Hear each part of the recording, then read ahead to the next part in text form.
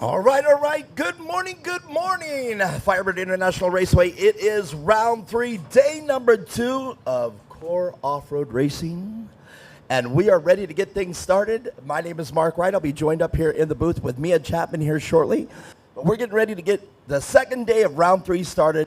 And coming into the end of the 2025 season here at Firebird. We got one more race to go.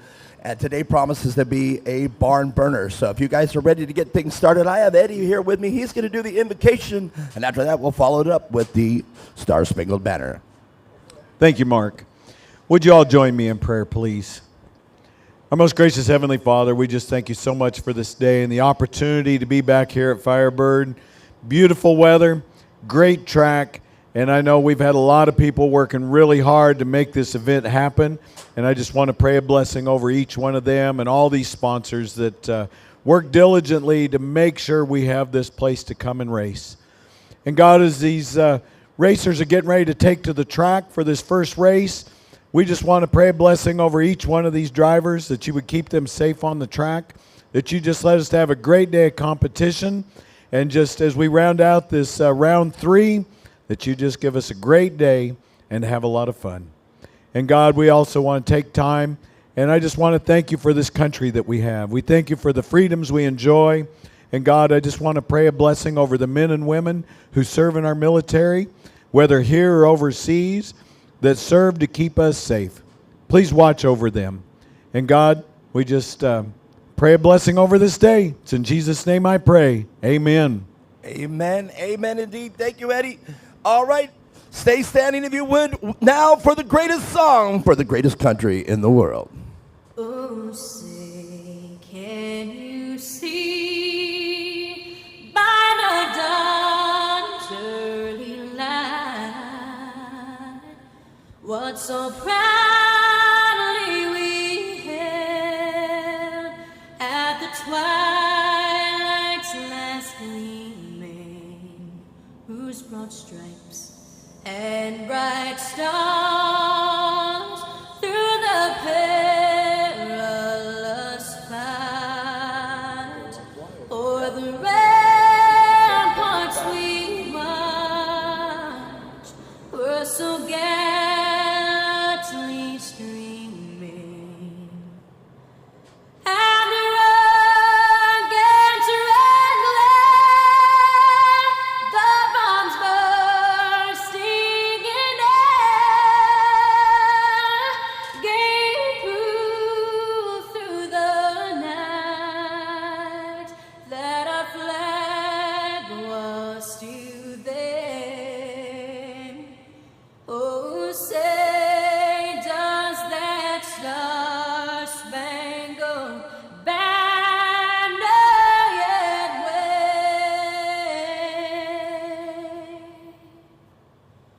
o'er the land of the free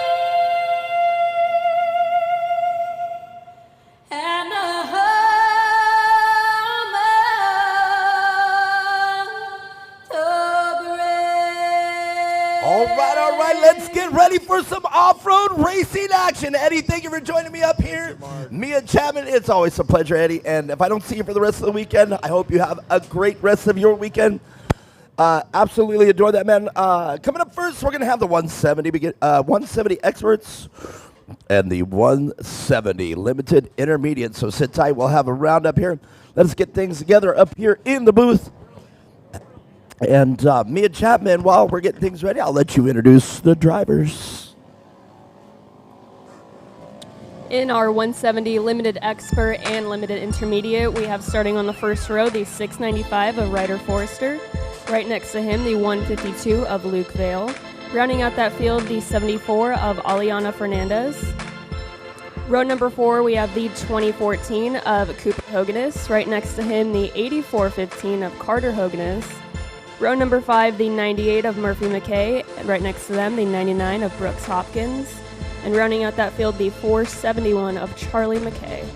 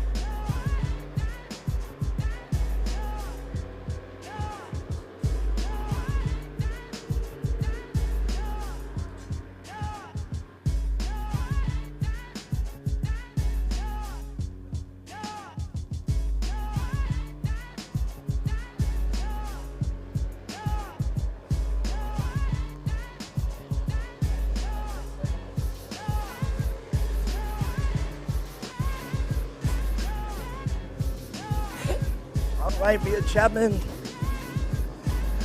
I hear those cars in the background, and that can mean one thing. It's day number 2 of round number 3 here at Firebird International Raceway. Mia Chapman, what an exciting day of racing yesterday. Tons of drama going on in a lot of the classes.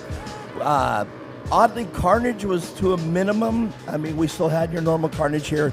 But, man, drama-filled. We had a lot of changes. We had a lot of leaders. We had a lot of first-time leaders. Just a great day of racing yesterday. The weather was perfect. Right after a light rain, I think the track all weekend long is just going to be super consistent. I definitely agree. Yeah, it was a great day of racing yesterday, and kicking off today with this class will definitely be a good one. It's definitely one of our more calmer classes with not too much drama, but day 2 of racing could get a little crazy, being, the last day of the weekend, so we'll have to see how it goes.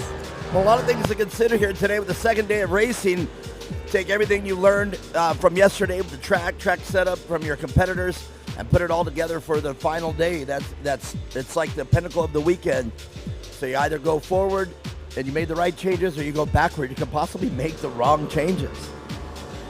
Yeah, definitely. The weather's a lot better today. Track is slightly different from yesterday. We don't have as much moisture in it, so I'm sure some people are going to be out there making a few little tweaks, but probably nothing too crazy for today. It would beg me to ask the question. There are probably a lot of different setups that you got to bring prepared for a weekend like this, to where you're coming into it. The track's kind of wet, possibly could be muddy. But as we saw, the conditions got kind of dry yesterday at the end. Made for some good racing, but a lot of slick spots with the blue groove going on.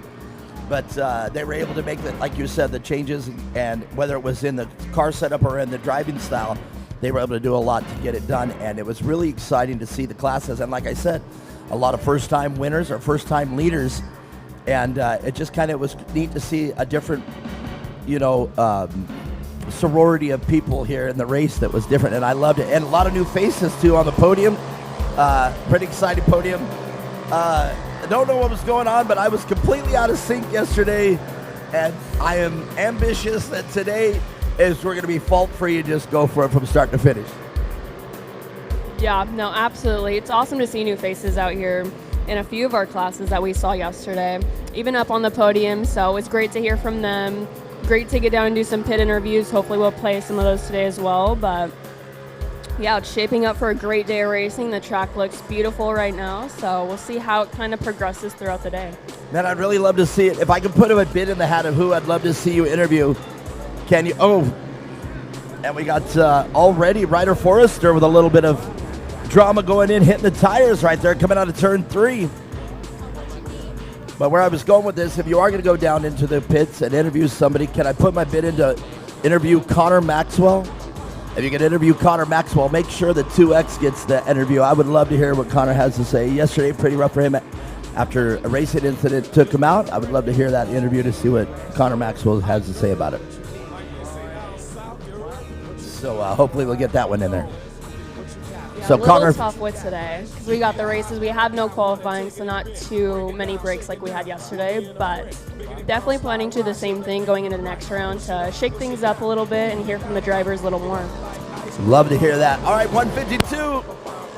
It's the car of Luke Vale out front. Luke Vale, I was able to catch up walking by the Vale pit, and man, that was a busy pit last night. I don't think they had any carnage they had to fix on the car, but man, they were very busy, I think, setting that car up in a different way. And whatever they did, it looks like it might have worked. Luke Vale out front.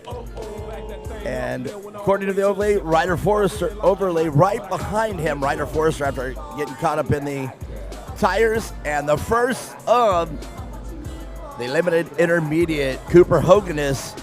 A day at the office for Cooper Hoganess, man, just driving it in, chasing down those experts.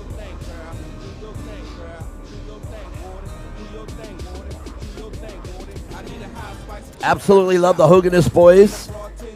Mom and Dad are awesome. They communicate with me really well on the Facebook, and I didn't get them a lot of time yesterday. I feel pretty bad. I feel like I robbed the Hoganess of their rock stardom yesterday. Yeah, they're pretty much always up here with us on the mic when they're not out on the track racing, so it's always fun to have them up here. They have the biggest personalities on and off the track, so Yeah, it was a little weird yesterday not having both of them up here as much as we're used to. Indeed, but you know, it's still big on the track, and I noticed they were always in the mix, so that's good. And just to pay attention out there, guys, if you watch the live track feed, Hoganist Brothers, you guys, as you heard me and Chapman say, you're always welcome up here in the booth. In fact, any racer out there is welcome in this booth. If you're out there and you say, hey, I want to get a little seat time, or a little mic time rather, and you want to talk about your sponsors, you want to talk about what's in your future, talk about a change, you know, in your race program, come up and talk to me. Parents, same thing. If you are proud of your racer, come up here and talk with me or Mia. Mia or I. Like, you have to say that now, Mia or I, because it's too close to Mia. Do you get that all the time, me and Mia? I said that yesterday and went right in the middle of it. Back to racing, though. Luke Vale just taking this field all the way in. There are no cautions on this one. No mandatory or competition yellow.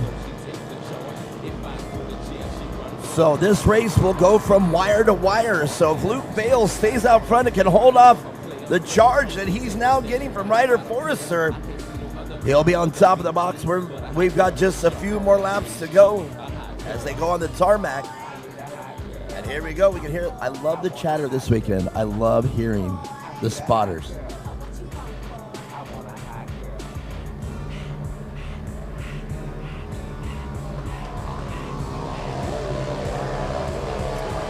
But there it is, the pass made down the front straightaway. Ryder Forrester found a burst of speed. Whoa, and they touch! And that allows Cooper Hoganist. Now, he's leading the other class anyway, so that's all right. But, you know, even though he's in the other class, he's now in front of the entire field. That feels really good.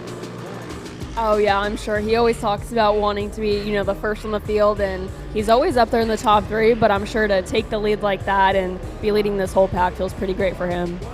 Indeed, and, you know, I think that does light a fire. And look at this. Now he's got Ryder Forrester after a little bit of a rub between Luke Vale and Ryder Forrester. I don't think there was any malice in that move. I think they were just, that's the rub in his racing. Luke had nowhere to go. Ryder Forrester was trying to protect the line. So I don't think there's anything there. And unfortunately, both racers got checked up and collected there coming down the back straightaway. So don't think there was any malice there or any sort there between the two. These two have raced all season long last season and here in the 2025 race season here at Core. And I think they've been quite respectful of each other and do compete, though, out on the track. But look, right now, Ryder Forrester pulling up the next to Cooper Hoganist. But the one that he's got to get to him, Luke Vale. And we'll talk with Luke, I'm certain, on the podium and see what happened there. But Ryder Forrester, the benefactor of that little rub going down the back straightaway.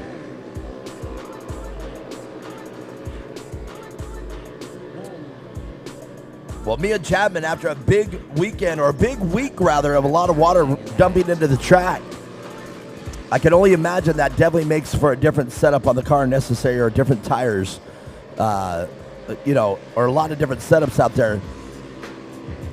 Crazy to think about what you have to be prepared for coming into after a week of rain like that on this track. Yeah, definitely. I'd imagine you come here with pretty much any kind of setup you need. Luckily, it's not too difficult to make those changes out there in the pit area, so I'm sure there were some people out there doing it last night, maybe even today, but yeah, a lot less moisture in the track from yesterday, but still a great track to race on. We'll have to see how it kind of holds up throughout the day with the sun now out all day today now. Let's talk about tire pressure. How important is tire pressure? Not only we talk about tire choice, and as we're talking about the way that the track conditions change here, especially after a big dump like this weekend of water. What about tire pressure? Is that something you really need to change quite a bit, a little more, a little less, or is tire pressure stay consistent? It usually stays pretty consistent. Not that we ever have, you know, crazy muddy tracks on race day and stuff like that, but it's definitely a crucial part when you're out there on the track. Depending on what you're running, it could make the car a little bit more loose and slick on the track, or a little bit more grippy and able to not slide around as much out there? I mean, there's definitely two. I would also imagine that driving style goes in there. We were talking to Chloe Hearn, and she said, well, we got tires to make them a little more less bite in the corners so I could drift the car a little bit. And I would imagine that comes like I love to drift. But as we know, drifting isn't always the fastest way around the track. So if you are necessarily backing it into a corner, unless you've got high horsepower or big deals, I don't think making the tires slippery. Well, here we go. Just a couple more turns. Luke Vale right on the bumper of Ryder Forrester. They've got one more turn to negotiate down the front straightaway. Can Luke Vale, here it is, his last chance to get around Ryder Forrester. Can he make it work? I just don't think Luke Vale's going to have anything for Ryder Forrester.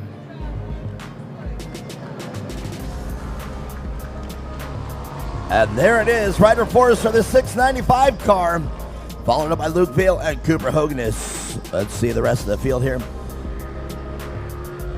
The 0074 car will take the flag. That is Aliana Fernandez. She moved up the class to get into the Ryder battle. She'll be number 3 on our podium.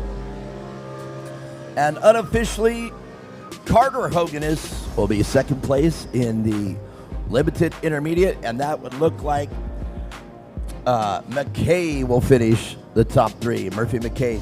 That's business as usual in this class. That just Murphy McKay chasing the Hoganess boys. Cooper Hoganess finding the short way around the track and taking the rest of them to school. We'll talk with the winners here in a moment.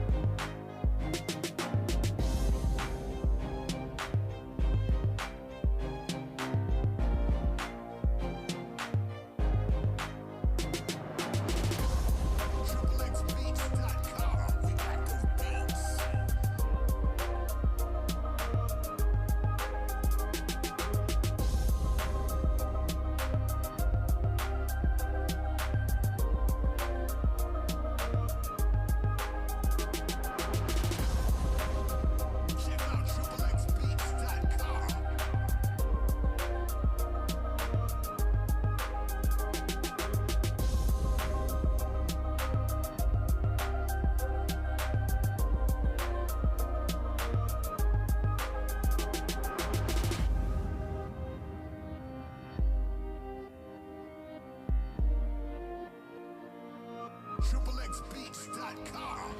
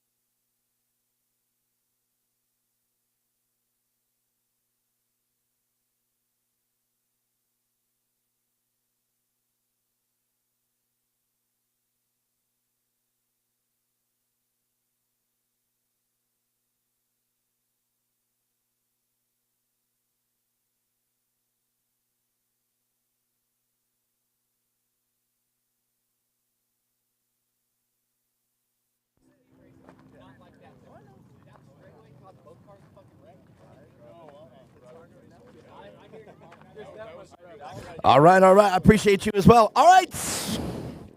Who we got up here first? Look at this, gentlemen. What is going on? It's just you two then? Wait, where's Eliana? I'm going to wait for her. Just hold on.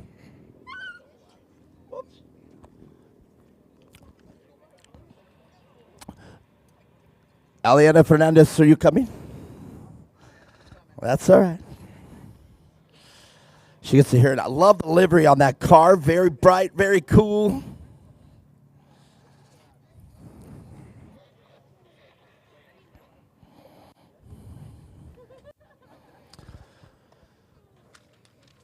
Hi, guys. I haven't get to talk to you guys all weekend. No hugs, no hi.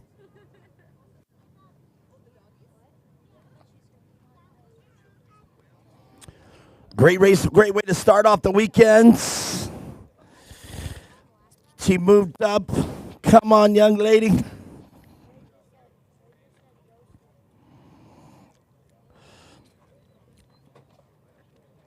Well, not bad. You climbed into a 170 expert and got on the podium. How does that feel? It feels fine. Feels good. I think the race was pretty consistent. Take us from the race from your seat. I like the turns. Turns are great. In fact, and I always say that races are won in the turns, not in the straightaway. What do you think about that? It's fun. She says it's fun. All right, very good. Let's talk about the people that make your race program happen. My mom, my dad, my grandma and grandpa, and my nana, tata, and my tia, and that's it. That is it. You guys make some noise for this young lady getting up here, battling it out with these two boys. Little races and then down the back straightaway there. Take us from that. Yeah, I mean, I just couldn't get by him. Yeah. I mean, it was a clean move. I don't think there was any malice there. I don't think that was an intentional move. I think it was just the line was taken away and there was some rubbing going on, and they say that's rubbing racing. Yeah, it was all fun. All right, very good. Well, you know, you did a great charge there at the end to try to get it back, but at the end, I think you just ran out of laps. Yeah, I did. All right, very good. Well, you're still smiling. That means a good day of racing. All right, let's talk about the people that make it happen. My mom, my dad, everybody for coming out to watch me. Will Lake Rock, Jimmy from Extreme Machine Fabrication, Hoosier Tires, The Hills, Zach, and that's all. All right, well, that's a good one. Luke Vale, everybody, second place for Ryder Forrester. Like I said, a little bit of an incident down the back straightaway, but you guys got it. Didn't take you guys out of the race, and you guys still had a few laps to battle it out. Yeah. All right, what was it like for you on that incident? I don't know. I just held my line, and I don't know. Well, you know, we're just trying to get to the feel of it. All right, well, very good. Great way to start off round number 3, second day of racing. Let's talk about the people that make it happen for you. My mom, my dad, Crew, Tatum, 2X, Loti Clinic, UPR, Economy Plumbing, Southwest Graphics and Wraps, and that's it. All right, well, that's good enough. Ryder Forrester, these are your winners of the 170 expert class. Aliana Fernandez now moving into this class. It's to be great to see her in there. And there you go. Yeah, indeed. Get those pictures. That is so cute. That is awesome. Good job, you guys. Awesome, awesome. All right. The 170 Intermediates, Murphy McKay, Carter Hoganess, Cooper Hoganess. A class that I don't need any of these slips for. All right, all right. Murphy McKay, rock star status. Great job for the weekend. How do you feel about this weekend of racing? Speechless. I'm absolutely speechless. No, go ahead. I'm teasing you. You know, that's a hard answer for an announcer to say, hey, how was your racing? All right. One more race to go. How are you going to plan? We got one more race to go for the 2025 season before it gets hot. What's going to be a strategy for the next race? No brakes. All right. No flipping. All right. I mean, that's important right there for sure. All right, Murphy McKay, let's talk about the people that make it happen for you. My mom, my dad, Brooks Steele, Brody, Cooper, Carter, Charlie, my grandpa, Serverx Plumbing, my mom, 2X Motorsports, Desert Pirate, and everybody else. Murphy McKay, everybody, third place out here. Let's keep it going, the brothers. Man, I was just telling Mia Chapman, I haven't seen you guys literally all weekend. And I have seen you guys, but it just, you guys okay this weekend? Checking in on you. Yeah, we're good. All right. Well, it's kind of up there in the announcer's booth, kind of become you guys' place too, and I love having you both up there. I've actually had you up there more than I've had your brother. So, all right, let's talk about this race. Pretty consistent. You stayed good right there for the whole race. Yeah, I just kept trying to swerve in front of Cooper to do the whole race, but we can all see that didn't work out. Right? You're trying to take his line, and that's you block your line and keep your line. Yeah. So, but I did give him a little bump. Maybe. I should have maybe turned into him a little bit harder. I love the fact that you guys are siblings, but there's a little bit of rivalry between you two. Yeah. I love that. Yeah. That's, Yeah. As long as it's healthy. You good with that? Yeah. All right, very good. You love your brother, right? No. Oh! Dude, as soon as that left my mouth, I was like, I don't know if I'm going to regret this one or not. All right. I know you do. I'm just messing with you. All right. What you mean? You better give me a list of people you want to say thank you to. Hold on. Hold on. What the heck? Is this the Hoganist interview? Like, hold on. Give me a second. 2X Motorsports, big thank you to Randy for tuning my car. H&H Transport, Renegade Race Fuels, 518 Designs, AZ Custom, Vent Racing, and Core for putting on this amazing event. There it is, Carter Hoganist, everybody. Man, but the winner, no love from your brother, he said. I'm totally teasing you. Great job out there. And how did it feel to be out in front of the experts there for a moment? Oh, it felt good. My dad was telling me, Carter was, he was blocking me for like 2 laps, and then I hold my inside in turn 6, and then my dad said hold that inside, and then we bumped, and then I just took off. Man, you did. You definitely a great flawless race for you. Other than that, and let's stay focused on our interview. Let's talk about the people that make it happen for you. 2X Motorsports, Randy for tuning my car. Hoosier Tires, Renegade Race Fuels, Vent Racing, 518 Designs, AZ Customs, Pink Pineapple, H&H Transport, Boss Hog Welding, 0911 Dispatch, Ryder Greco and Carson Greco, Murphy McKay, Brody Klein, and Core for putting this amazing event. You guys are so awesome. I love this class right here. Murphy McKay, Carter Hoganist, and your winner, Cooper Hoganist, on top of the box. Mia Chapman, we got a lot more racing. Let's meet the drivers.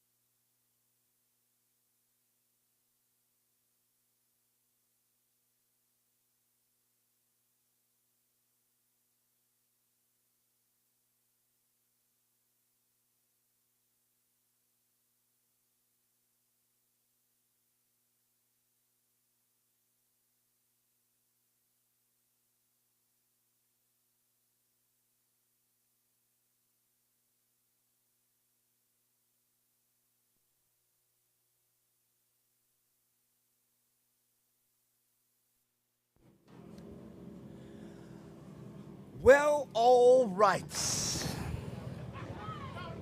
The Hoganist brothers, I was down there interviewing them, and, I don't know if you heard. I turned to Carter and said, hey, Carter, you love your brother, right? He said, nope. And as it left my mouth, I was like, oh, that's going to backfire. And then while I was interviewing Cooper, Carter's back there. I'm going to take him out in the next race. The brotherly competition. I love It's it. definitely hard not to have, especially when you're in the same class. But yeah, what a great race. Awesome for them to end up on the podium still and put on a good race. Well, I think that's exactly right, and it's going to be interesting to see as they grow older in this sport. I know Mom and Dad are totally committed with the Hoganess, and here we go. Big class here, the 170 beginners. Grayson Gentry, P1. The number 73 of Madden Hernandez down there on row 2. Madden McCormick, sorry about that. I was looking at another name, mixed two names together. Oh, it starts already. Stetson Wyman of the P2, row 1, P3, Madden McCormick. Kaysen Stowell will round off row 2. Mason Dolgarian of the 101 car, the number 16 of Elliott Brook. Braden Lucas in row 4 with the 1302 car.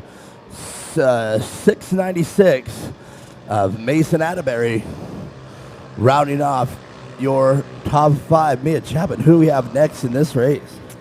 Row number 5, we have the 747 of Zeppelin Ledbetter. Right next to him, the 823 of Rayleigh Lucas. Row number 6, the 22 of Creighton O'Connor. Right next to them, the 17 of Easton Sylvester. Row number 7, we have the 44 car of Steele Hopkins and the 102 of Wyatt Dolgarian. Row number 8, the 21 of Jamison Olsen. Right next to them, the 161 of Maverick Atterbury. Row number 9, the 73 of Natalie Fernandez. And the 727 of Britlin Hoganess. And rounding out that field, the 81 of Thesis Stidham. Here the crowd already going, oh, there must have been an incident on the course just out of our vision. And that's hard for us to see live the tarmac here as we have a little bit of our vision blocked here. And as they come around, the young man Stetson Wyman will take this class into turn 1 first. And it's a little repeat of yesterday. Grayson Gentry now in second place. I want to remind everybody out there, if you are watching our live track feed, if you go to YouTube and watch our live race on YouTube, I will actually be paying attention and staying up on the live chat. So if you want a question answered or any other thing, the live chat, you can write in any of your questions out there or statements. If you want to give a shout out to a racer, I will do my best. But what a race. 19 people in the 170 limited beginner, and Grayson Gentry and Stetson Wyman. A little bit of repeat of yesterday, but right now, yesterday was Grayson and Stetson was chasing down Grayson, but today the tables have turned. Stetson Wyman, man, Stetson's like the way that he holds himself, presents himself out here on the racetrack. It's almost like Bruce Wayne and Batman. Like, Bruce Wayne, kind of chill. He's cool. But it gets in the Batmobile and it's like, I'm Batman. And that's Stetson Wyman. He's cool little Stetson Wyman, but when he's on that course, man, might as well be Dale Earnhardt out there. He's definitely a firecracker for sure, and one with no fear at that. And we can definitely always see that in the races. I mean, the moves and the battles that this little, I think he's 5-year-old puts on out there on the track is quite amazing to watch. So, yeah, always a good race between Wyman and Gentry. We could never quite know who's going to end up on top, but it's going to be a good race. Definitely a great class to have these two in as the ambassadors for this sport. You can see, like we said, 19 entries here for today. And the top 3, of course, we can't count out the Stowell car either. Kaysen Stowell, big time in this class, and 1, 2, 3 in this position shows it right now. The rest of the class, I can see him coming through. This is where, in my opinion, this is where it all begins for these kids. And I knew somebody that started off young as well and climbed up through the ranks, and look at him now. Definitely, yeah. The top 5 in this class are definitely neck and neck with each other the entire time. I mean, there's not much breathing room for really any sort of mistakes. So, yeah, a tight class for sure, and definitely our largest one of the weekend. And arguably one of the fun ones to watch. This is pretty much, if you've got a car or you have a desire to get your kids started into racing, You want them to be in a four-wheeled vehicle with a cage. You want probably the safest way to get your child into racing. This is it right here. These cars are built, and these cars are actually built with the same tubing as the bigger counterpart cars, but just as you see, the speeds not quite as fast as a 250 class or even the 800 class, but still competitive. And these cars, they're still real race cars. Absolutely, yeah. We've seen some pretty bad wrecks, and all the drivers walk away with nothing too catastrophic. So I'd say definitely one of the safest types of racing to do out there with the full roll cage and all the safety gear. Yeah, and if you are out there watching and you think to yourself, I'd love to get my kid into this, but it's really dangerous. Well, you know what? Indeed it is. And they got that adage, you only live once. I say, no, you only die once. Get your butt out here. Come on, let's race. And that means live your life every day. And where I'm going with this is these cars are pretty much the pinnacle of safety. They have fuel cells. If you wonder, like in a wreck, if fuel can ever come out of these cars, although that is not at 100%, maintained yet, these cars do have a fuel cell. And if you want to know what the difference between a fuel cell is and a fuel tank is generally just that. A metal tank with gas in it, and if it gets ruptured, fuel goes everywhere. Things like a hot exhaust or any other spark can catch fire. But a fuel cell actually has a metal outer shell with an internal carcass mostly made from a plastic or neoprene or a custom-made material that makes a bladder inside the fuel cell. And inside the fuel cell is foam layers, fuel-resistant foam layers to keep the fuel from sloshing around, so everything to keep your kid nice and safe in there. Very, very rarely do race fuel cells rupture and cause fires, and I mean, it's extremely rare. But as you see, if you're out there and you're watching, you want to get your child into it, this is about the safest racing as you can. And Mia Chapman, while I was talking about safety, we had a lead change. Grayson Gentry got around Stetson Wyman. He's been out front. I was right in the middle talking about it. I'm going to wrap this up. No, he's been leading the race. Oh, I thought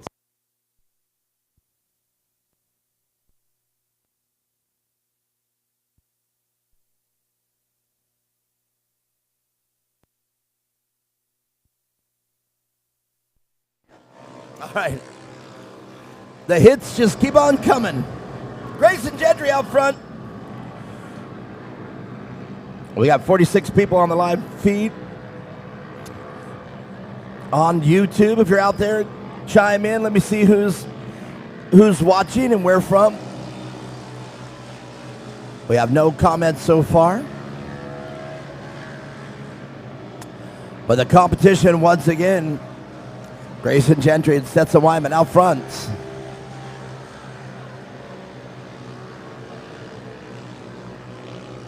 And Cason Stowell in the number 194 car.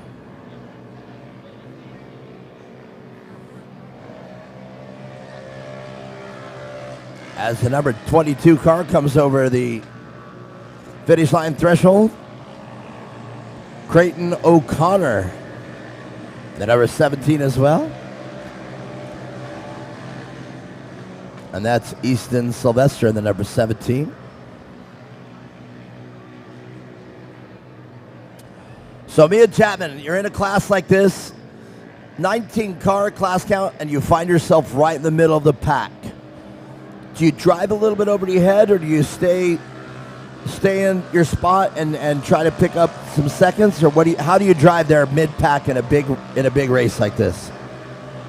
I mean, with this class being as big as it is and it being a beginner class, it's definitely good for really all of them to learn how to deal with the traffic, how to not overdrive your car and crash while you're trying to get around people, and have a little patience. Just driving smart, that'll always be useful no matter if you're in a big or small class. Just to kind of have that skill and know what to do in those situations is definitely helpful to have. And what about the stresses of your competitor right on your rear bumper out there? Can the driver feel that, or does the driver feel that intensity that one behind you is trying everything they can to get around you? Can you feel that being the driver out front? Yeah, I think that's just how you learn to deal with the pressure that's being put on you, which is also something really important to learn and not to crack under it, because racing's always going to be tight. It's always going to be close. So if you can kind of stay as calm and collected as you can, that's definitely the key out here. I have to agree with that. And, I love racing, and a lot of things that you just said, racing can teach you a lot about life values. I mean, you set up, you get everything ready for the day. Are you organized? We used to have a racer that came out, and he was always zip ties and duct tape, you know what I mean? But he'd smoke us. And we were always confused on how does this kid come out here, doesn't even do race prep, and he comes out and just beat us to death. So crazy that there's different forms of racing and how everybody preps. And that's the way life is. Everybody kind of battles their life their own way and it gets in there. So I love racing in that extent, because there's lessons in everything that you have in life, and racing is definitely one of them. So, but right now the lesson is being taught by Grayson Gentry out front. Grayson Gentry with a great lead. Stetson Wyman going to have to try to find some seconds, because there is about a 10-car lead in front of Stetson Wyman right now from Grayson Gentry.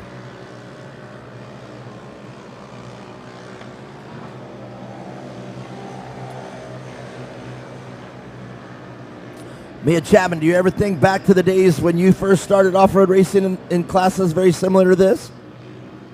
Yeah, I'm sure. Like, similar to these kids, I started so young, so it's hard to kind of, remember all of that. But, yeah, it's always fun being at the racetrack. Been doing it for as long as I can remember, just like most of these kids. Man, I can believe that. So many race memories. You kind of remember them as your life goes on. You remember showing up at a track, and you remember that you raced there a few times. Get in a car, and something kind of reminds you of what you've learned all through the years. So, very nostalgic feeling. Here we go. Checkered flag flies for your unofficial winner, Grayson Gentry. Stetson Wyman, second place. And we're going to have it wrapped up with the 194 of Kaysen Stowell. Once again, unofficial. And Mason Dolgarian finishing just off the podium. And Mia Chapman, that's a big race. 19 cars out there and no casualties. Look pretty good. Definitely, yeah. I think that's been one of the more relaxing races for this class. Usually it's pretty chaotic and action everywhere. Today was a little more spaced out, but still great racing. The kids always put on a good show. And the top five are always pretty much neck and neck with each other. So, yeah, excited to get down there and talk to them here shortly. All right. I agree with you. And you can see the rest of the pack right there. As Mia Chapman just pointed out, I think the real race was behind them. A class with 19 cars. The real racing was going on behind them. And that's kind of the way a big class like this happens. And we were talking about it's where you cut your teeth. This is where you learn the ins and outs of off-road racing, and then kind of figure it out where you're going from there. We're going to talk with the winners, so stick around.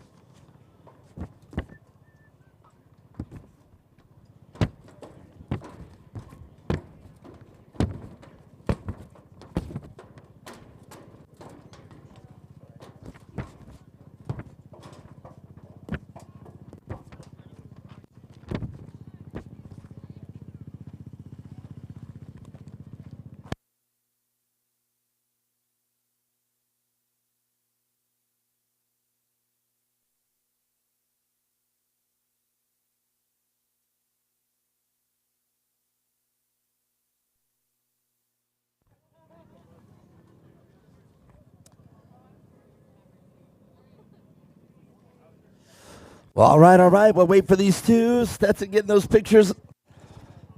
Love it. That's okay. We're in no hurry. That's all right. I am not trying to take that moment from that. No way. No way. And I can start the interview. I got my number 3 right here. Yes, indeed. All right. Well, indeed, we will get started. Man, 19 cars out there, lots of racers behind you. What was going on through your head while you were sawing away on the wheel? I need to go fast. Could you imagine all those people, like, if you guys piled into a corner like 5 wide and you guys are all just battling it out? Yeah. That'd be pretty crazy, wouldn't it? Yeah. Well, I think you did a great job. How do you feel about your performance? Good. Very good. All right. Let's talk about the people that make your race program happen. My mom, my dad, 2X Motorsports, and XTC. All right, Case and Stowell, everybody, rounding up the top 3 in here of a big class. But Matt Stetson Wyman, you know, I called it that you were up there again. Little repeat of yesterday. How did you feel out there on the racetrack? Take us from the start. Good. Felt good? Yeah. What was your strategy coming into today's race? With my dad helping me, and I went so fast. All right, very good. So your dad's help contributes a lot to your success. Is that right? Yes. All right, very good. Let me ask you this. Being into racing in this class right now, where do you see yourself in about 5 years? Like, what class do you like? Where would you like to see your racing end up? With the big cars. What's your favorite car, your class? Do you know your class? Number C. All right, very good. All right. Let's talk about the people that make your race program happen. My dad, my mom, my sister, and all my friends and crew and a heart. Got everybody? Yeah. Stetson Wyman, everybody, second place. But Grayson Gentry. Hey, did you go back and watch the interview of you and Mia Chapman yesterday? Yes. Did you like it? Yes. That's pretty cool, right? Yeah. You know you guys are the future of this sport, right? Yes. Like the ambassador. Yeah. All right, very good. How did you come into this race? What were you going to do different for today? And apparently it worked out for you, but what was the strategy coming in? Going faster. And what were you changing for your driving or anything? What did you change to make that happen? I don't know. You don't know? I came out here and I just did what is inside. Yes. All right, very good. Let's talk about the people that make your race program happen. My dad, Jacqueline, Jimmy, Uncle Derek, Grammy, Papa Wayne, and that's it. Fair enough for me. 19 people in this race, and these 3 were the top 3. And Grayson Gentry, your victor in this race. Stetson Wyman, great competitor as usual. And Case and Stowell round off your top 3. Mia Chapman, tons of racing here on round number 3 on day number 2. What class? And let's meet the drivers from the next class. We have our 800 modified and open class coming up next.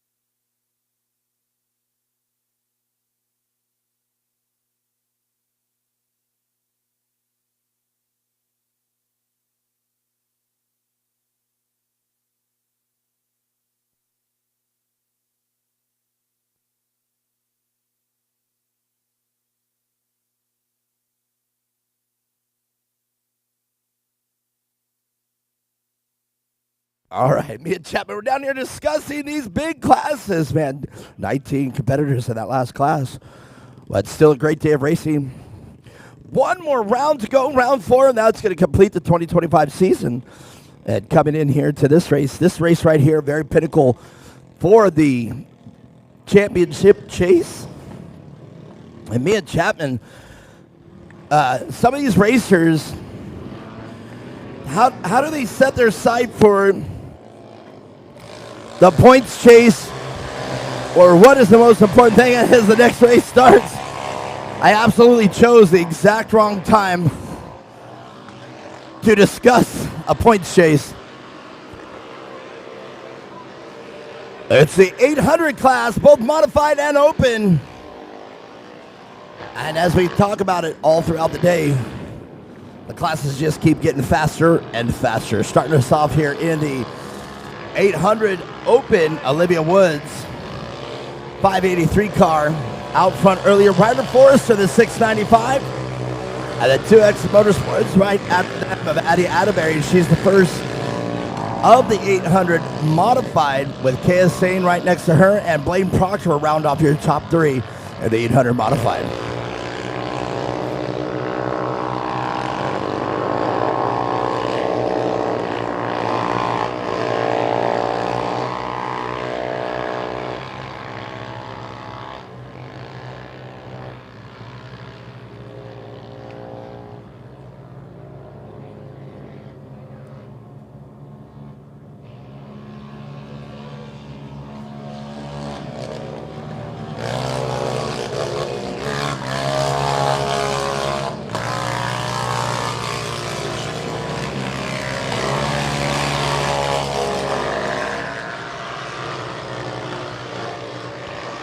Olivia Woods with a little bit of a mistake there in turn 1, which allows Ryder Forrester to get around her. So she'll definitely have a little bit of time to make up, but I'm sure she'll get back up there pretty quick. Well, indeed, and here we are again, mixing classes. You're going to see a little bit of a blend here.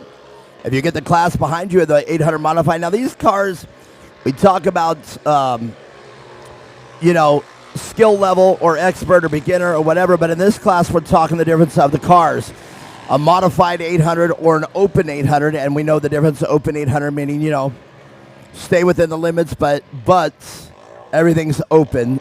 So the 800 open class, Olivia Woods, very dominant, at least in my entire tenure here at Core. Olivia Woods has been on top of the box, and as I called her yesterday, Olivia the rock star Woods, and she is a rock star. She gets up there, she's cool, calm, kicks butt, and she does a great job, and I'm just glad that she has some people out here to race with her now in the 800 open. And look at this. In fact, we were talking about Olivia Woods, and right now she had her hands full. She's got a race going on. Ryder Forrester and her coming down the front straightaway, but Olivia getting them back together, coming down the back straightaway, and out front once again making the pass.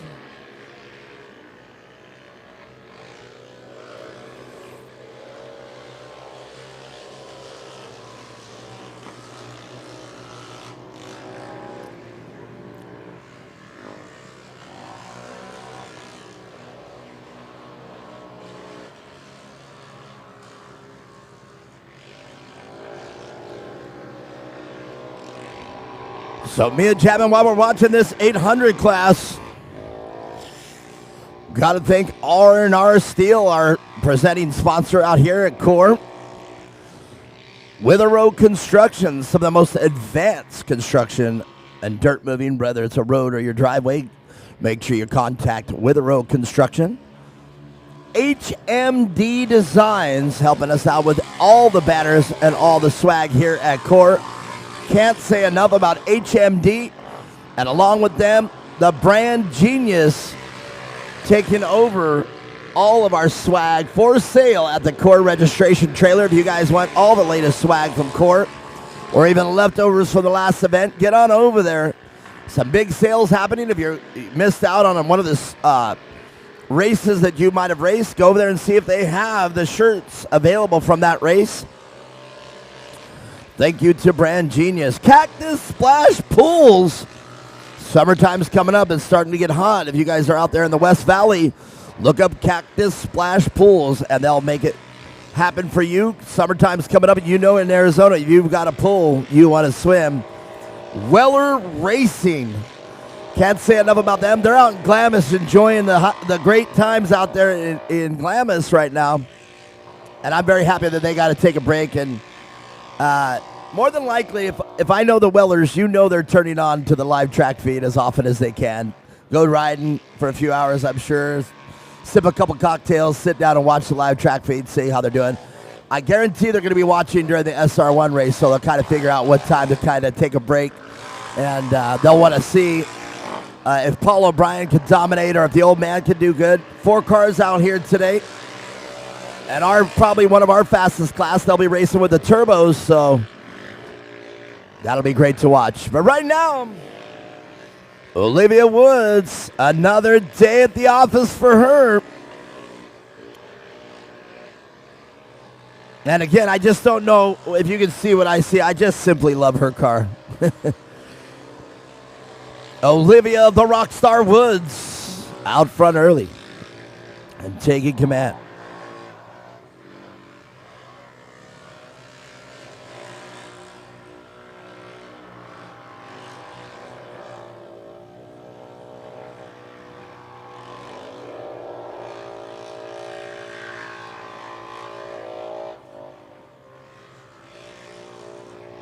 It's crazy about this class. We get right to the 800s, and the exhaust mufflers come right out. the big bore mufflers are definitely heard in this class.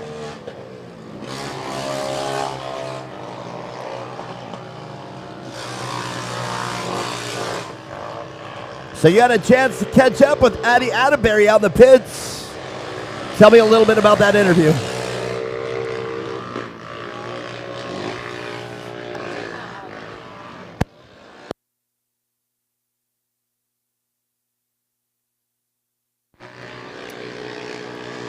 More volume up here. I know with this mixer and everything, we can get a little more volume. Toot. All right. You had a chance yesterday to catch up with Addie Atterbury out there in the pits. Tell me a little bit about that interview or what's in store for the Atterbury crew. Definitely, yeah. It was so great to catch up with her yesterday and talk to her a little bit outside of the podium area. So, yeah, such a really talented young lady.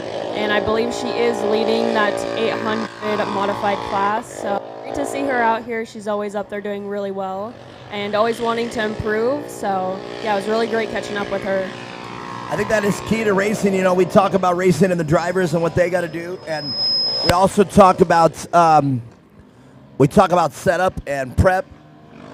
But indeed, having that skill set to be able to learn and advance, that's a big deal. And Addie Atterbury definitely has that desire to want to improve with every step of the way. And with 2X Motorsports on her side, I don't know how you can go wrong there. The 2X crew, they're hard to beat. You get out there in line and you see that 2X on the side of the car, you're going to have your hands full.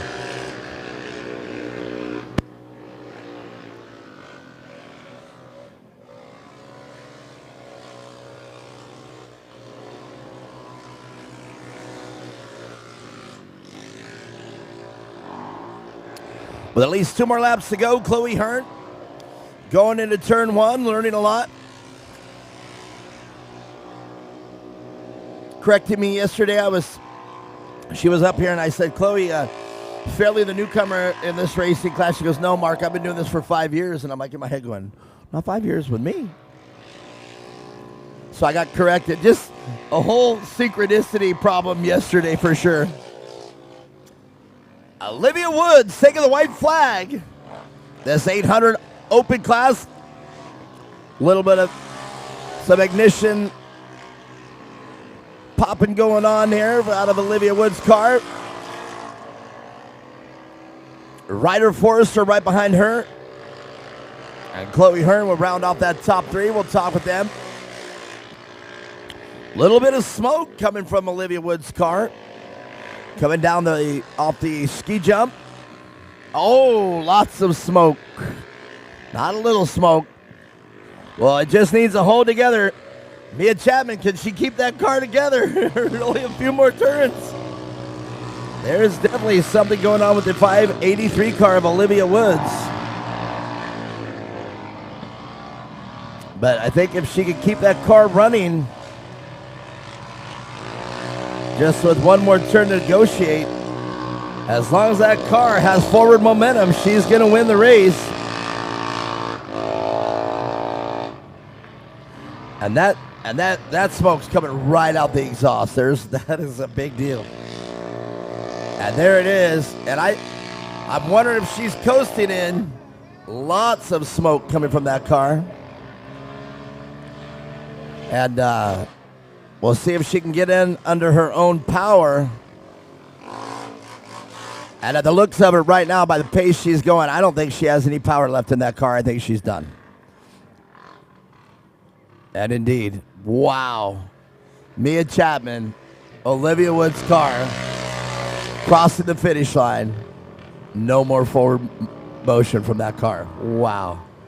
Well, if it's going to happen, you definitely want it to happen after the finish. So definitely lucky to make it across there.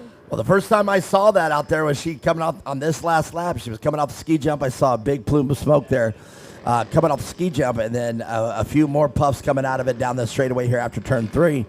And then, of course, as you saw it there when we had the drone right there, Brian was doing a great job following her into the front straightaway, and one last big burst of smoke. And I was going to say, and I didn't want to jinx her, but I was going to say it looks like she's losing speed. So, and then sure enough, after turn 1, I can already hear this interview. She's still going to be happy. She's still going to be ecstatic that she won the race. But I have a feeling her repair bill is going to be pretty high. that looks like her engine completely just let go. I could be wrong, but I'm just saying. I'm speculating that it looks like her engine just let go.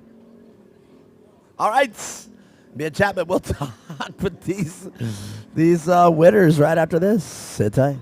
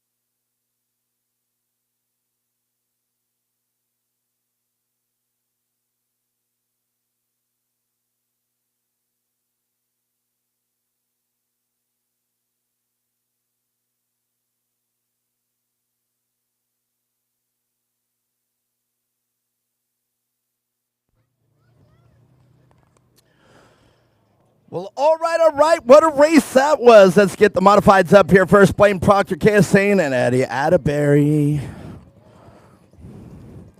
What a race.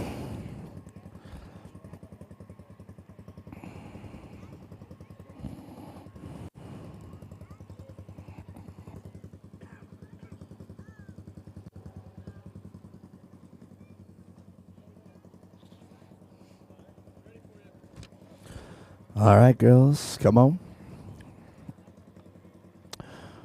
Where's Blaine at? Blaine already over here?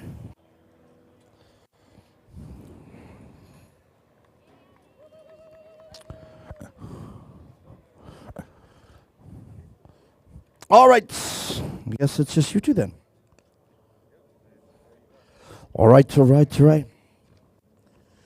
Well, you know what? Pretty exciting race. A little bit of drama there at the end for the open class, but you guys pretty much had a clean race. Yeah.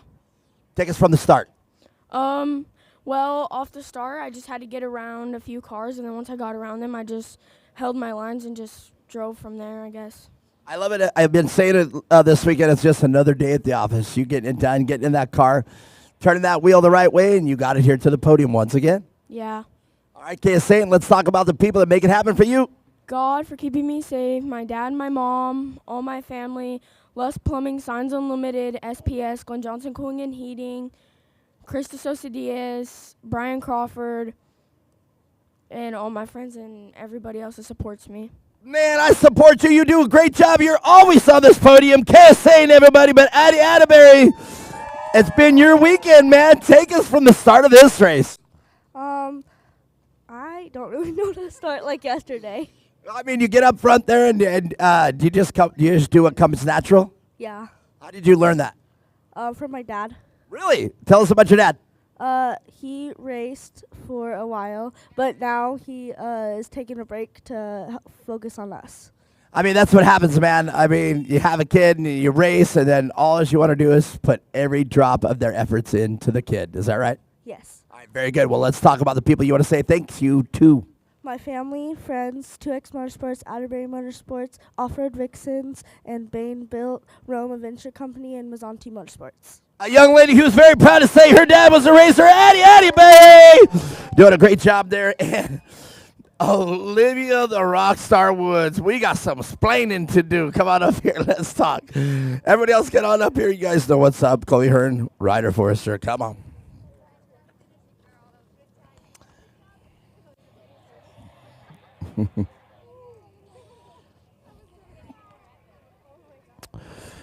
Well. Round number 3, day 2, another podium. Yep. How's that feel? Good. How's your trophy collection looking? Be honest, it's looking pretty good lately, isn't it? Yeah. You like the short course trophies? Are they good? Yeah, I like them better. Are they heavy? Kind of. All right, great job. Well, great day of racing for you. Let's talk about the people that make it happen. VP Racing Fuel, Rugged Radio, Synfab Racing, Jaden Grover, Off-Road Vixens, whoever else I forgot. All right, well, great job. Chloe Hearn, everybody doing a great job, and we're moving right along. Ryder Forrester, and like racing for you is it's like big business. You're just you race, you come do your spot for this job, and you get another podium. Yeah. That's good stuff, right? Yeah. Coming at the end of the year, you got one more race to go. What's going to be the strategy coming into the last race? Full send it. Don't know. Full send. Yeah. All right, very good. Let's talk about the people that make it happen for you. My mom, my dad, Olivia for putting on a good fight, my brother for helping out, 2X Motorsports, Economy Plumbing, the Low T Clinic, UPR, Southwest Graphics and Wraps. That's it. All right, Ryder Forrester, everybody, second place. But Olivia the Rockstar Woods, your winner. Let's talk. Coming off the ski jump, I didn't notice it for the whole race, but coming off the ski jump, a big plume of smoke coming out of your right out of your exhaust. So it's nothing on the exhaust. I didn't want to jinx you and say, oh, it looks like we're going to have a little bit of an issue here coming up later. You were able to limp it around, and it's right as you cross the finish line, total loss of power. What happened out there? I don't know. You don't know? What did it feel like in the car? It was fun. Like, it just like right once I was on like the ski jump, it just like blew up. Really? And you were able to get it to survive all the, you had turn 3 through 8 to negotiate, and you got it all the way to the finish line. Yeah.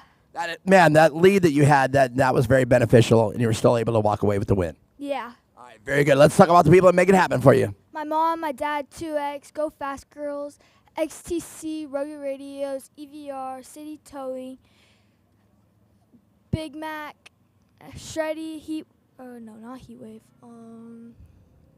Method, and everybody else. And everybody else, hey, this young lady apparently blew an engine and was still able to limit across the finish line. Up in first, Olivia, the Rockstar Woods. And Mia Chapman, she took a quick little break. We'll come back with more racing action.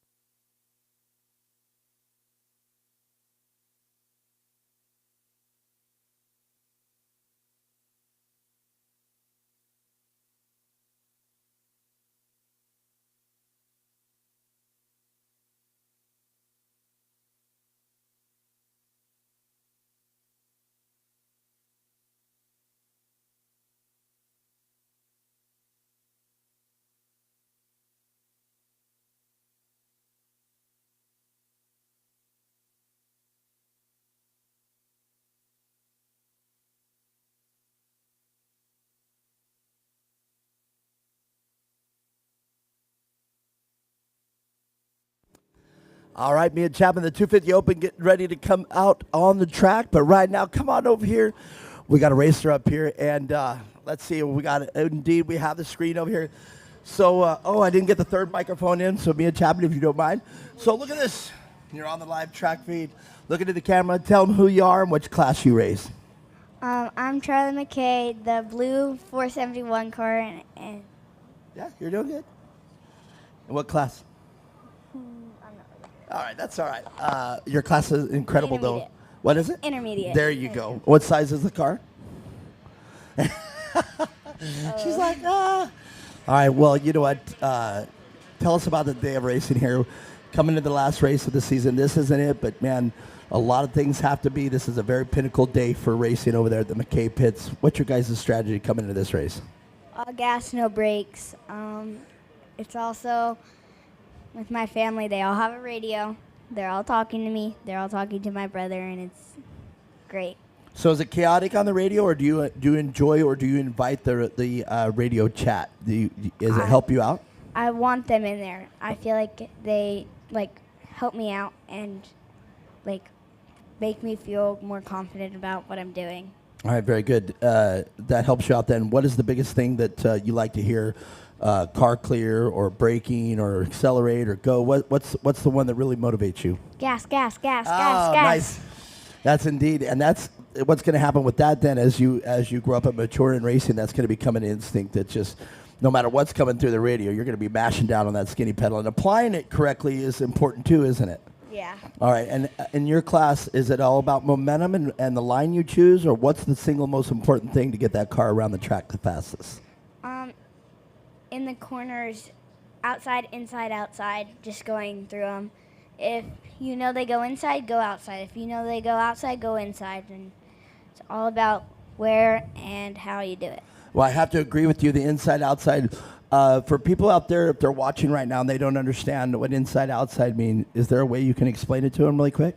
So if there's like a corner, if there's like a jump like there is in Firebird, you jump that and you could go more towards the right and go outside and then shift inside and outside. So it's like a whoop. Well, that's right, and that's generally the shortest way around any course, right? So you find the line, set it up, apex the corner. That means you tighten it up at the apex and then exit as softly as you can. Is there speed loss if I were to take the inside of the corner and stay inside? Do I scrub speed, or can you carry speed on the inside? Depends. For bigger cars, I would go more outside, inside, outside. But for little cars like this, I don't think you would lose anything.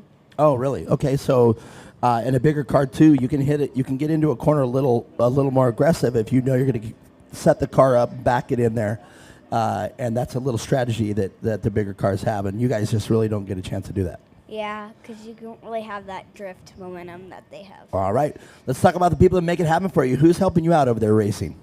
Servworks, Foresters, Hogannesses, Kleins, Hopkins, Atterberries, 2X, my family, and anybody else who I'm forgetting. Let's talk about. Go ahead. And God. All right, you can't forget about that. All right, let's talk about 2X. What are some of the things that 2X racing team does for you? They tune up my car. They are just there for if anything happens. Most of the cars have 2X on their side.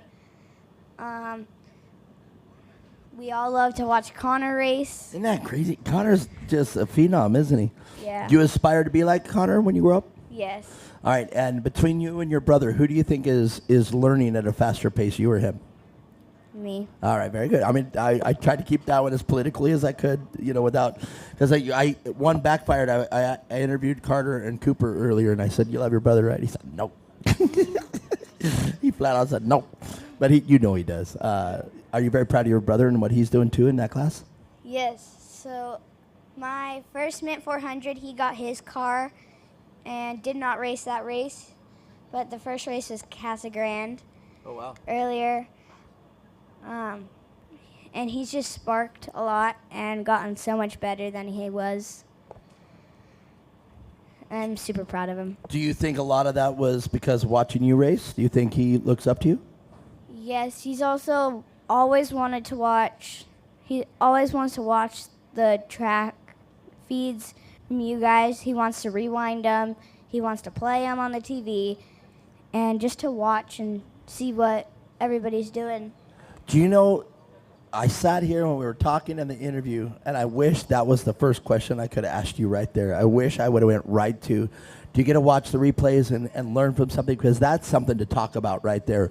Tell the racers, or do you do it? Do you find yourself watching the replays to see how you took a corner, or to see how we call it, or see how we see it? Because sometimes Mia and I see it from a different angle. But you can see we have the screen here, and we got a little bit of the course out here.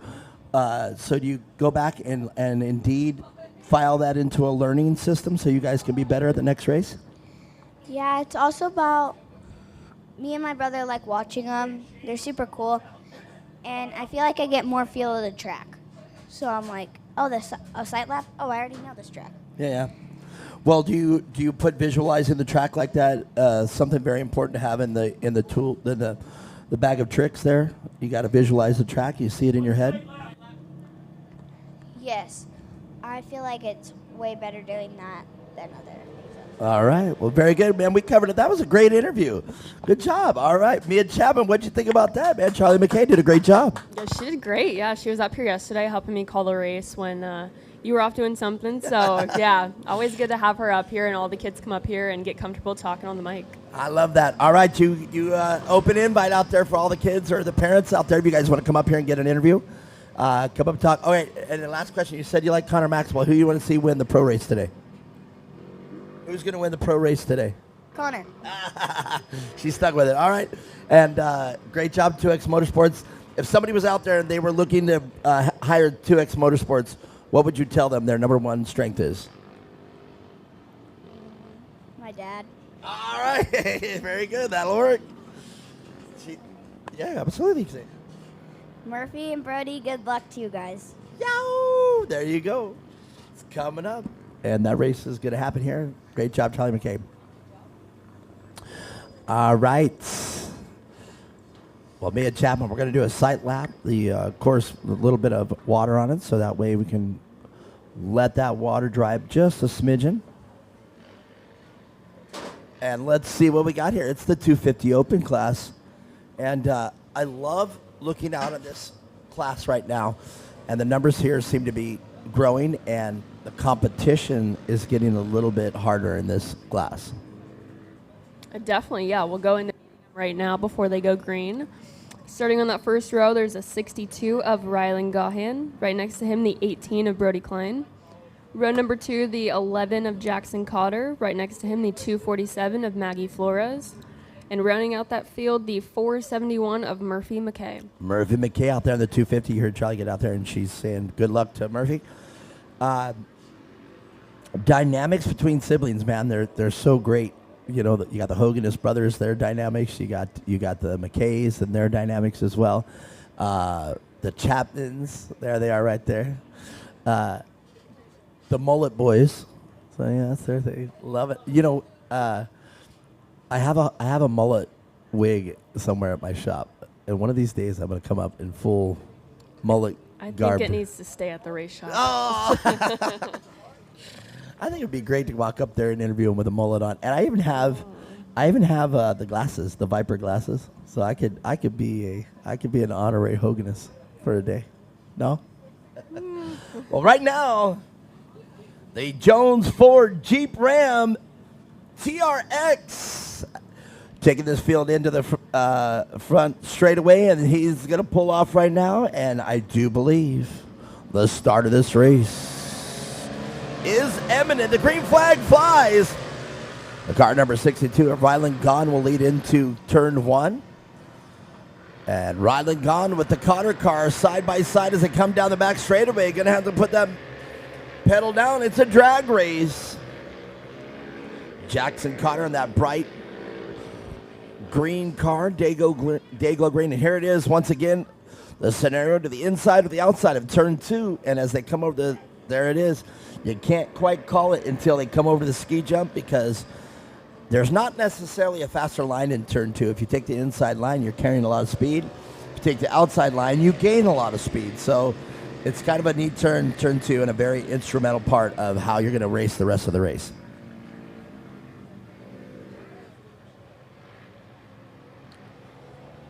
All right, look into the live chat there on YouTube. There we go. Look at that. It's exploded out there. I'm sorry, I've been missing it. Erica Wyman, she said, let's go, Stetson Wyman. Mommy loves you. Brianna White, let's go, Stetson number 56. Jason Witherow out there. Let's go. Can you see Jason at home listening to this right now? Come on, let's go. So intense, that young man. And we always love having Witherow Construction out here. And Jason, we knew you were watching. He says, how fast are they going? So these are the 250s, and that's a good question. We have the same screen you guys got watching the overlay, so we go through the overlay there, Jason. So they're going pretty fast, unless you're talking about our schedule. If we're on schedule for today, we are 100% on schedule. And look at this. Jackson Cotter out front. Got around Ryland Gone. And Jason says, that's so true about Stetson. Well, I thank you, Brianna White, for that compliment. Hopefully we're saying it right. The patio says Jason Witherow. And Deanna Gentry, that's my boys. Stetson and Grayson are so amazing. And a great bond regardless. And I have to agree with that. That is a great bond. And, hopefully if they both stay racing, Deanna, that, we had a slip out there, number 62. Ryland Gone with a mistake there coming out of turn 4. But Deanna, as I was saying, yes, indeed, I would love to see that bond grow. I always love it when I see, and I watched it with the sorority of Mia Chapman, all the kids that we've talked about, Connor McMullen, Luke Knupp, all you guys. That was that sorority, and they've developed a bond as well. Trey Gibbs in there. Trey Gibbs, as we know, a predominant trophy truck driver in the SCORE International Series. A little bit of popping, sounded like coming from the Jackson Cotter car going into turn 1. Hard to determine, though, which car it was from up here. Let's continue on the live chat here. Brianna White said, great job, kiddos. Clean race. Let's see. Where did I get here? Alexa Gentry, she said, go Grayson, go, rooting from Star, Idaho. That is quite a trek. Good job, Alexa out there. Linda McDaniel says, I don't know Stetson. I didn't know Stetson was only 5 years old. Linda McDaniel, indeed, he is 5 years old. But, man, holds himself like a giant. It's always great to see Stetson on the podium as well. Great job, kiddos. Love a good clean race, says Brianna White. Linda McDaniel, once again, way to go. Gray, you're fantastic. N and DA says, good job, Stetson. Always proud of you. Ashley Witherow, she says, let's go, Chloe and Blaine. Ashley Witherow, once again, Jackson Witherow says, what's up? What's up, Jackson? Miss having you guys out here for the weekend. Always a great weekend when you guys show up here. Good job, Chloe. Erica Wyman says, yes, Stetson Wyman, only 5 years old. And right now, KS, what do we got? You can interrupt there. We got a little bit of a collection in turn 2. And it looked like Jackson Cotter was in that. Yeah, I believe that was our first and second place that was involved in that. Didn't hold them up too much, though. They're going to get right back on track and have a little bit of time to make up. Well, that's always good to hear when a little bit of a mishap like that, but if they can get right back into it, not lose the position. Another slip up right there. But you can actually see it. It's almost like a replay with our delay there if we look down at it. But both drivers able to recover, get back in the battle. So Is Ryland Gone going to get back up in the first, or is Jackson Cotter going to lead it all the way to the finish?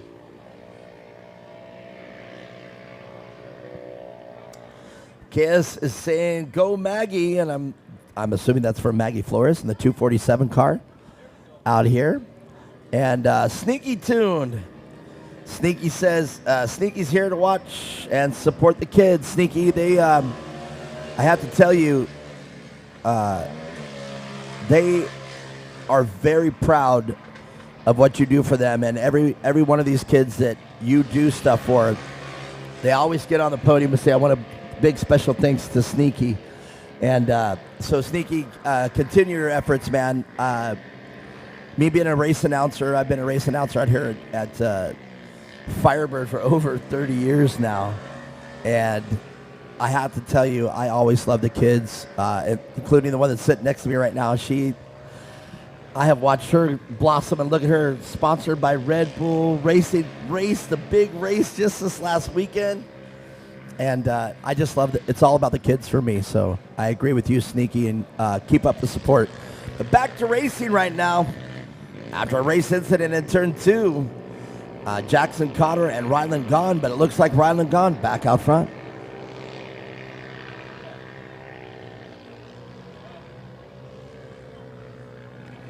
We've talked about the track all day, but we haven't talked about turn 7 going into turn 8 right there under the tarmac. Turn 7 is very important. I kind of touched on it briefly yesterday. Coming out of turn 5 into turn 6, you have to set up just right. If you are too far to the inside, it's going to throw you with a crazy line onto the tarmac. If you are too far out, you have to really adjust the car to get it onto the tarmac correctly. So I think that one of the critical parts that we often overlook in today's track is indeed what we're talking about, that interchange, if you will, from turn 7 to turn 8. You have to enter that tarmac perfectly. Definitely, yeah. You want to be pointed straight before you get to the tarmac, especially throughout the day as dirt gets, slid onto it more. It makes it more slippery. So when that car does finally grip, you want to make sure the car is straight to carry momentum out of there. And, yeah, they definitely connect. I mean, that can make or break your race for sure. And keeping it together. We got a car down in turn 3.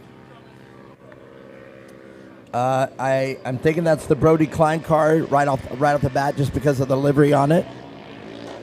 But let's 100% confirm that. I'm trying to look at a number. It indeed is the Brody Klein car. Because there's the 471 of Murphy McKay. And I still see the car, the Y247 of Maggie Flores. So by deduction, I do believe that is the number 18 car of Brody Klein. And he is going to be pushed off the track. Or pulled. Oh, man, tough day for him. You never want to see, first, second, or third get taken out of the race. But that's racing, unfortunately. And I think that'll allow the 247 of Maggie Flores to slide into that third position now. And probably not the way you want to inherit third place. You definitely want to earn it. But you know what? In off-road racing, catastrophic failure is part of racing. And more so in a lot of other off-road, such as Ultra 4 racing or desert racing. The car's got to be there at the end. You got to make sure that keep that car surviving. And there are a lot of things that need to be taken into consideration when you go into racing. What can happen? You always try to plan for it, but you can never plan for it. It's like that old Henry Ford saying, "What can go wrong will go wrong," and that will eventually happen. So there you go. And unfortunately, in Brody Klein's case, he's done for the day. Great shot there of Jackson Cotter going into the tarmac, as we were just talking about. The 471 of Murphy McKay right there on the screen. But now starting to extend his lead just a little bit. It's Ryland Gone. White flag flies.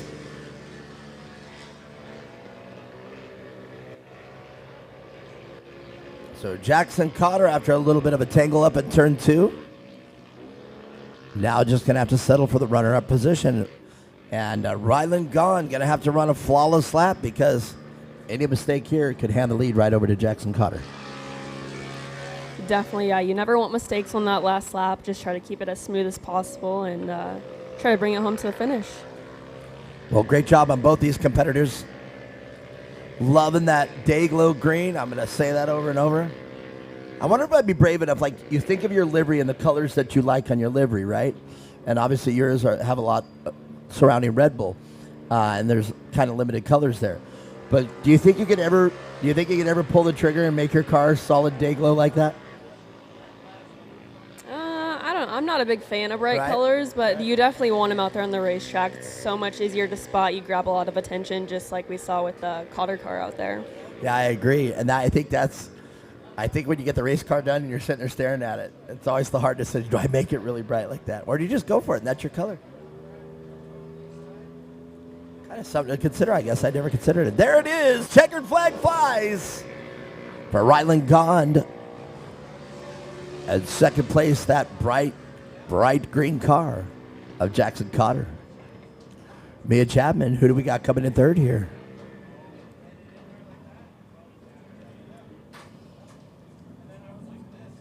A little bit of fumble there from Murphy McKay in turn 4.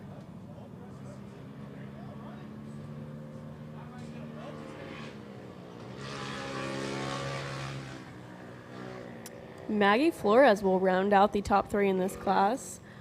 Great race today. The top 2 really put on a battle, a little bit of a mistakes, but recovered well from them and found themselves on top of the box. Well, indeed, what you said there, sometimes winning a race or finishing the race in your respective thing isn't always about, racing it, as we heard, just full send. Sometimes it's about survivability, and right there was an exact example of that. A little bit of a faux pas from both drivers. In fact, a few mistakes made, but being able to make it work out there and both being able to finish pretty much unscathed and uninjured, and the cars seem to be running, that also can be the battle out there as well.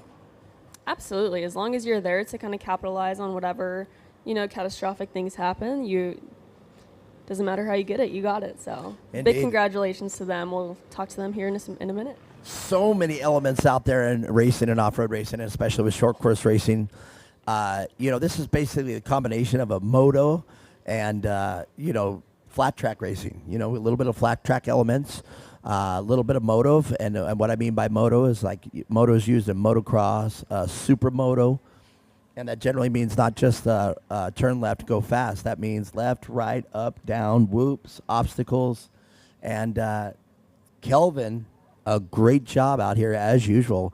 And the only drawback to the track, and I'm not even saying it's a negative, but it's just something to deal with out there, and that is the bottleneck that we'll see come in a little bit later on the faster classes, coming out of turn 4 into turn 5. Turn 5 will be extended right through the K-rail, and that's a big bottleneck. All right, we're going to talk with these winners. Sit tight.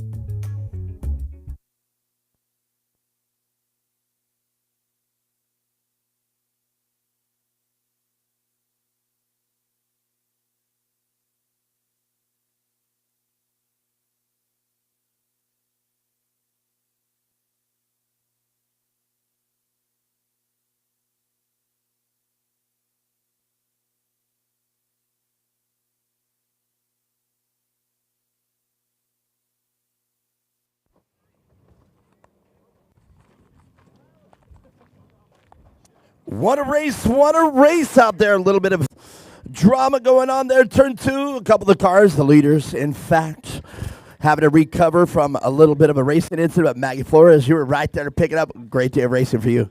Yes. How did it feel out there?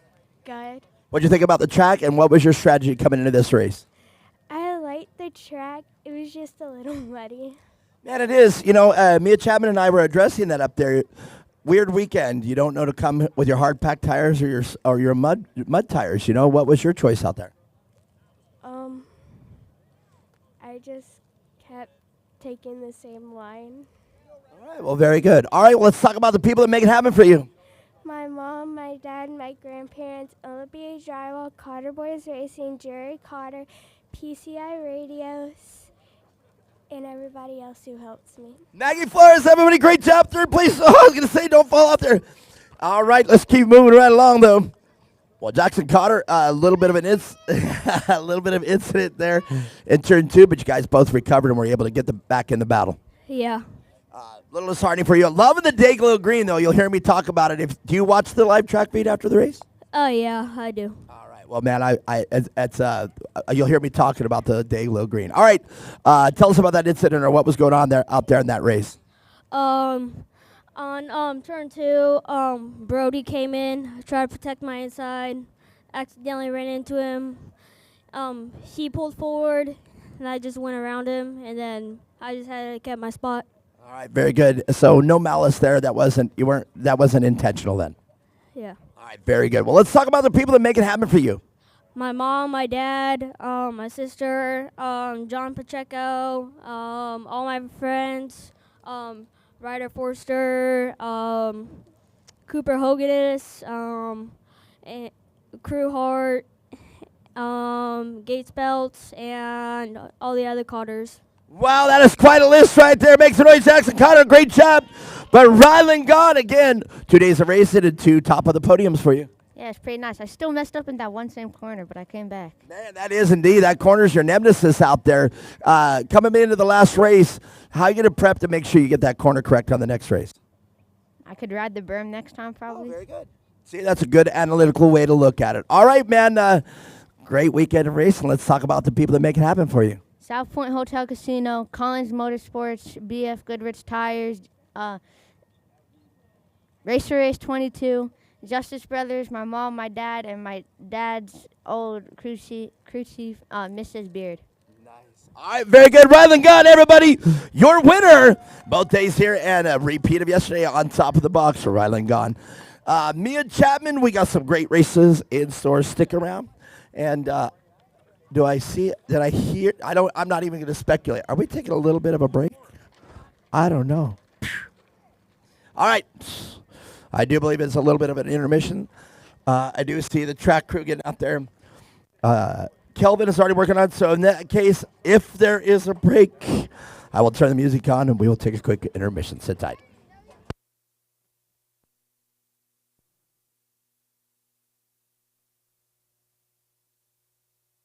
See, that's why I said if.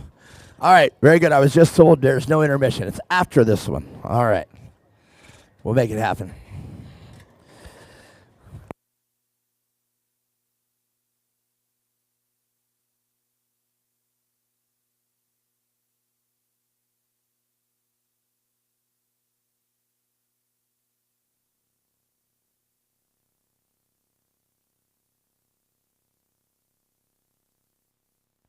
All right. See, I'm learning today. Today I'm going to say if it is. That way I can't make a mistake today. See, that was my lesson from yesterday.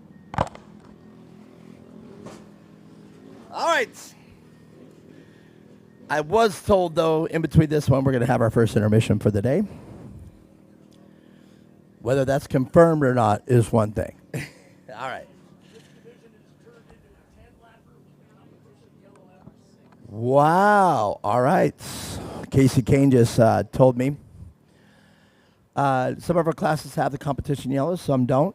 Well, this class has adapted the competition yellow, so they'll take it, and it is now 10 laps. So this is going to be a big race out there. This is the Youth NA Restricted, and we got some big names in this class. If you were watching yesterday or first time out here, Jake Hill, very dominant in the classes that he gets into, so Jake Hill has the ability to do it.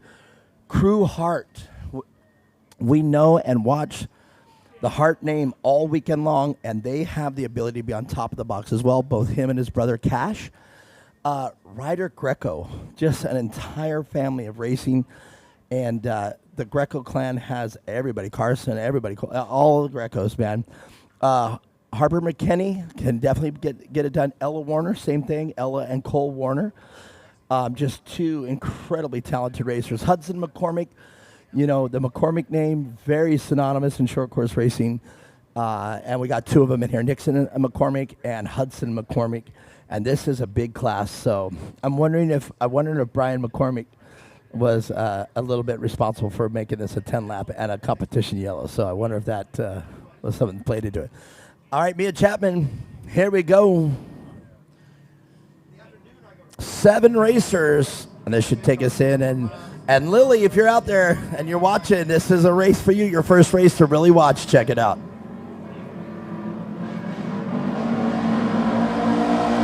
They take the green flag going into turn 1. It's going to be Jake Hill leading this pack into turn 1. Crew Hart now getting in front of that second car. I love the new Greco livery. It's a carbon fiber body with the red nose on it. It looks great out there.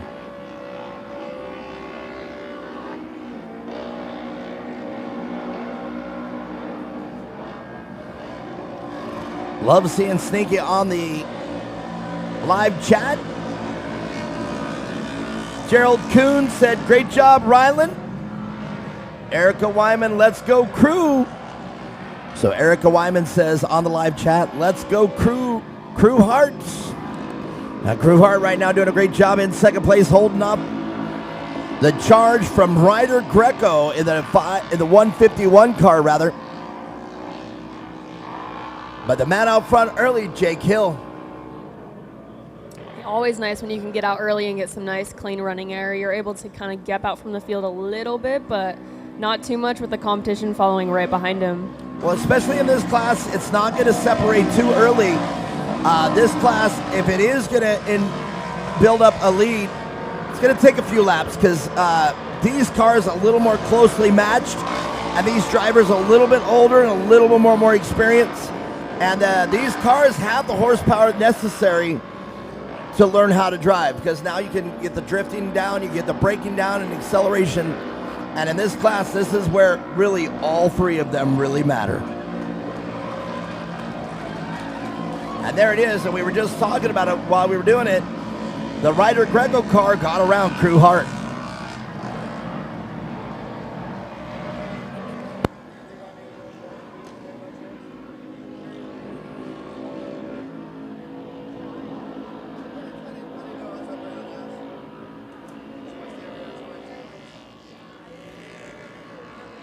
All right. Jake Hill taking control of this class early, coming into the second lap. And Jake Hill, which is a great weekend of racing for that. Definitely, yeah. I gotta say, throwing in a mandatory caution will definitely shake things up a little bit. They're used to normally not having one, so now that they've kind of thrown that in the mix, it'll definitely make for some great racing, kind of regroup everyone back up and have a few laps left after that. So could get a little crazy, but we'll have to wait and find out. Well, the point you made there is definitely something to think about. It coincides with what I was saying. This is a class that's a little more tight-knit. The cars are fast. You got to brake right. They got to handle right.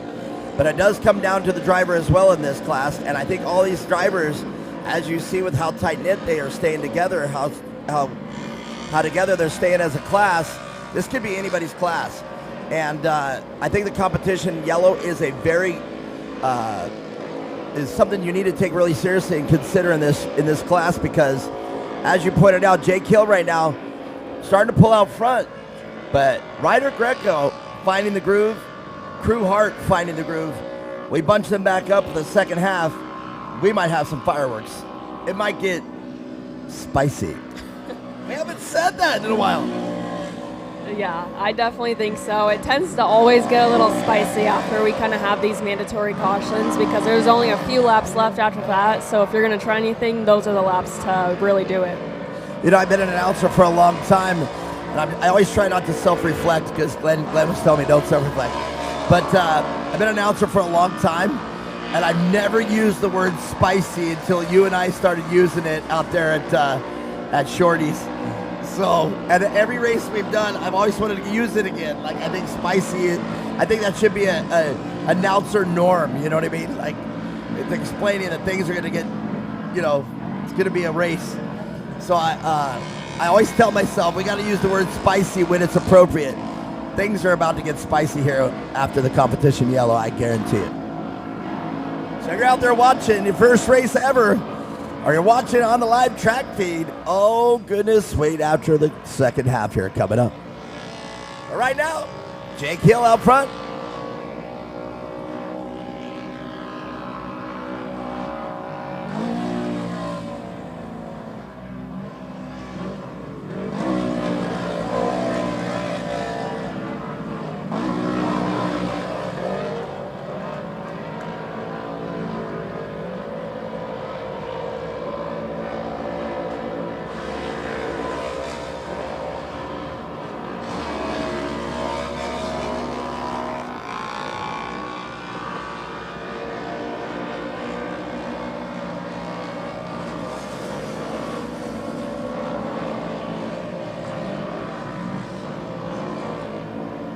Little bit of racing action right there from the 125 car of Ella Warner. Love this view right here, the 548 and Ella Warner.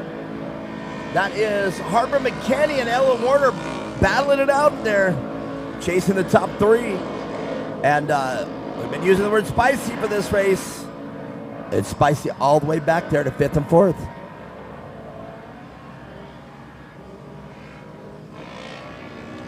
Bumper to bumper going onto the tarmac. Great job from those two.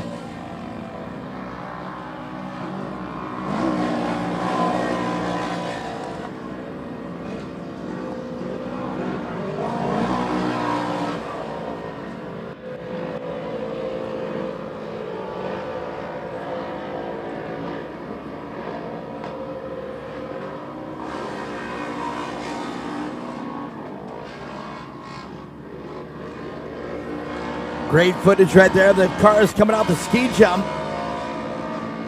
And you can see the Greco car, Ryder Greco. Loving that close-up there. You can actually see the drivers and the position they take in the seat and how they are harnessed into the car.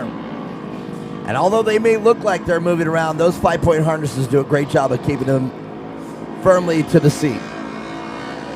Definitely, yeah. The safety equipment does a great job at keeping them pretty stable.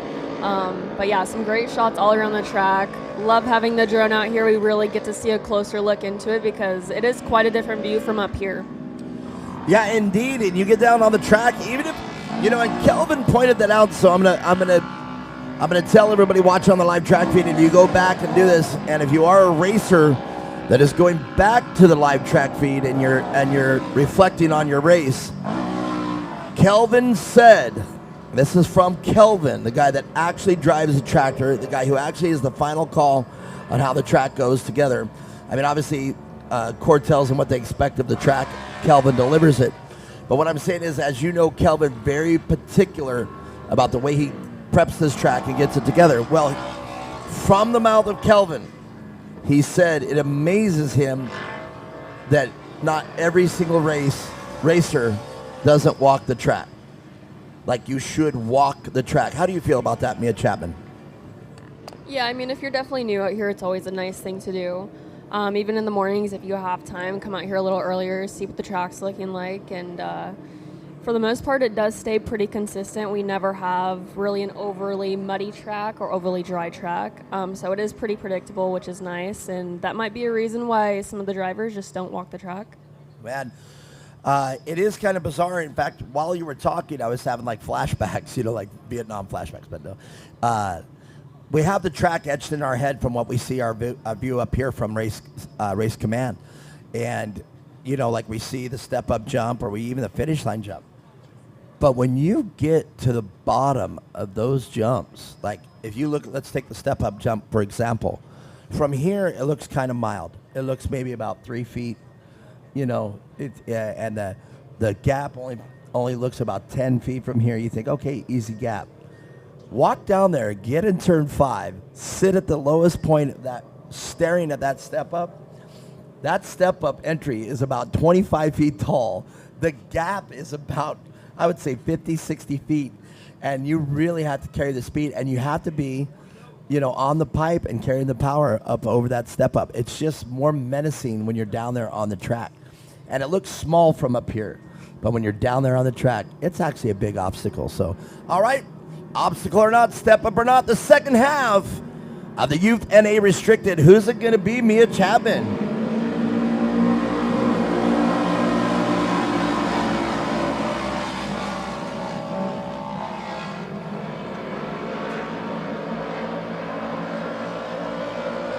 Well, now coming in the picture in fourth place right behind Crew Hart, it's Ella Warner in the 125 car, and she's standing there with that final transfer spot to the podium or not transfer spot rather, but the final spot on the podium. Ryder Greco now challenging Jake Hill in turn 3. Can Ryder Greco get around Jake Hill, or is Jake Hill, this is where I'm talking, things are going to get spicy, and here they are, 3 wide into turn 5.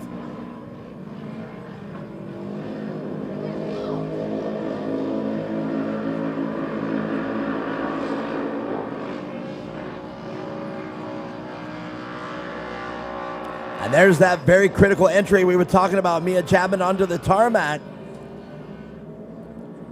Jake Hill following it right in there. And Ryder Greco with Crew Hart in chase.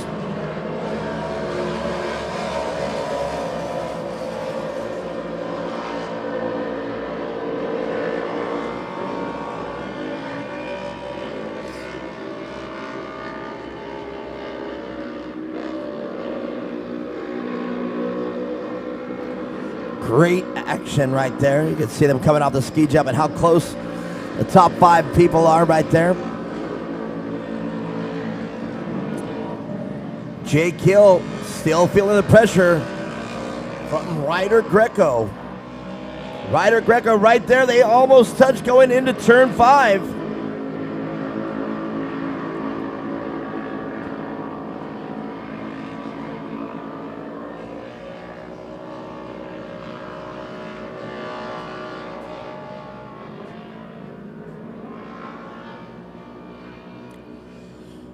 Here they come once again down the front straightaway.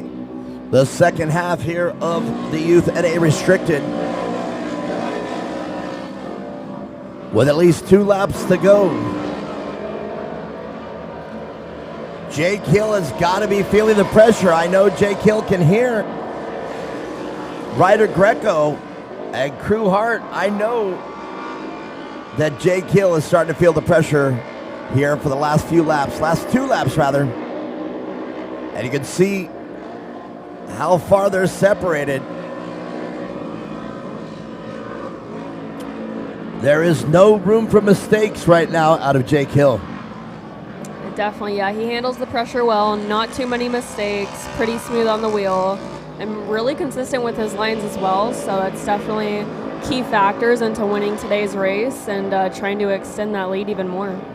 For our viewers out there that are watching right now, you just said pretty easy on the wheel. Elaborate on what you were talking about there, being smooth on the wheel.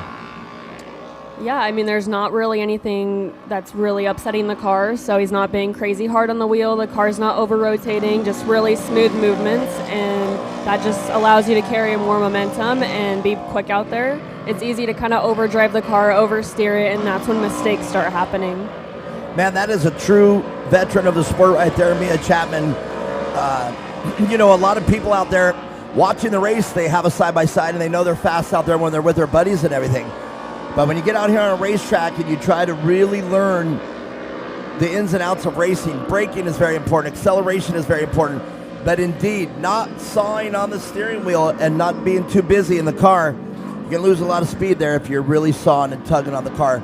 Like you said, you're upsetting the car and where it's headed. So that's a great level of advice right there. We're on the last lap. The white flag flew. Jake Hill with less than half the track to negotiate. Just a couple more turns, but man, Ryder Greco is not. Oh, Ryder Greco with a big mistake out there. Hopefully can hold on to second place. You can't get out of that groove on that tarmac. We've been talking about that. If you choose the wrong line, there's the result. Jake Hill, everybody, your winner. Ryder Greco. And unofficially, Crew Hearts. But what a performance from Ella Warner. She had to really work it up there to get into fourth place. You can see she finished right within the leaders right there. So Ella Warner, great performance out there. I said things were going to get spicy, and Jake Hill had to drive this race. Definitely, yeah. I think that restart was definitely what she needed, and maybe a few more laps, and she would have stepped her way up into that third place. But nonetheless, really great driving for her. She managed to work her way up there and be patient and make her moves where she knew she could. Man, indeed, and that's a great sign of a great competitor there. Even though you're back in the field, this is still a race, and I think that every competitor, no matter where they're at in this field, you need to continue to race. You need to mash it down. Don't ever give it up. Don't ever, the race isn't over. There's a saying there, but the race isn't over. So until it's over. So just race from the start and get it in, because you never know what can happen out in front of you, or you never know on the setup or everything else. You might have everything just perfect for the race weekend. So great pointer now. All right, we're going to talk with the winners. Stick around.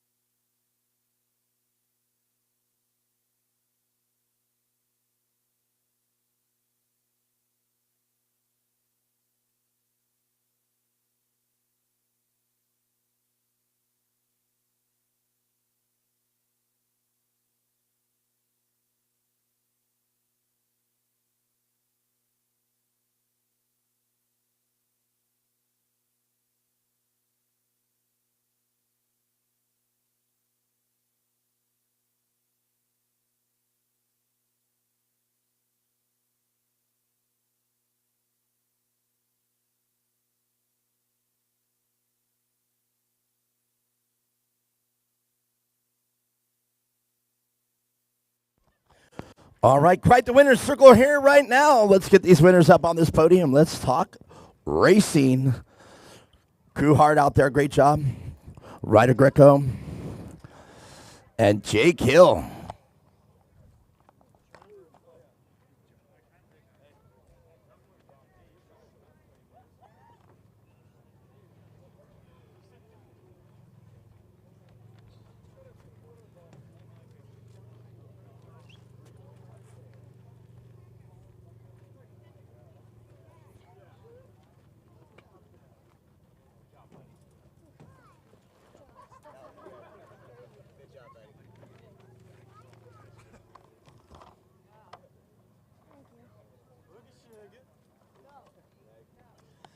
I know that feeling sometimes you get in these race suits and they're made just right, and man, you can't get out of them. They're like a straight jacket. Well, all right.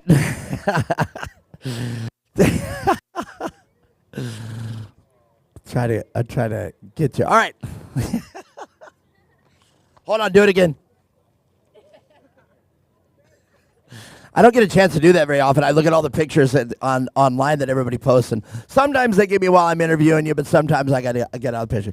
All right, I said it was going to get spicy. The second half, you guys adapted the competition yellow. How did that change your strategy coming into this next round? Yeah, so Greco was just on Jake Hill, and I was waiting for them to either tangle up or make a mistake to go inside. In the first half, Greco was bumping me, and I knew he was there, and I made a mistake, and he got past. And so the second half, I just tried to not let Ella pass me, and I just tried to stay in third. And Ella's tough, man. I saw her coming through the pack there, and I was announcing it. You guys can't make a mistake, man. Ella's tough. All right, split seconds from the top 3 on you. Great job. Let's hear the people that make your race program happen. God upstairs, me, or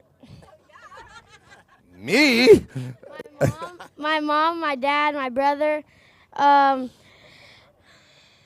Wade at Wolverine Daylight, Stetson, Ronnie and Jesus, Hoosier Tires, Sneaky for this amazing tune, and for letting the car go fast, and all my friends and family, and Jake Hill and Greco for my opponents. Very good out there, crew hard, everybody. And since you brought up Sneaky, I got to tell you, he's on the live track feed. He came in, he chimed in, and he said, let's go, kids, and everybody. So he's wishing the best for the kids. Did you forget somebody? And Paisley. All right, there it is, crew hard, everybody. But Ryder Greco, I've been talking about the clans that are out here, the names, and man, the Greco name always on this podium. Yep. How's it feel? Amazing. All right. Loving the car change. I love the colors on your car. I dig those colors. Talk to me about them. We just got that car. This is its second race. Like yesterday was my second time driving it. Got the tune good and it's fast. All right, very good. And you look like you're the right driver for it. Thank you. All right, let's talk about it. Let's talk about the people that make it happen. My mom, my dad, 2X Motorsports, R&R Steel, Brandon with EVP mode for tuning it, Trey, Jacob, the Hoganized Boys, and all my friends and family who came out to support me. There it is, Ryder Greco, a part of that big family. But if this man is in the pack, you can bet he's going to make it to the podium. Jake Hill, great job. Man, just great weekend of racing for you. Yeah, another lucky weekend. Well, I don't know, man. You got a lot of skill to get it done, so great job to you. I said it was going to get spicy here now that once you guys have adopted the competition yellow. How do you feel about that? They're pretty crazy. Hoping that I could get another great lead like the first half, but right into turn 1, I felt him right there, and I knew he was going to be there to the end. And that's what I talk about all the time with the competition yellow. There's a lot of strategy there if you're in the mid-pack, come out racing in the beginning or come out racing in the end, or just race all the way through. What is your strategy, do you think? Just don't let off. All right, very good. Well, let's talk about the people that make the race program happen over here. My dad, my mom, my sister, Zach, the Vales, Signature Repellers, Hill Marine, Exotic Alloys, Redline Oil, Gates Belts, CMI, Chuck, and everyone else. Thank you. Jake Hill, everybody, your winner at top of the box. This Youth NA Restricted, great job. We're going to take a quick intermission. You guys grab some food. Make sure you visit all the vendors out there. Go talk with Shannon over there at PCI Race Radios. Let them know what you guys got going, what needs you have. The food here is delicious. Get on over there. Get in line. I've already got mine. And while you're out there, make sure that we do not leave with any of our core swag left over from HMD Designs and Brand Genius. Get on our new swag. We're going to take a quick break. We'll come back here in about 30, 40 minutes. Stick around.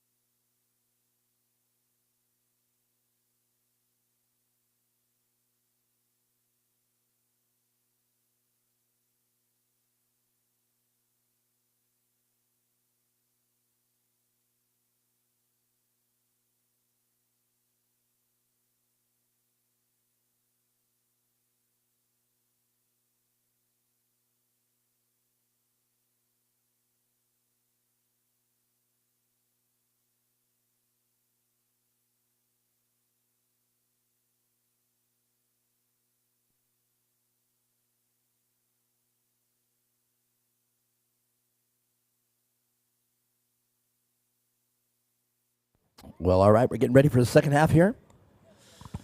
Well, I'll tell you what, while we're waiting, we're just kind of going to casually slide into the second half here. I got Cooper Hoganus up here. He's going to be looking for a picture while he's talking on the mic. Cooper Hoganus, what is going on? I don't know. I just been on rails all this weekend. You have been pretty unstoppable. What's your secret for success this weekend? What do you think? What do you attribute it to? I just had to go fast.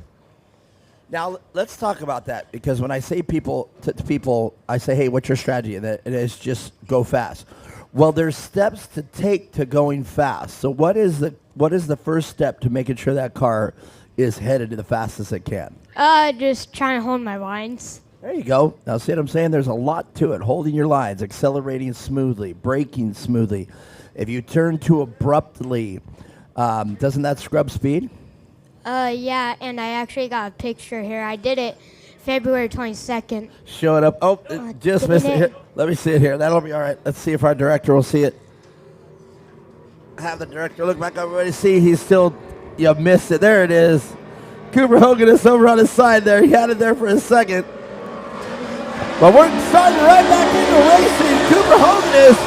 Let's talk about it. Cash Hart in this race. Tatum Forrester, 70 Warapius, Jackson Howdegate, Declan Shields, Kyle Niner yesterday. A great job of racing. And now Vincent R. Tell us about the racers here. Who do you know out there in that field? So, out the racers here, we got Tatum Forrester. He came off the track a little. And Declan Shields, he's running good. He didn't have a good finish yesterday, but looks like he's doing a little better than yesterday. Yesterday was pretty hard today in this class. They were getting kind of crazy. But look at this. Cash Hart, your winner from yesterday, out in front. And the old Cotter car. That's Mason Cotter's old car there. What do you think about that car? I know that car's really fast, and Cash Hart has a good car. Man, it really is. And Cash Hart, the driver, the right driver for that car, because you can have all the car you want, but you got to make sure you have the right driver. Tatum Forrester right next to him in P1, or in P2 rather, lane 1, getting it done here. Jason trying to reel in Cash Hart. Yeah, I looked over on my right, coming out of corner 1. Tatum almost rolled down that little thing that Cash Hart's going on, and he went down sideways and almost rolled down it. Indeed, I mean that's quite a way to put it in there. Stephanie Warapius, yesterday she was on the top 3. She was 3 in the box, but right now she's trying to reel in Cash Hart. She's in second place. Yeah, Stephanie Warapius. I was at Dolgarians last night, Mason Dolgarians. She was there because I guess Zeppelin Ledbetter and Stephanie Warapius has the same sponsors, and Stephanie is a good driver. She's running good, reeling in Cash Hart like I was doing to Luke Vale earlier today.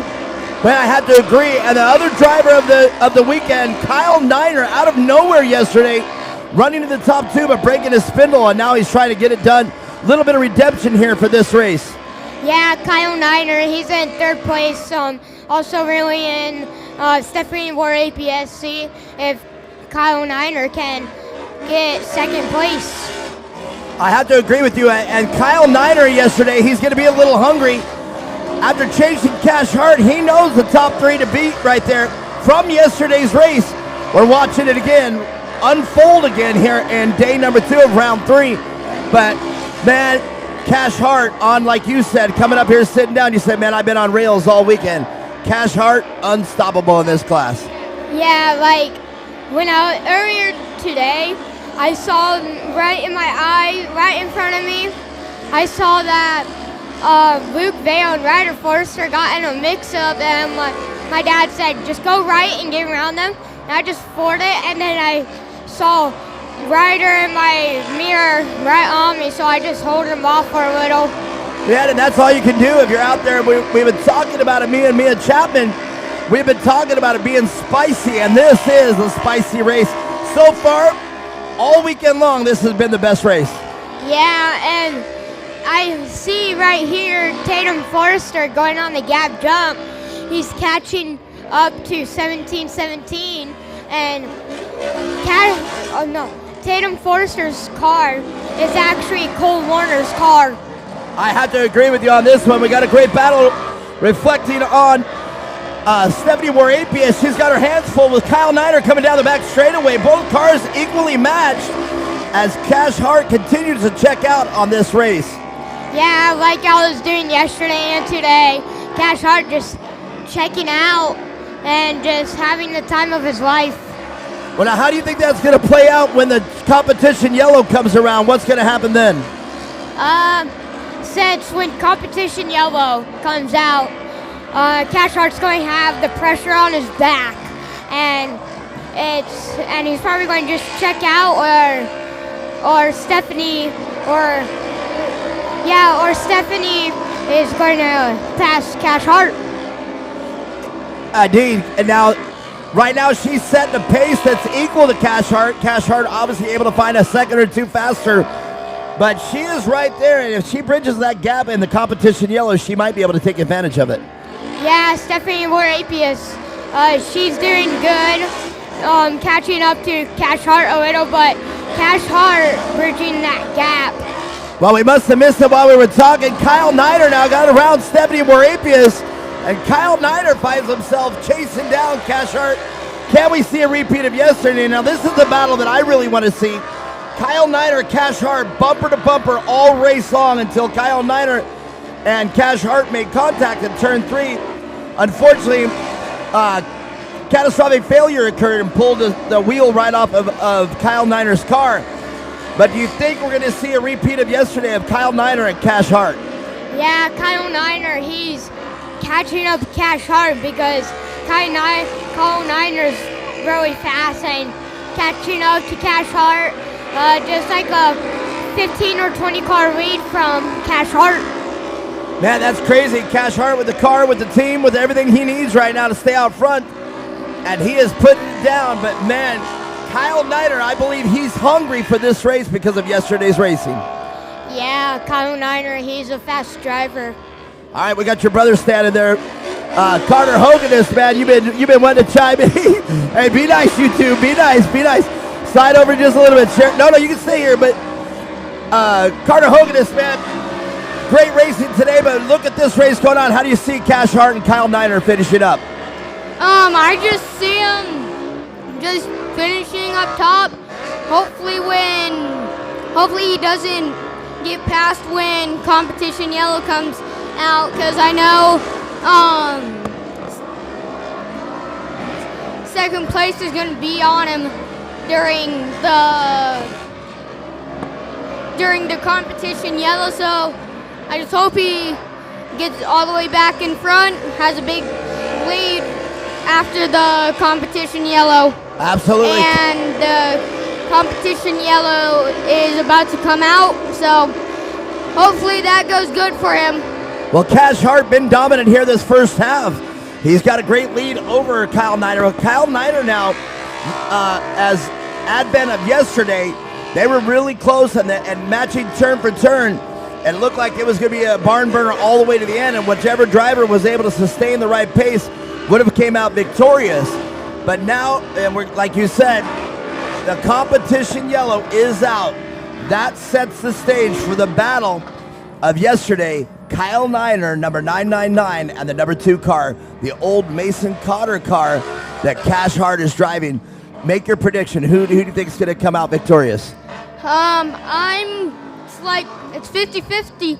They all have the same car, same motor, so it just comes down to the driver. All right, very good. Give me a fist bump. Cooper and Carter Hoganist, love you both. I'm going to hand the mic back over to Mia Chapman. You guys have been awesome. Keep it up. And we'll see you guys the next round of racing. And it's awesome when you guys come up and hang out with us. Whenever you want, my friend. That's right. Good job to both of you. The Hoganist brothers right there. It's always great. I saw you taking pictures of having me and the mullet up here. I love it. Yeah, always great to have them up here and get to talk to them a little bit. They're such characters, so on and off the track, really. So, yeah, awesome to have them up here and get a little more comfortable on the mic calling out the races. Man, Cooper gets me fired up. Like, when Cooper gets up talking, I just he'll go. It's crazy. I feed off his energy. Great. You know, I'm not kidding. you were kind of kidding, saying, Cooper after my job. I'm not kidding. I was sitting there watching him, going, this little dude's 10 years old. He definitely could take my job from me. I was like, oh God. But that's okay. Usher in a new area. But here we go. Man, me and Chapman, let's go race analysis really quick. Cash Hart out front. The battle yesterday with Kyle Niner, man. Do we have a rematch here today? How do you think it's going to be? It's definitely going to get spicy, that's for sure. Absolutely, yeah. Cash has been on fire these last, yesterday and today. So, and Kyle Niner's right there, right behind him. I think it's going to be a close one for sure. Well, I think there's a little vindication that Kyle Niner needs from yesterday. I'm going to keep my mouth shut on the restart. Here they are stacked up in single file. Kyle Niner right behind Cash Hart. Green flag flies. It look like we have a great start. The 149 of the Howdigi car. Jackson Howdigi finds himself in third place. Coming on the overlay. So Howdigi enjoyed a great weekend. Got around 70 Warapias now, and now I know the difference between the livery on my mistakes yesterday. But here it is already. Kyle Niner with a wheel inside in turn 2. They come over the ski jump almost side by side. Look at this. Me and Chapman, just as we said, bumper to bumper for the first lap. Oh! Oh, wow. I can't believe what I just witnessed. Didn't even barely lose the space. I don't know what happened there. Too close for me to call. I watched the outcome, and I can't believe my eyes, to be honest with you. I'm pretty speechless. That was an amazing recovery. Just leaned back on the wheels and right back to it, sitting in second place now. And there he is back in first. Wow, very impressive drive from Cash Hart there. I mean, it doesn't even look like anything on the car was even damaged. It just flipped up into the air, did a couple rolls, landed on all four, and he took off. That seriously might have been I'm going to say it, that might be the baddest ass thing I've ever seen in off-road racing. I have never even said that word in any of my announcing ever, but I'm sorry. When that kind of thing happens right now, I'm so glad I watched it live. Very quick with it too. That wasn't just one rollover. That was a few that happened and wasted no time getting right back on the gas. Well, if that young man is able to keep that car together and there was no damage to that car, we have to have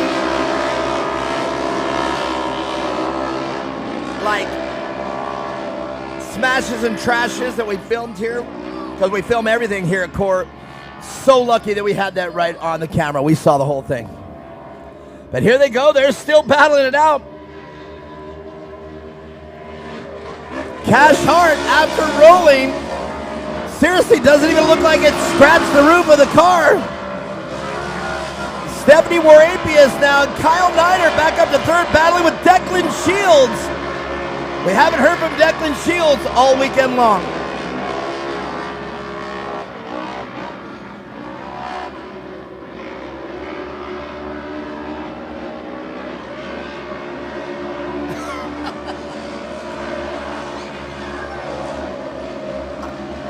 Well, here's the battle. Declan Shields now. Jackson Howdigi losing a couple steps. Oh!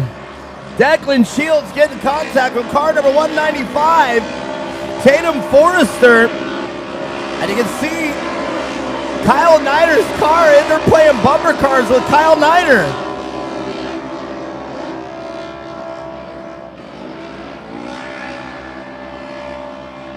I said it, Mia Chapman. Things are definitely spicy in this race.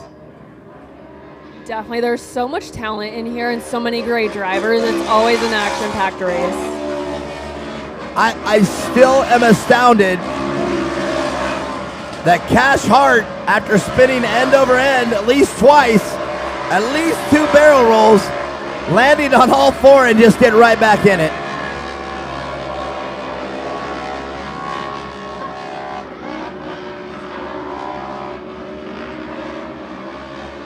I mean, what a true testament to the warrior that Cash Hart is.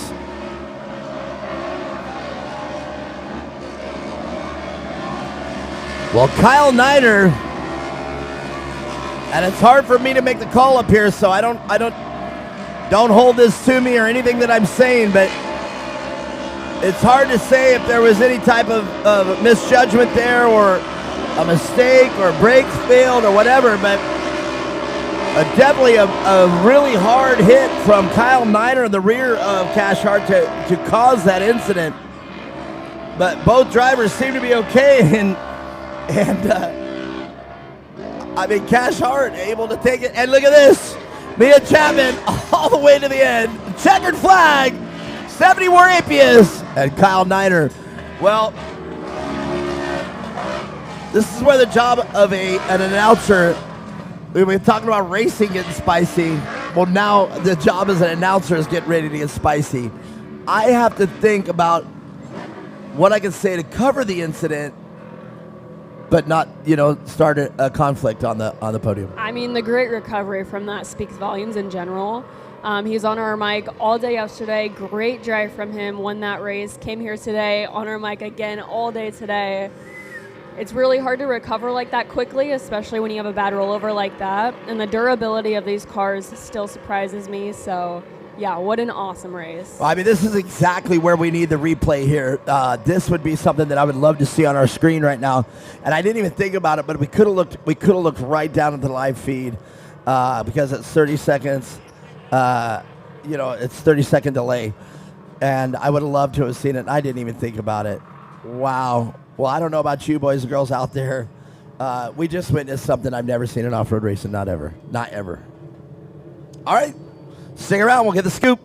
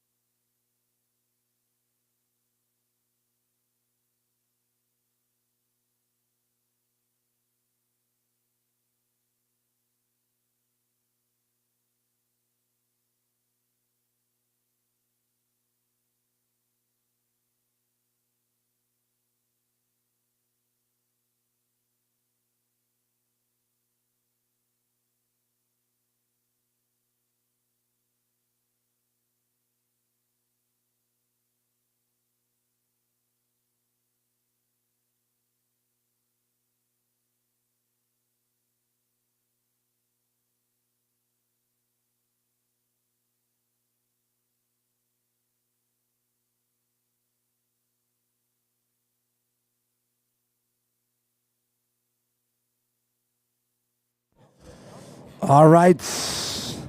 Kyle Niner, Stephanie Warapius, and Cash Hart.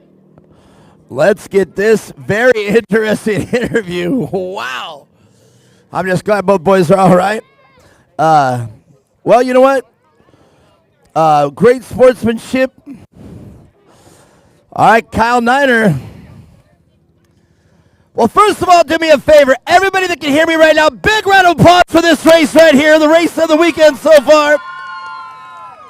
All right, well, Kyle Niner, definitely something hard to cover as an announcer watching that. You watched it unfold. You were in it. Your sportsmanship is amazing. You got out of the car, and just by your actions, I could tell there was no malice there, and you did not intend for that to happen. No, I definitely didn't mean to. He said it himself. He was early on the brakes into the corner, and I have no brakes my car, I blew out a bearing. So I was trying as hard as I could to stop, and then I was just looking at the sky, and then I see his tire fly across my screen, and I'm like, oh my gosh. So it was definitely gnarly, but can't complain after a day like yesterday. So yeah, absolutely. I mean, it's been a weekend of racing, and that I think with everything that happened, it's still crazy. Now, what was bizarre is everybody behind you guys kind of checked up, made sure Cash was all right. Cash landed, brop, right back on the gas. Away he went, as you see, to finish up. All right. Glad both riders are okay. Glad there was no malice there we could overlook it. All right, let's get back into racing. A little bit of indication from what happened yesterday with you guys, though. Well, we were going into corner 2, and car behind me lost brakes and just completely took out the rear end of my car, shattered a carrier bearing, and a few other stuff, popped a radiator hose, and it was a tough break. But we got her fixed last night, and obviously she did good enough to get me a podium today, so I can't complain. All right, let's talk about the people that make it happen for Kyle Niner. Obviously, my mom and my dad, JG Racing, Sandcraft, Hurley Motorsports, Sneaky Tunes, and anybody else who helped me out. Thank you guys so much. Kyle Niner, everybody doing a great job. And I'm glad everybody's all right. Well, Stephanie Warapius, man, quite the warrior out there in this race. You were out there the whole time. You avoided all the catastrophe. You stayed up front. You stayed focused and got you landed you second place on the podium. Yep, I just try to stay in my lines and stay away from the carnage as much as possible and just try to run my race.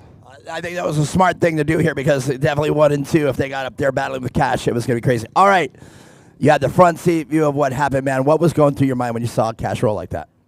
I was like, oh, shoot, I hope he's okay, but, like, I'm going to get this pass. And then I saw him pass me again. I was like, well, that's it. He's going to win. But he's fast. I mean, it's amazing. I'm looking over at the car right here. There's not even a scratch on the roof. It's like he perfectly pirouetted without even touching the ground, landed on all, and it was definitely at least 2 rolls, right? Did everybody see that? It was 4. I said at least. Hey, I'm just saying. Yeah, I mean, he landed, and then, and every time something like that happens, you're in the grandstands going, go, go, go, go, and he did, bro. Okay, well, great job for you. Like you said, you ran your own race, second place. That's great. Got to feel good with everything that just happened. Yeah, it does. All right, let's talk about the people that make it happen. I want to thank Sneaky Side by Side for the tune, FSP, my mom and dad, my grandma and grandpa, Go Fast Girls, Havoc, PRP Seats, Rugged Radios, Holloman Hot Rods, Seal Savers, GBC, Anti-Gravity Batteries, and All-Terrain Concepts, and HP Helicopters. That's side by sides. All right, well, this Connor and Connor. Got to throw Connor. Big round of applause to 70 War APS, the warrior of this round. Well, Cash Hart, I told Mia Chapman, my co-host, I said, I don't even know what to do right now. Like, what do I go down there? Thank God the air was great. It was a mishap. Just tell us what was going on. Well, you landed, you ticket. What was going on? So coming into turn 4, my spotter was telling me to take it easy and just, make sure Kyle wasn't around me because he was on me after that restart. And I guess I braked a little bit too early, and as he said, he didn't have brakes. So then we kind of just collided, and I'm like in the air, I'm like, oh shit! and then like the first thought was like, I need to get back on the gas as soon as I landed before my spotter even said it, and I just floored it, and I was behind Stephanie, and then I went from there. Yeah, okay, let's talk about the physical standpoint because as you said, they counted 4 rolls. Did it hurt? Are you okay? No, it didn't hurt. Really? Not at all? No. How old are you? 14. Well, that's why. He's 14 years old. It's like, yeah, you want to do it again? All right, well, great job, man. The fact that you recovered from it and won this race, like I said, doesn't even appear to be a scratch on the roof of your car, so you cleanly landed on all 4. Yeah, I guess some people could call me Stuntman. Fair enough. Well, let's talk about the people that make it happen over here then.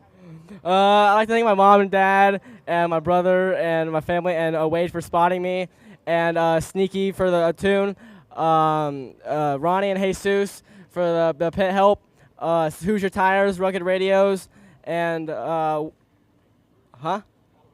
Cotter. All right, very good. I'll let you have it. Let me get off this podium. So far, the single most interesting podium of the weekend, Cash Hart. Kyle Niner with a very devastating roll. Coming over here and looking at the car, and I mean, I'm really not kidding. Oh, maybe a little bit. It took it right here on the roof, but wow, what a testament to these cars and the way they are. Great job. Right, just a little there. I can't believe. I mean, seriously, The damage is so minimal. It can be easily straightened out and ready for the next race. What do you think about Cooper Hoganus? What do you think about that? It was pretty scary, and I know why there's not that much damage because it's a Cotter car. All right, well, very good. Well, man, as we got here, we can see just a little bit of damage here to the car. Not much. Very glad that both drivers are okay.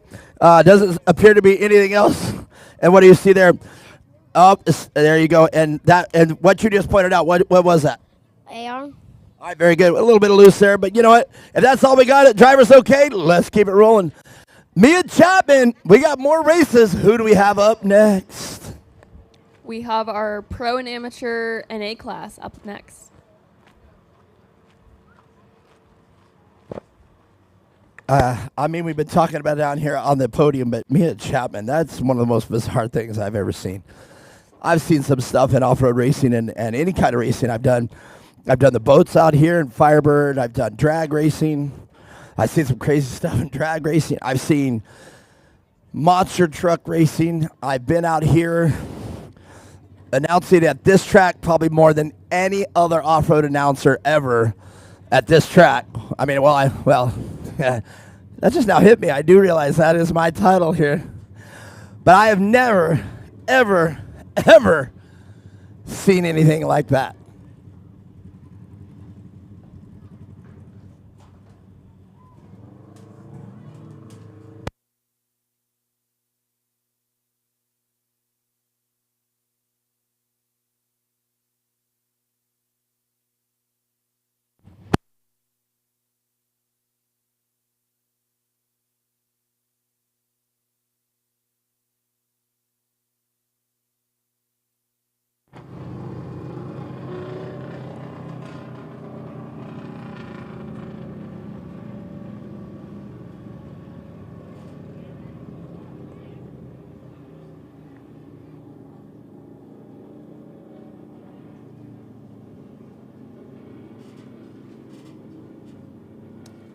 All right, let's get into our amateur NA class lineup. Starting first, we have the 32 of Ryder Chapman. Right next to him, the 951 of Brian Willett. Row number 2, the 295 of Michael Bernstein. And rounding out that field, the 155 of Carson Greco. Starting first in the pro class, we have the 101 of TJ Sewers. Right next to him, the 1047 of Braden Craw. Second row, we have the 1917 of Jesse Lanham, and rounding out that field, the 64 of Ryder Van Beekum.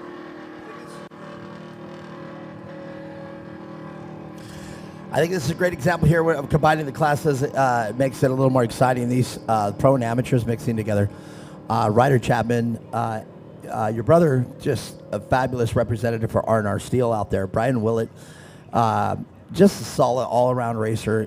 You can always count on Brian Willett there for the podium, barring no damages. I think Brian Willett sometimes, as we saw yesterday, is kind of his own enemy. Like, in other words, if something gets a little crazy with him, he kind of drives just, I don't even want to say erratic, he just drives very aggressive. How about that? We'll say that. And it can be definitely incredible to watch Brian Willett do that. But when he's smooth and Brian Willett has no issues, he's definitely a contingent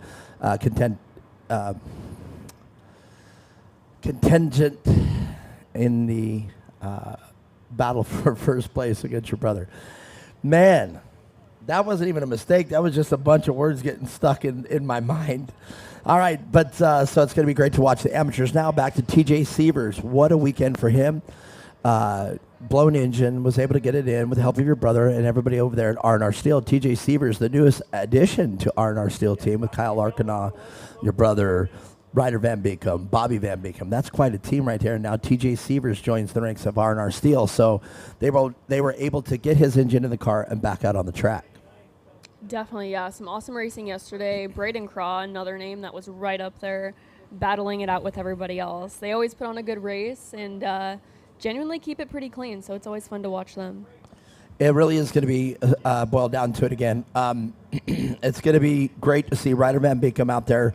After some issues yesterday, I know that the Van Beekum crew, they have what it takes, and they have the knowledge to get the cars back out on the track and ready in competition form. So did they get it all back together perfectly? We're about to find out. But TJ Severs yesterday, we were talking after the new engine. I said a lot of smoke coming out of that engine. So I wonder if they addressed that. But when I did walk over to the car, visually there's a lot of oil all over the car. So I didn't be able to get into it in great detail.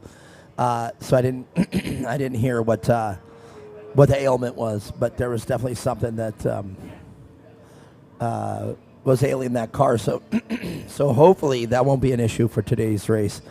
And TJ Sievers can get it done again. Somebody yelling it out? What happened? All right, maybe not. But Ryder Chapman, a little bit of bad luck for him, too, in this race. Broken shock shaft. Oh, that was the other car? Okay, so that wasn't this race. That was the turbo car. Okay.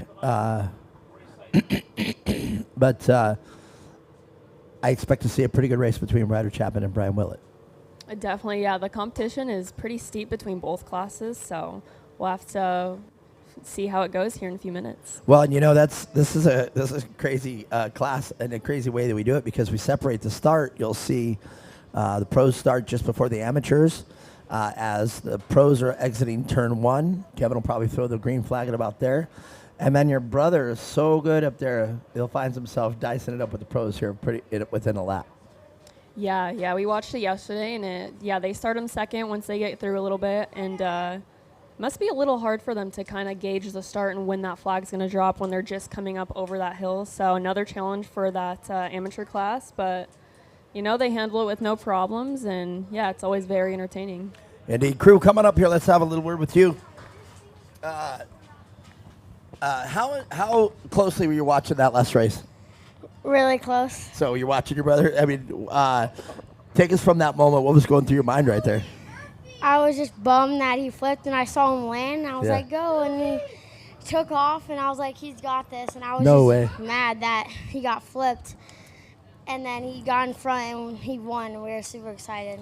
Sure. I mean, now let me ask you this: Were you mad because you think that was a malice move? In other words, you think Kyle Niner meant to do that, or mad because now he's out of contention for the race? It just seemed weird how he just went straight, but then we found out he had no brakes, so it was fine. Well, my attitude, and I was taken out by a very famous motocrosser. I'll leave nameless. He was out on the track with no brakes, and he took me out in the middle of a big race where I was probably the race of my life. And I got taken out, and I got to tell you, there were no kind words for me after that race. I went over there and said, if you had no brakes, then what were you doing out on the course? Because brakes are equally as important out there when you're racing, in my opinion. But everything happened. We're good. Everybody's good. Your brother's okay. Everybody's good. So this one's just a racing incident. But have you ever seen anything like that in off-road racing? A car roll at least 4 times, land and take off and still win the race? No. Never, ever. Can you even imagine something like that? Yeah, me either. You'd expect them to roll and get second or third, but not first. Or at least a finish. You're just happy that they were able to finish and they're okay. They get out of the car. Your brother got out of the car. Looked like that was part of the race. Yeah, and he didn't have any really broken parts. Yeah, no damage done to the car too much. You did point out the axle's floating a little bit. That could be the plunge in that axle too. But yeah, more than likely there was a pretty good impact. I also noticed about that car, and I've never noticed it. I've never been able to take a look at the car. It's got that X-up suspension. Or what is it called, that front suspension? Do you know what it is? No. So if you look at the spindle, it has the A-arms sit on it. And I think it's called X-Factor or X-Up or something like that. It's a quickener for steering. No. If you look at his suspension, the 2 top control arms actually connect to the spindle. So as it turns, it increases the caster. And it's a suspension that's used on quads and things out in Baja in desert racing. I've seen it out there. In fact, the people that have it on their quad right now are dominating the Legacy Desert Racing Series right now with that suspension. And I don't think I had any idea that the Cotter car has that on it. Yeah, I mean, you never know when it's Cotters. They got a lot of surprise, and their car's really fast. So. Yeah. Well, and we just saw it take 4 rolls and keep going and win a race. Yeah. That's gonna be quite a compliment when the Cotters come here, and I see the Cotters a lot as well. They also race out there in the desert, and I'll be able to tell them, "Did you guys watch the live track feed? What happened to your car?" So, all right. With that being said, I'm sure you're glad your brother's okay. Yeah. All right. Now let's talk about you for a minute. How old are you these days? How old am I? Yes. 11. So you're 11 years old. How soon do you think until you're following in the footsteps of Cash? Maybe 2 years. Do you guys ever get a practice together? Sometimes we'll go to track and practice. Okay, and then you're in your car and he in that one, or he in his old car or whatever? He's in his new car. All right, so do you get to learn a lot chasing him, or have you ever been out in front and led, or where do you rate? Well, I usually just try to see where he lines when I don't go out when he goes out, and I just try to follow his lines and get faster. And does it work? Yeah. All right, very good. Well, now you got the mic in your hand. You've been always great on the podium. Now, without the list, I don't want to hear a list. Who's really instrumental over there at your race team? What do you mean? Like, who puts a lot of effort in to make sure that you get to the podium? Ronnie and Jesus. So tell me about Ronnie and Jesus. What do they do that's so outstanding? So, they work for my dad, and every time I need something, like if I need tear offs on my helmet, they'll go ask other people if they have any, and they'll just if I need something, they'll always be there. So they round everything off. So they take care of the small details, and they're not necessarily small. I mean, the finer details. How about that? Yeah. And they get it done for you. Yeah. That's a big deal. You know what I mean? I mean, there's so many things in a race team that can end their weekend. Yeah, last season when we were at Blythe and Cash broke his belt, we're up until 2 working on it. No way. Well, then that's a great thank you. If you could, look into the camera and then tell them thank you. The camera's right there. Tell them thank you. Thank you. All right, very good. All right, Mia Chapman, man, Crew Hart over here. And Crew, go ahead, hand that microphone back there. Great interview there, my friend. And he says, man, he's got 2 people up there, Ronnie and Jesus. They get it done for him on the team. That's good to have somebody on the team that will round it up. We have one in our crew. His name is Mama Steve. And obviously we call him Mama Steve because he always takes care of everything we need. Let's do it on what race do you want to do? Oh, you want to do this one? I'll tell you what I'll do. We're gonna do three commentators. Let me get a mic real quick. I definitely want to interview you too. So.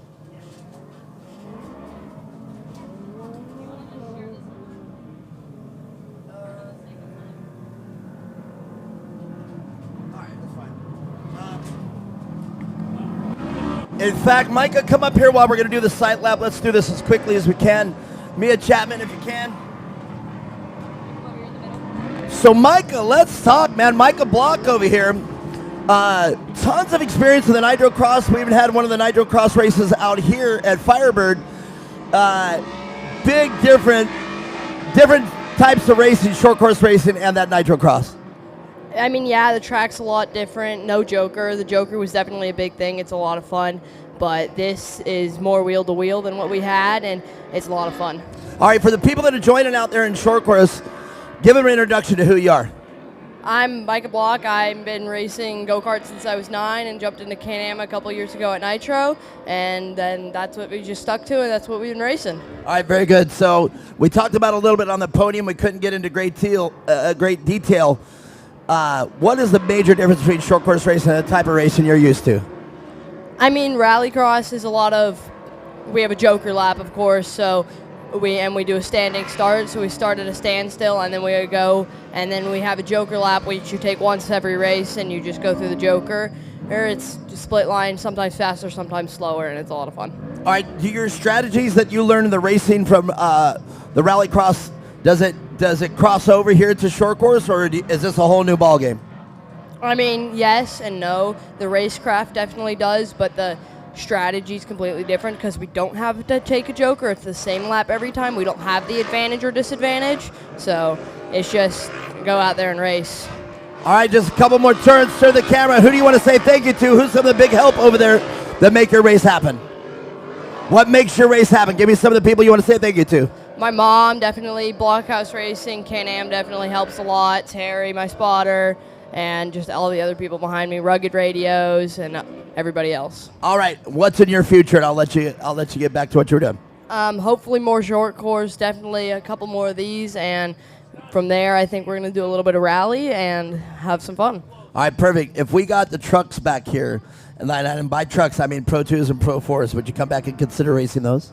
Yes, definitely. I'd love to jump into Pro 2. Yeah, that's my dog. Michael Block, everybody, great having him out here. And you got your races coming up. Tell everybody your race that you got coming up. We're racing in the Pro Turbo at who knows what time. All right, well, coming up. Very good. Michael Block, everybody, we're on schedule. Casey Kane yelling at us. We're on schedule. Mia Chapman, Michael Block. So great to hear from him. It's so awesome to have him out here racing. Did really, really well yesterday for just jumping into it, so we'll get to see a little more of him later. I mean, absolutely, Mia Chapman. It is great to have a young man like him back out here, and we know the story. But it's just great having Michael Block out here, and he's used to rally racing. Both starts were perfect. The pros are out front getting into turn 2, and the amateurs on their direct start in his business right back to normal. Ryder Chapman out front with Brian Willett right next to him. And it is the Greco car of Carson Greco, 1, 2, and 3. But back up to the pros, TJ Sievers. No problem fighting himself out front. Ryder Chapman now with Carson Greco right behind him. Got around Brian Willett. Ryder Van Beekem wants TJ Sievers in a bad way. And they're willing to swap a little bit of paint to do it. It was tight racing between Sewers and Van Beekem yesterday, so I'm sure today is going to be an even better show. Amateurs are following really closely behind them, so we'll see how they end up as well, but I think we're in for a good race. Absolutely. I mean, TJ Seaver is amazing to see how he's progressed throughout the years. Finds himself here at the front of the pro race. Ryder Van Beekem, no slouch either. Ryder Van Beekem, very experienced. We got that smoke coming back from TJ's car again.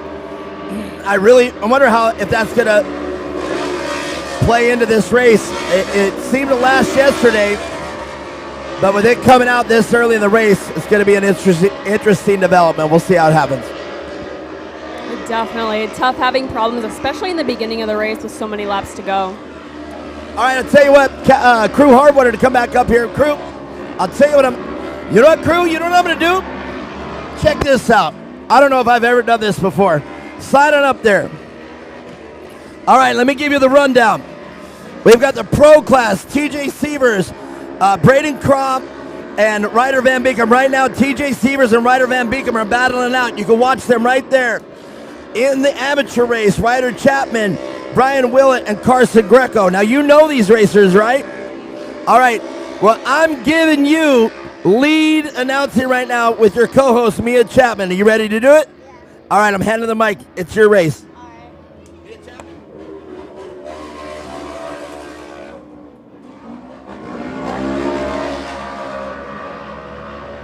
What a race so far. A little bit of a smoke coming out from our pro leader right now. Hopefully that's not too catastrophic of a failure, but Ryder Van Beekem following very closely behind. Hopefully we'll get to see a battle out of those two today. Let's jump on over to the amateurs. Ryder Chapman out there in the lead right now with Carson Greco following closely behind. Now there's a lot of chaos in this class. 2 different classes, similar cars running on the track at the same time. What are your thoughts on it? I think it's actually pretty nice to see like what cars will battle with others. And it's cool that like Ryder had a bad day yesterday and now he's up here trying to fight for first. Very well said. I definitely have to agree. A lot of action going on so far. I do believe this class does have a mandatory yellow too, so that should shake things up quite a bit as well. They tend to get a little bit crazy here. Yeah. How do you feel that? Do you think it's scary when your brother gets like battling with somebody? Do you think it gets scary for you? I think I'm used to watching it at this point. A little nerve-wracking, but they always put on a great show. They're talented drivers, just like your brother. Just kind of got to trust what they're capable of and let it unfold. Yeah, he's having a good battle right now with Greco. He's waiting for a mistake, but Ryder don't really make mistakes on the RS1, so it'll be hard to get around him.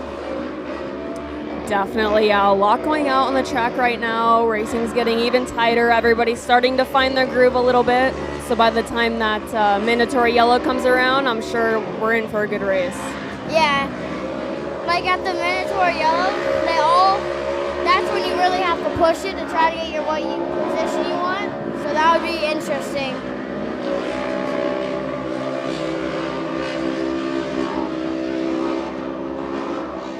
especially if like our riders just crawl. It's nice to see like if they'll get held up or they'll get past them fast. That's definitely a factor to consider. You always want to get around whoever it is quick and not get held up too much, but when you're passing someone that's not in your class, you definitely got to have the patience. Yeah, like in the beginner class, Stetson and Whiteman tried to go around a lapper, and Grayson was right on him. And Stetson didn't go inside, and Grayson got around him, and it went south from there. Definitely, yeah, that's a great example. You always want to try to play it as smart as you can. Sometimes that doesn't always work out. That's just part of racing, but yeah, it seems like these drivers are having no problems so far. I believe Ryder Chapman and Carson Greco got around Braden Craw. A little unusual for Braden Craw. Usually he's up there within the top 3, so I wonder if he's having and battling any problems out there. Yeah, I mean, yesterday Greco pulled off and nobody knew why, so we'll have to see on the podium. I think they're going on caution next lap.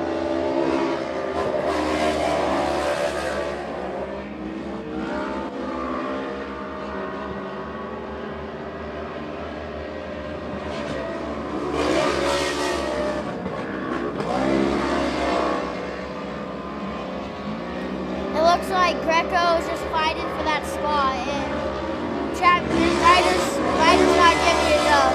It's just right there, ready for a mistake.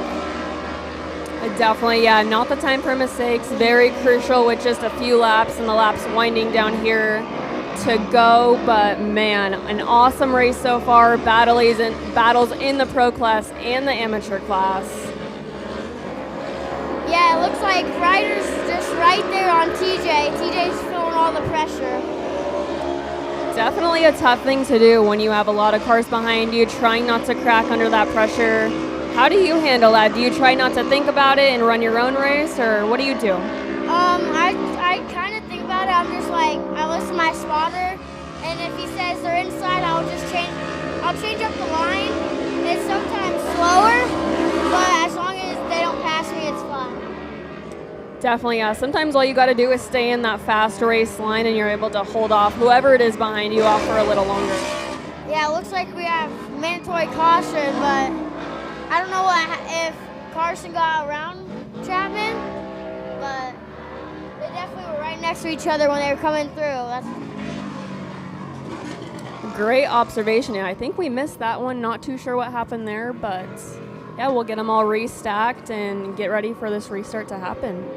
Yeah.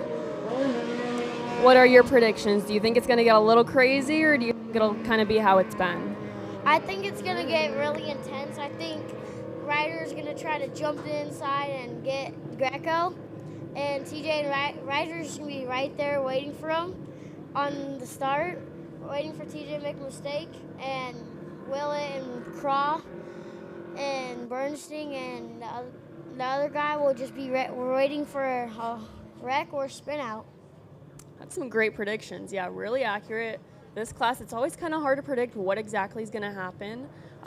Very fast, talented drivers in this one that all want the same thing. So looks like they're coming around this last turn back here, and we'll get this started back up soon and see what happens. Yeah, like yesterday it was really intense because Ryder went into the back of, I think, was it Greco or TJ? Ooh, I don't remember.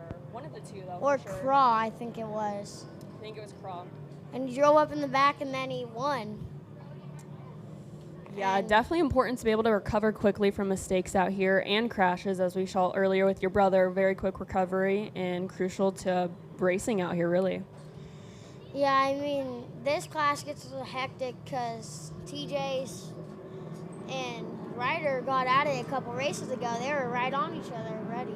Absolutely. Well, we're getting ready to go green here in just a second.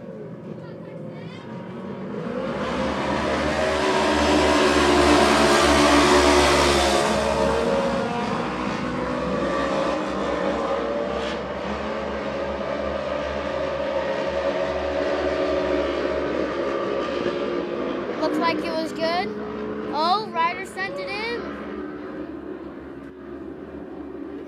where it gets crucial because Ryder and Greco are really going for it now.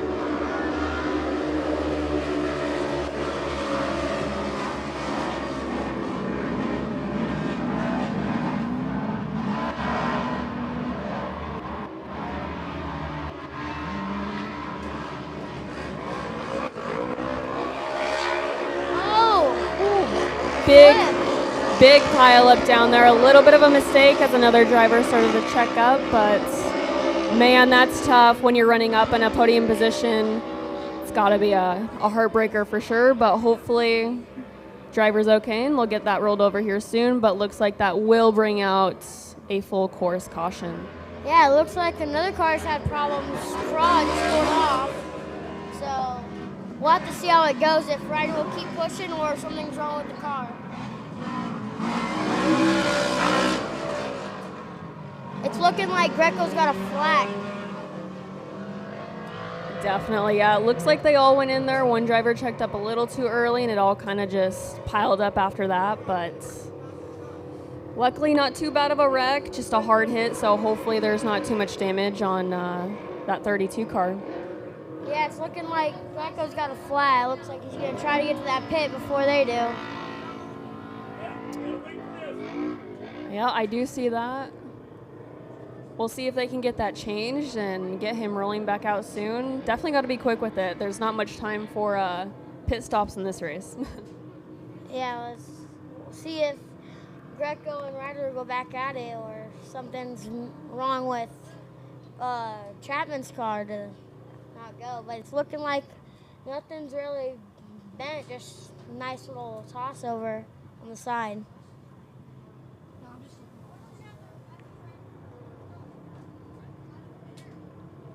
But it's just really hectic. Yesterday was really hectic too. Definitely a lot of drivers in this class, so it can definitely have its crazy moments like we just saw here, but appears to be all drivers are okay. A little bit of damage, but should be able to get them rolling out here soon. It's looking like everything's okay. They're just checking out the car. All right. It's looking like he might be good. I do have to agree. Looks like he'll probably try to join the back of the field and take that green flag here soon. Yeah, it looks like he's just probably switching the buttons to get his power steering four-wheel drive back. Doesn't look like there's any flats or anything, just nice little side. But with leading, that really hurts.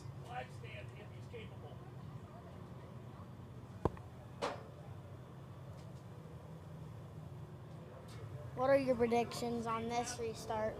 What do you think is going to happen? Well, let's see. We got 3 to go, 3 laps to get it done.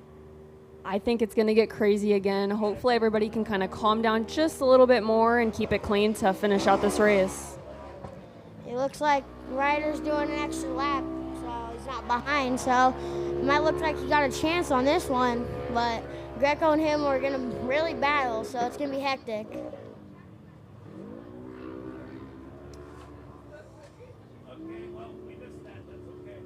Looks like he's putting his laps down, getting back used to the car.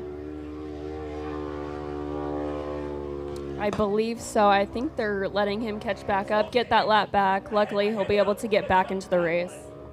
Yeah, it's looking like he's fine. He doesn't look hurt or nothing. He looks good. See what he can do on this restart. But keep in mind, there is 3 laps, so, and Greco and him will be in the back, so that'll be pretty hectic to get up. Yeah, I definitely have to agree with that. Not too sure if they got that Greco car back out and rolling, but we'll see as they come around this last turn on if they were able to. It looks like Willett had to go in the back, maybe. That's what it's looking like. Or he might pull it off or something was wrong, so we'll see if he comes up. Oh, no, Willett is up.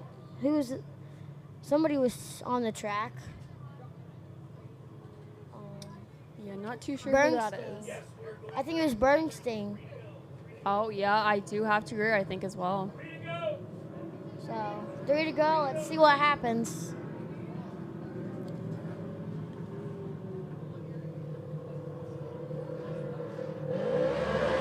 Green flag flies. Let's see if we can get through this first turn clean with no issues.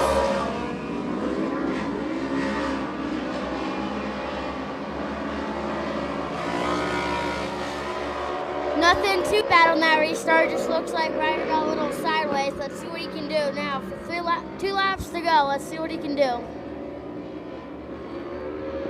Looks like that 1917 is having problems. Looks like a bent tire.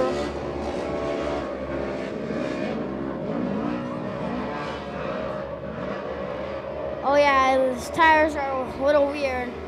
Bursting's having problems. But Ryder's back in it trying to fight.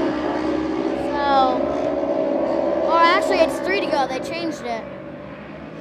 Oh, looks like it's a little slick in that corner. A lot of people are kind of getting their tire up in that fluff. So, will Greco make this run on Ryder?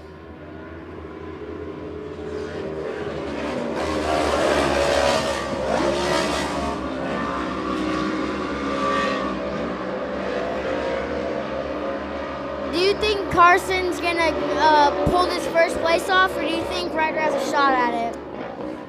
Man, I don't know. This one's a hard one to predict. A lot of talent, a lot of, every driver wanting the same result. So we'll have to see as it winds down. 2 laps to go. Hopefully with no catastrophic issues, they should be able to finish this out pretty well. But looks like now Sewers, Van Beekum are leading that pro class. Greco, Chapman, and Bernstein in the amateurs. It looks like Greco's just going, and TJ's Ryder's giving TJ a run for his money, and make sure, and he's putting a tire in there, making sure TJ knows if TJ makes a mistake, Ryder's gonna be right there to correct it. It's gonna be really tight on this last lap, right? It might be white flag, yeah. White flag.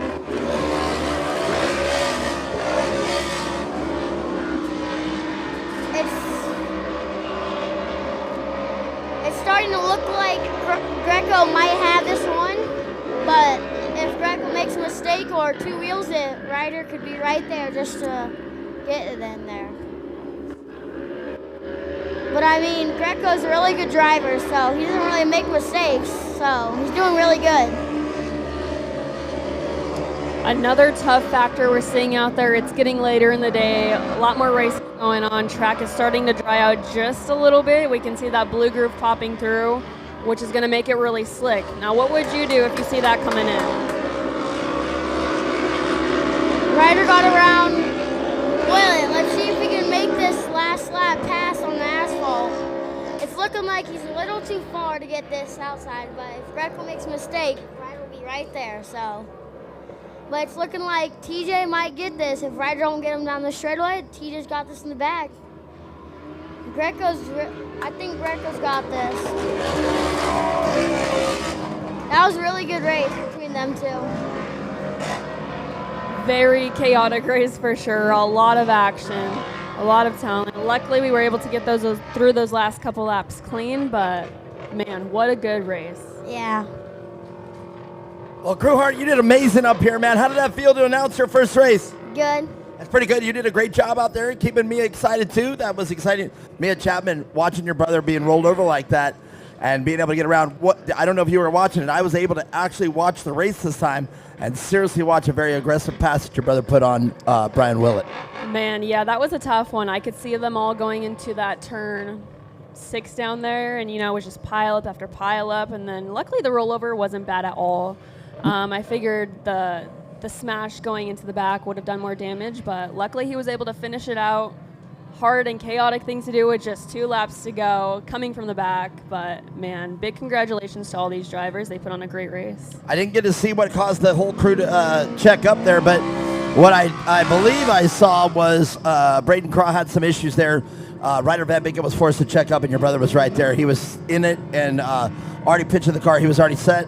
And, couldn't lift in time to not collect the back of Ryder Van Beekem. So, again, I don't think there was a racing incident. When he did flip, he did take a punch, but it apparently didn't hurt the car because the way that it just railed around Brian Willett, that was amazing. That was some really good driving right there. Absolutely. I couldn't agree more. Crew Hart, awesome job up here. Great to have you up here. Yes, indeed, that was. Good job for you too, Mia Chapman. That was awesome. That was fun. It was neat to kind of step back and watch the race and see what we do. Well, we're going to talk with these drivers. Let's do it.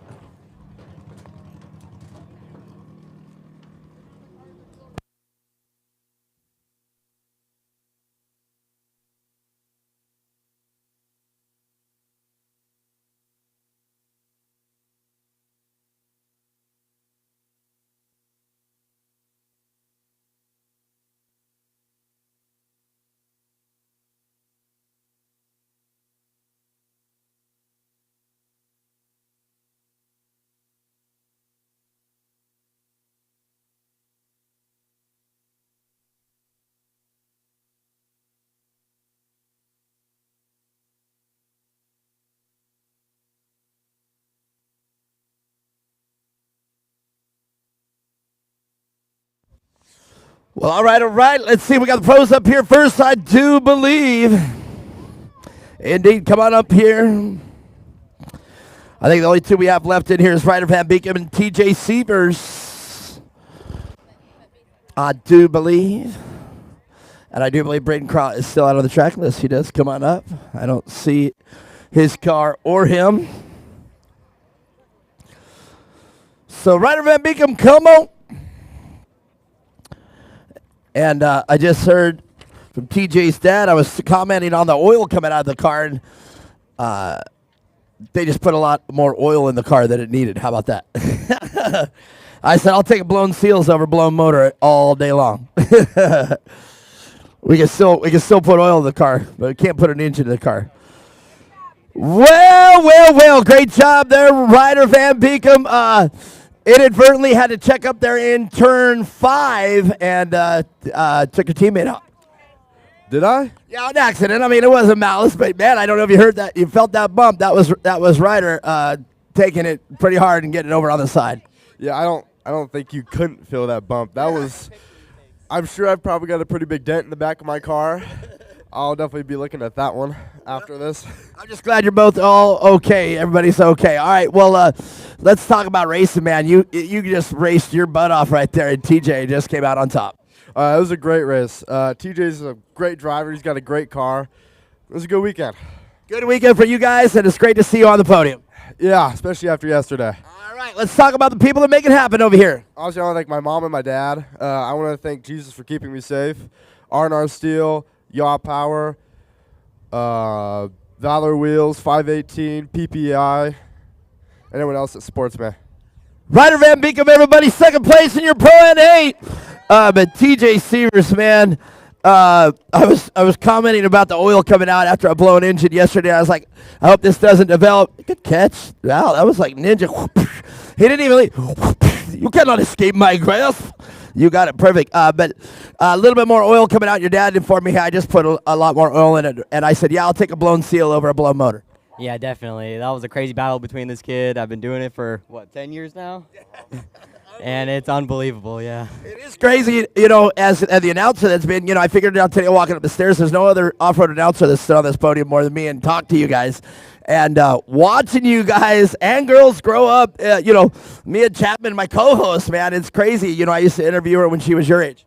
Yeah, it's definitely, everyone's all grown up and everyone's different now. Well, I'm just glad to see you on top of this box. Congratulations. All right, let's talk about the people that make it happen for DJ Sievers. I'd like to thank our Lord. He helps us every single time, make sure we are all safe. Polaris Razor, R&R Steel, Rob Muzzy, Mayru, DX Star Valor, Steel Savers, ZRP, 12 West Brewery, AZ Solar Wave, Baja Racing Gear, Chance for spotting, and everyone else. Thank you for all your support. Well, I'm going to get off this podium real quick. I'm great to sit there, and that is your pro. And Braden Crow was up there, but had to retire early. Great job, you guys. Well, let's get the amateurs up here. Brian Willett, Ryder Chapman, Carson Greco.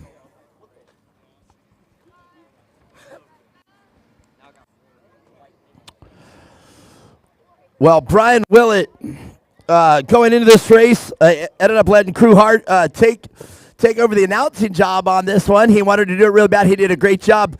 But, man, what I was witnessing from you is the Brian Willett that I know and love, man. You are consistent. You are smooth. You are straight. Could not believe how aggressive that pass was the Ryder Chapman put in coming around that corner. Yeah, I was just trying to keep it planted until the halfway point because I knew it would get messy, and then it did, and I was able to get out in front. Was able to maintain for a bit, and then Ryder Chapman comes around and pushes me into some tires. Well, you know, watching that race, though, it demonstrates how equally matched everyone is in this class right here. You guys are within split seconds of each other. It's one of the most exciting races to watch of the weekend. Yeah, if we stay consistent, we'll definitely just be like grouped up the rest of the race. Swapping the rest of it. All right, I can see that you're emotional over it, but let's talk about the people that make it happen. I'd like to thank IMG Motorsports, RMG Motorsports, Benchmark Performance, Willett Motorsports, and my family. Brian Willett, everybody, a man that is very passionate about off-road racing, did a great job at Ryder Chapman. A little bit of hard luck out there. You're leading, and unfortunately, Ryder Van Beekum got a little checked up there, and you were the recipient of the hard luck there. Yeah, first place checked up, and then nobody in front of him. Second place checked up, and then boom, was right there. It was already sideways, so couldn't stop. Tough luck happens. Well, you know what? You did a great job getting your composure back together and getting into second place. That was just an amazing pass, man. You committed into that corner, you stayed into it, made the pass. Yeah, just set it in there, floored it, and just said it's either going to work or it's not. The track was horrible today. There was no traction absolutely anywhere. We were spinning everywhere with the bites on. So next round, I'll come back out with the slicks, see what they do. It was an all right race for what it was. Was able to come back and do what we could. If we had more laps, been able to make it back up the field. That was pretty much it. But I want to thank my mom, my dad, Extreme Machine Fabrication. Big thank you to Jimmy with them arms again for this weekend. We were scrambling last minute to get them. He gave us to him. So thank you for Jimmy for that. R&R Steel, Rob Muzzy, E2R Shocks, Rugged Radios, and Matt and all the pit guys. God for keeping me safe and core. All right, very good. That is Ryder Chapman, second place, but Carson Greco out top. Did you even see anything that was going on behind you? No, not really. I mean, it was crazy. You got out there and you ran your own race. Yeah, I was trying to keep up with Ryder and TJ. All right, I mean, that's the way to do it. All right, let's just get right to it. Let's say thank you to the people that make your race program happen. My mom, my dad, 2X Motorsports, R&R Steel, Evo Mode, and Brandon for tuning my car. 518 Designs, and an awesome pit crew for helping change that tire. All right, you got 11, 1, 2, and 3. Carson Greco, Ryder Chapman, and Brian Willett, your amateurs in the NA. All right, lots of races coming up. Look up. Mia Chapman is not up there. Stick around. We'll let you know who's coming up next.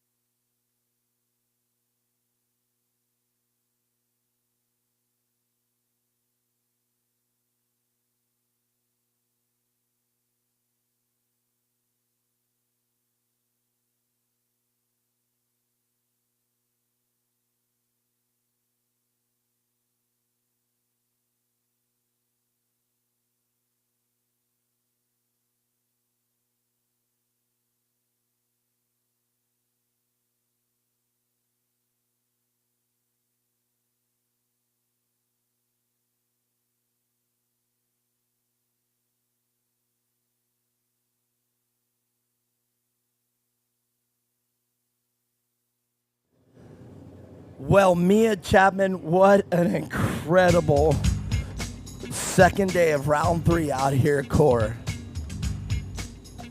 Definitely, yeah, a lot of action, a lot of racing going on, really, really tight racing, which makes it easy for us to do our job, but yeah, I have a feeling this one will be Same action pack Oh for sure. man, here we go. The SR1s, and if you guys have not been paying attention to the SR1s, these cars simply amazing. Made by Weller Racing right here in Chandler. They're based off of a Rhino chassis.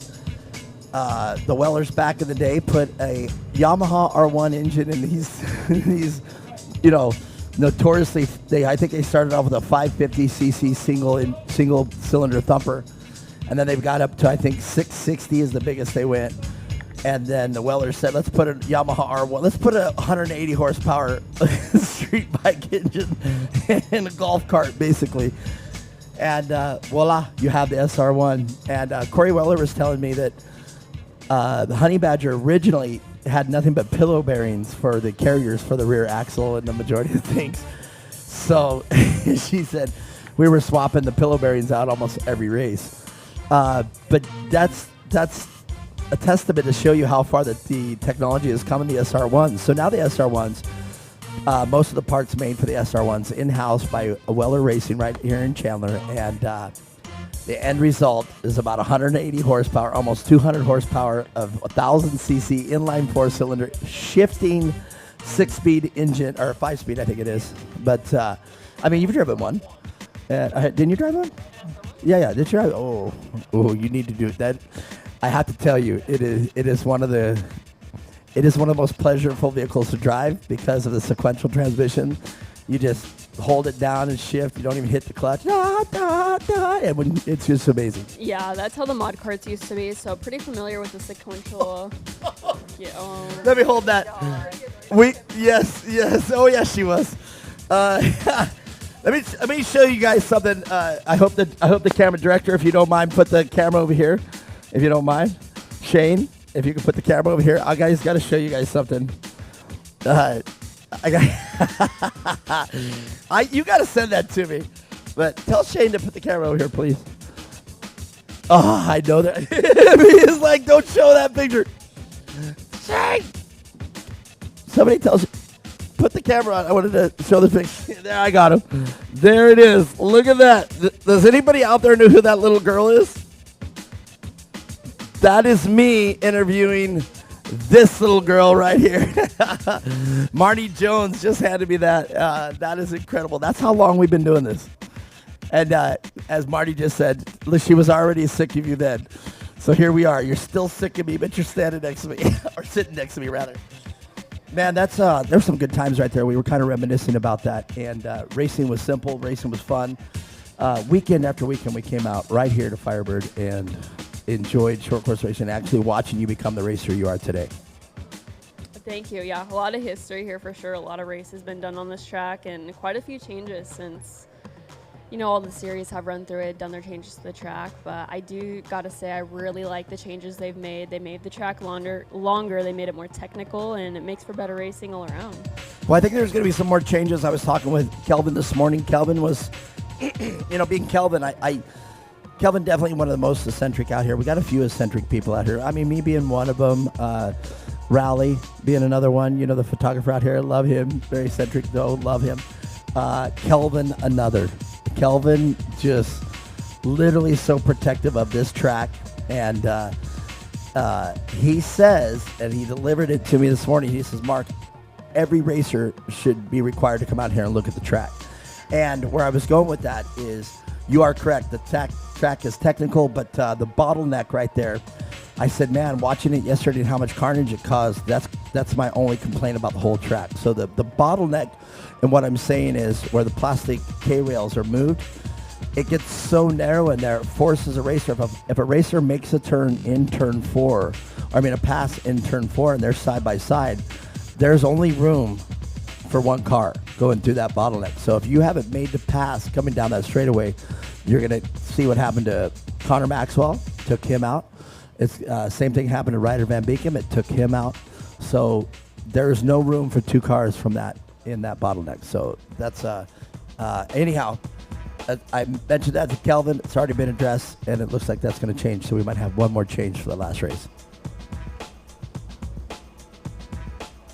Well, what a weekend. Crew hard up here. You know what else I liked about seeing you and Crew up here is how much you took of that. You you set the pace on that race there, and I really liked hearing that. It was really cool putting in my earbuds and just listening to it. You know, it was a little delayed, but I still got immersed in the racing action, so that's what was important. So I hope, crew, if you're out there, that you really enjoyed it as well. Might just fire you and hire crew. I Hey, don't know. you know, it's been known to happen, and actually it's happened out here. I got accused of wrongful doing, and they let me go. And the funniest thing in the world, they let me go, and I came back and said, okay, well, then I'm just going to go racing. So we had a race out here, and I was able to race it. And during that race, they had monster trucks going on at the drag strip. And apparently the announcer couldn't handle monster trucks. So they came over here, and I was already done with my racing, still in my fire suit, still dirty from the race. And I went over there and announced the monster truck show in front of 10,000 people in my fire suit. Now, back in the day, I had some good sponsors, BF Goodrich, Ford, and Erratic Behavior. So my fire suit it was pimp. What can I say? It wasn't Red Bull, but it was Erratic Behavior. Yeah, no, it was definitely awesome having crew up here, getting him more comfortable on the mic and calling out the races. Seemed like it came very natural to him. He sounded really good, so always fun to have the kids up here. You know, I don't know what possessed me to do that, but I was just sitting here, and I said I'm going to wire up a mic. I said, you know what? No. You know what I'm going to do? I'm going to throw you both in the fire and just go for it. And you guys killed it. That was awesome. That was awesome. I'd like to see you. Well, I mean it as, you know, let it go for, you know, release or take the training wheels off. I don't know. For you and him. Not really you, but him. But yeah, look at her. Yeah. I think I did something yesterday, and I got the eyes from Mia Chapman. I mean, she's up here now. She's off the mic. You can't hear me. She said, "Watch yourself, Bart." You know I love you, Mia. If you don't know it, Mia, I love you guys. I love every single one of you, all the way from Luke Knupp to Connor McMullen to you, Riley Pearson. Riley Pierce, the turtle. We've actually locked horns politically online, and I thought she was going to let me go after that. I'm like, what the hell? You can't do that, Riley. You can't do that, Turtle. I told Turtle that. Watch your mouth, Turtle. We're friends. But it's neat to see you guys all growing up and becoming the adults that you guys are. Oh, let me have that phone right there. My telephone, please, por favor. I left it there like a dummy, like a silly guy. Well, Mia Chapman, the SR1s. Paul O'Brien been in control all weekend long. Paul O'Brien, back when we had the fields of 20 SR1 cars, definitely one to be reckoned with. Brandon Nelson, Corey Weller, even Jason will ever come out here every once in a while. Brian McCormick, the lone CBR 1000 engine out there during that. I mean, the glory days of SR1. But Paul O'Brien, you knew if Paul O'Brien was in that field, you really had to keep him. You really had to keep the eyes on him, because he would make his way to the podium very easily. Definitely, yeah. It's always fun watching the SR1s and just seeing all the guys kind of battle it out and really just have fun with it. They're always so happy getting up on the podium. So, yeah, definitely one of my favorite races to watch. Well, we were talking about it earlier, and I didn't get to finish it, is that the SR1s at one point were actually in the national lineup, and they were able to come here and race a couple national events for Lucas. And on this track, they were only 2 seconds slower than the Pro 4s. Now, as we know, you need to Marty, you need to send me both those so I have some blackmail on Mia Chapman. Mia Chapman said, I'll find your blackmail quickly, son. She's like, go for it. You already got it? I know I have one. You know what?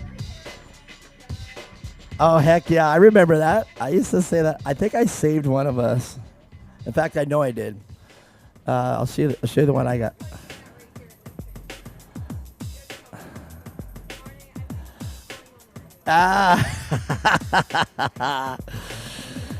Mia Chapman, you were so loved, though. You were definitely one of the names that people would love to come see and watch race. You were very dynamic, very emotional sometimes too, though. You were so passionate about racing. It was really incredible to watch you race. And I always knew that if you were in a race and you barring any problems with the car, you were definitely going to make it. Oh, here, I think I got it right here. Hold on.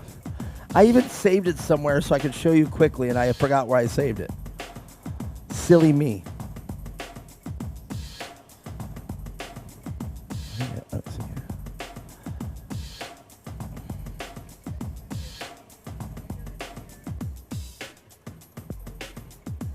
There's a picture of me floating around interviewing Ryder. I mean, Ryder looks like he's 2. I mean, we know he's not, but I mean, it's just my big old 230-pound frame hovering over this little boy, and he just got done racing.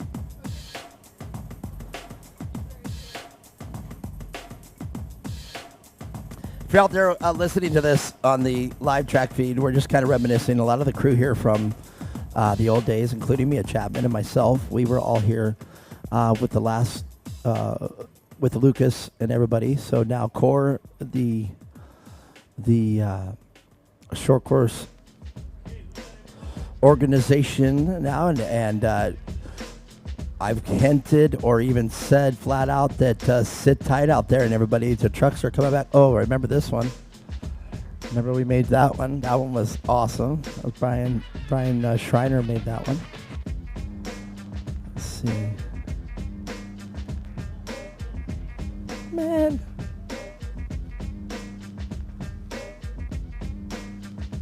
I wonder if I put it in my picture of me. I think I did.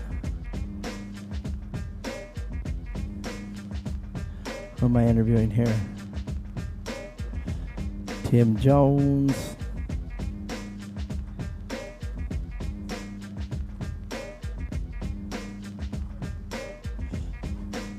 We didn't even have a podium then.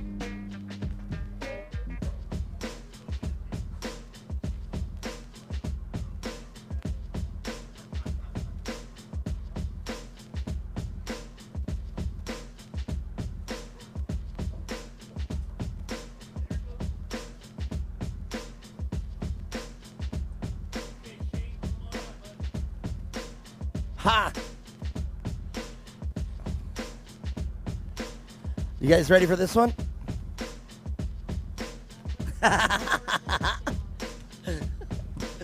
There it is. I know. She don't tempt her. She will. She will. There it is. Great job. All right, enough on that. I found it. Here we go, Mia Chapman. The SR1s. They will take the green flag first. Paul O'Brien leading into turn 1 first. They all tiptoe through turn 1. Larry Hayes to the outside trying to make it work. The old man Scott Webster on the outside of Charlie Etheridge. Terry McBroom with the car number 169 of Michael Anderson to the outside will take that second. And Dan Hearn in a desert car taking all the desert stuff out here and racing in the short course.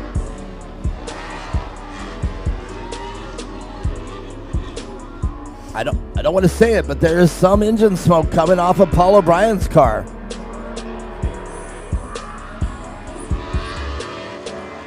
Oh, I'm afraid Paul O'Brien is going to go up early. That's not going to make it.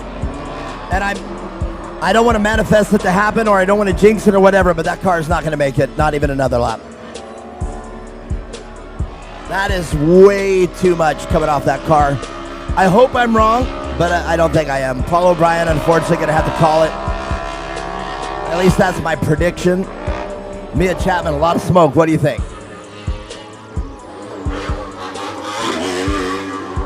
Yeah, I'm not too sure. It's hard to really tell what the problem is from up here. You can't really see too much, but car's still going, so I guess run it. I mean, at some point here down one of these straightaways, he's going to look down at the, yeah, he's already pulling over right there. Lost power in turn 2. Paul O'Brien, I didn't want to, like I said, I didn't want to jinx it or anything, but that's going to hand the lead over to Larry Hayes. Larry Hayes been consistent this weekend, but he's got a vet behind him, Scott Webster, and Scott Webster's hard to beat in the SR1 class.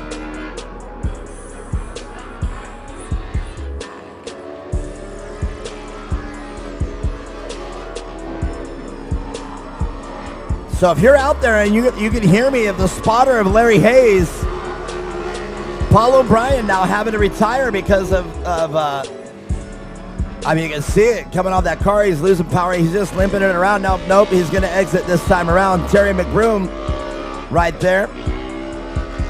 But tell Larry Hayes he's got Scott Webster coming up on him.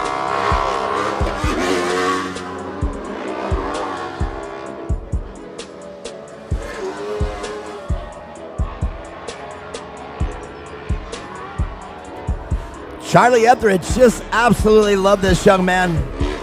I love to hear him. I love to hear him talk. You know, you hear an accent, but man, Charlie, he just really pours it on. He's got it. And it's that country charm. Have you ever seen that? You ever hear about that country charm? You know what I mean? You just hear that accent and you just automatically want to be kind. Tough break for Paul O'Brien. He's trying to get the laps in. What a tough break.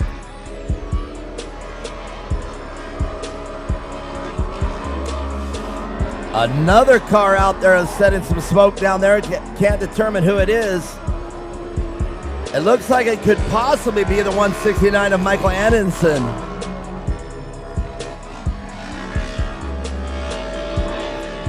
Terry McBroom, though, out where he feels comfortable, out front.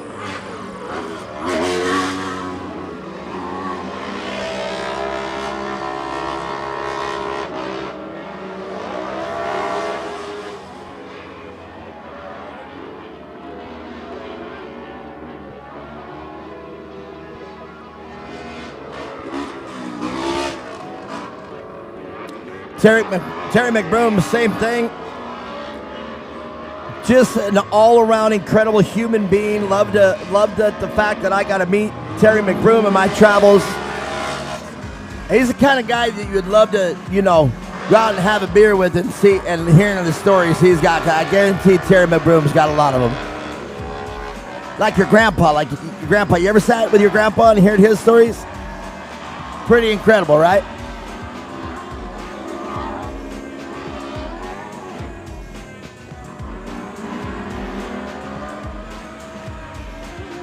Dan Hearn out there going into turn 3. He's got Steve Hansen right there next to him. And Steve Hansen, the way I met Steve Hansen, a terrible end-over-end rollover in that car. And he was okay. He landed and took off. Same thing. But his was end-over-end and landed. It took Steve Hansen. Charlie Etheridge pulling off as well. And then there are two. Scott Webster.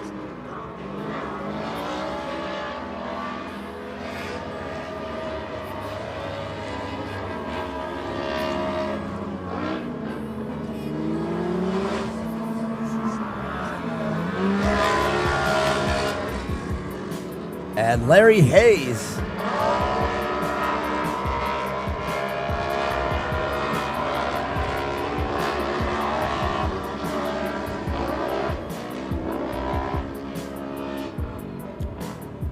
So I'm assuming that Paul O'Brien is just going to be out there to get his points that he wants to chase down this championships chase.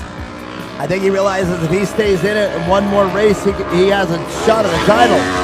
And if you think about it, so many of the SR1 cars are in, out, and in and out. That's actually not too, that's not a bad idea for Paul O'Brien to get as many laps in as he can.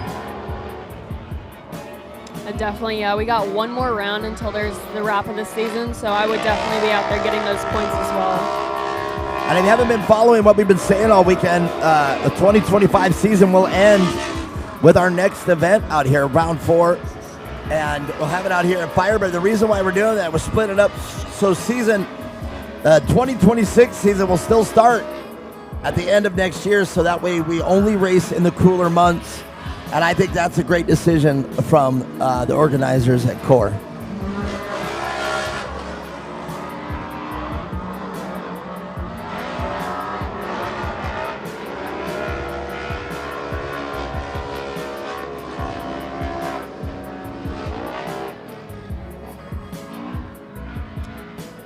So I'm going to go out on a limb and say that I would think that the coolers that are in the back of an SR1 right there, where the rear of the car is, it would be safe to say that those are the radiators. And Paul O'Brien's car, you can see there he has a dual fan setup instead of the single fan like Scott Webster and Larry Hayes and even Charlie Etheridge. If you look at Paul O'Brien's car, there are two.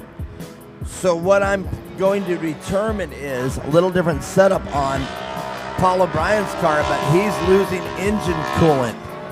So I would assume what he's doing is waiting for the car to cool down, get as far as he can go before it gets up to temperature, letting it cool down again, and he's probably going to do the same thing here from the position he's at. I can only speculate that, though. So that's just an opinion, an observation that I see that's going on. Larry Hayes and Scott Webster, all they got to do now is race each other, and they're going to battle it out for who's going to be first or second. Now, in the amateurs, Terry McBroom, or the vets rather, Terry McBroom just being dominant as usual with Michael Annenson right behind him. And look at that, Dan Hearn with a real third place for Daniel Hearn.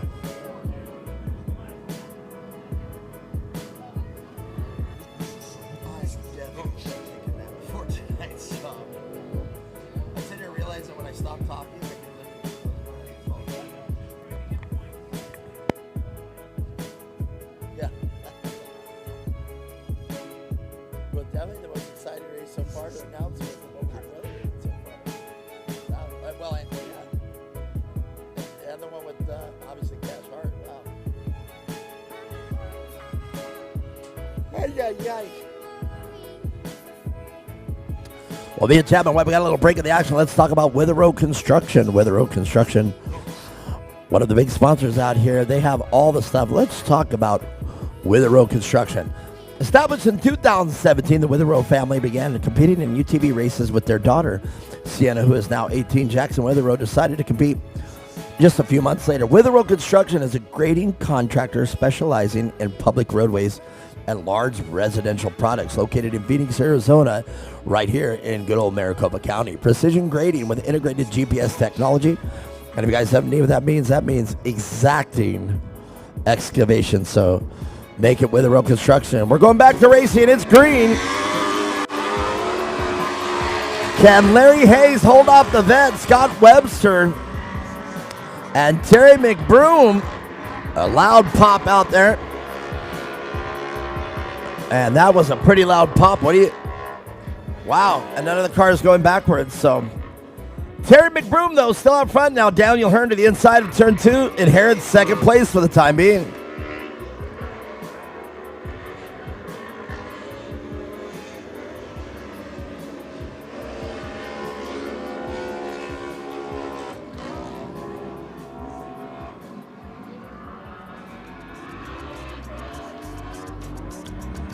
What a rough place to be there for the last car in that lineup.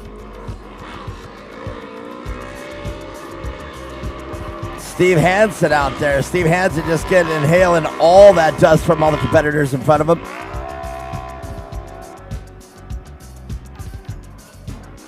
And Paul O'Brien once again on the move for much needed points. Made it back over here to inside of turn 1. Charlie Etheridge out for sure.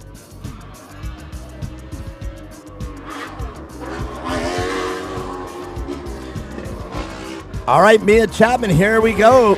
Scott Webster knows this track turn for turn. One of the vets out here. Coming out of retirement, getting that SR1, coming out here and racing.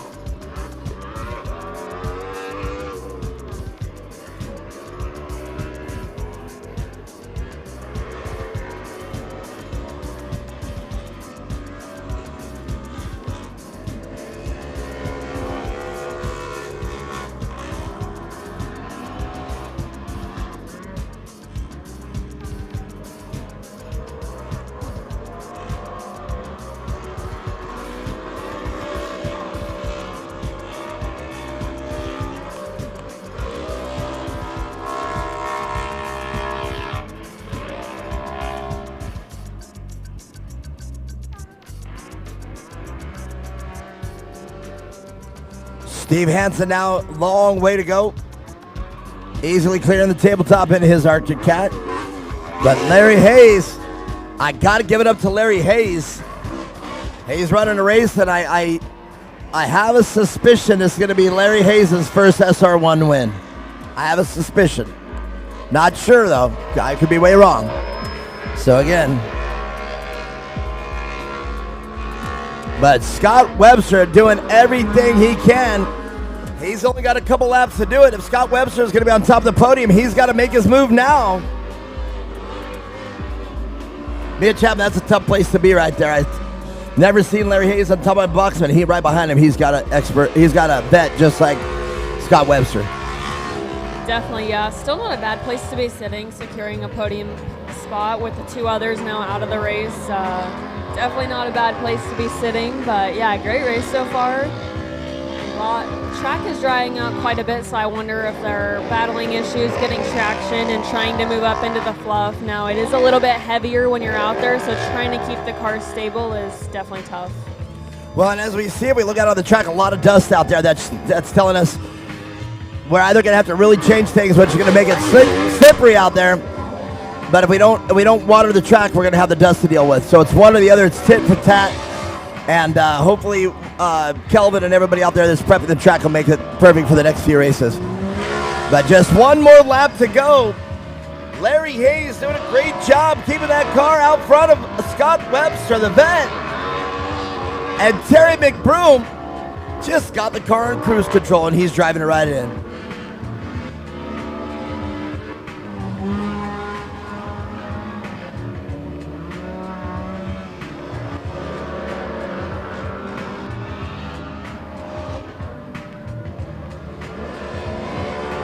Me and Chapman, I don't know about you. Sometimes I look out there and watch the racing, and sometimes I just wish that was me holding on to that steering wheel, setting it up into turn one. Absolutely, yeah. Looks like a lot of fun out there, especially on the new track. I definitely would love to get out there and run some laps sometime. That's the girl. That's something we can agree on. All right. Paul O'Brien able to let that car cool down. I think he did the right thing out there and getting much necessary points. And if Paul O'Brien can get it to the checkered flag, he will finish third on the podium. So good for him. Smart move. Terry McBroom easily winning the vet class unofficially. Dan Hearn in second, and the number 717 car, a name we haven't been able to talk about, and that is... Well, there you go. A car we don't even have. All right. And there it is, Paul O'Brien coming in with that car steaming, smoking, or whatever. We'll find out what's the deal with that car. Congratulations to everybody out there. We'll talk about Weller Racing right now, too, before they come on up here. Weller Racing out of Chandler, Arizona. Weller Racing specializes in the development of UTV parts and the custom SR1 class that you just watched. Brands include Can-Am, Polaris, Honda, Kawasaki, and Yamaha.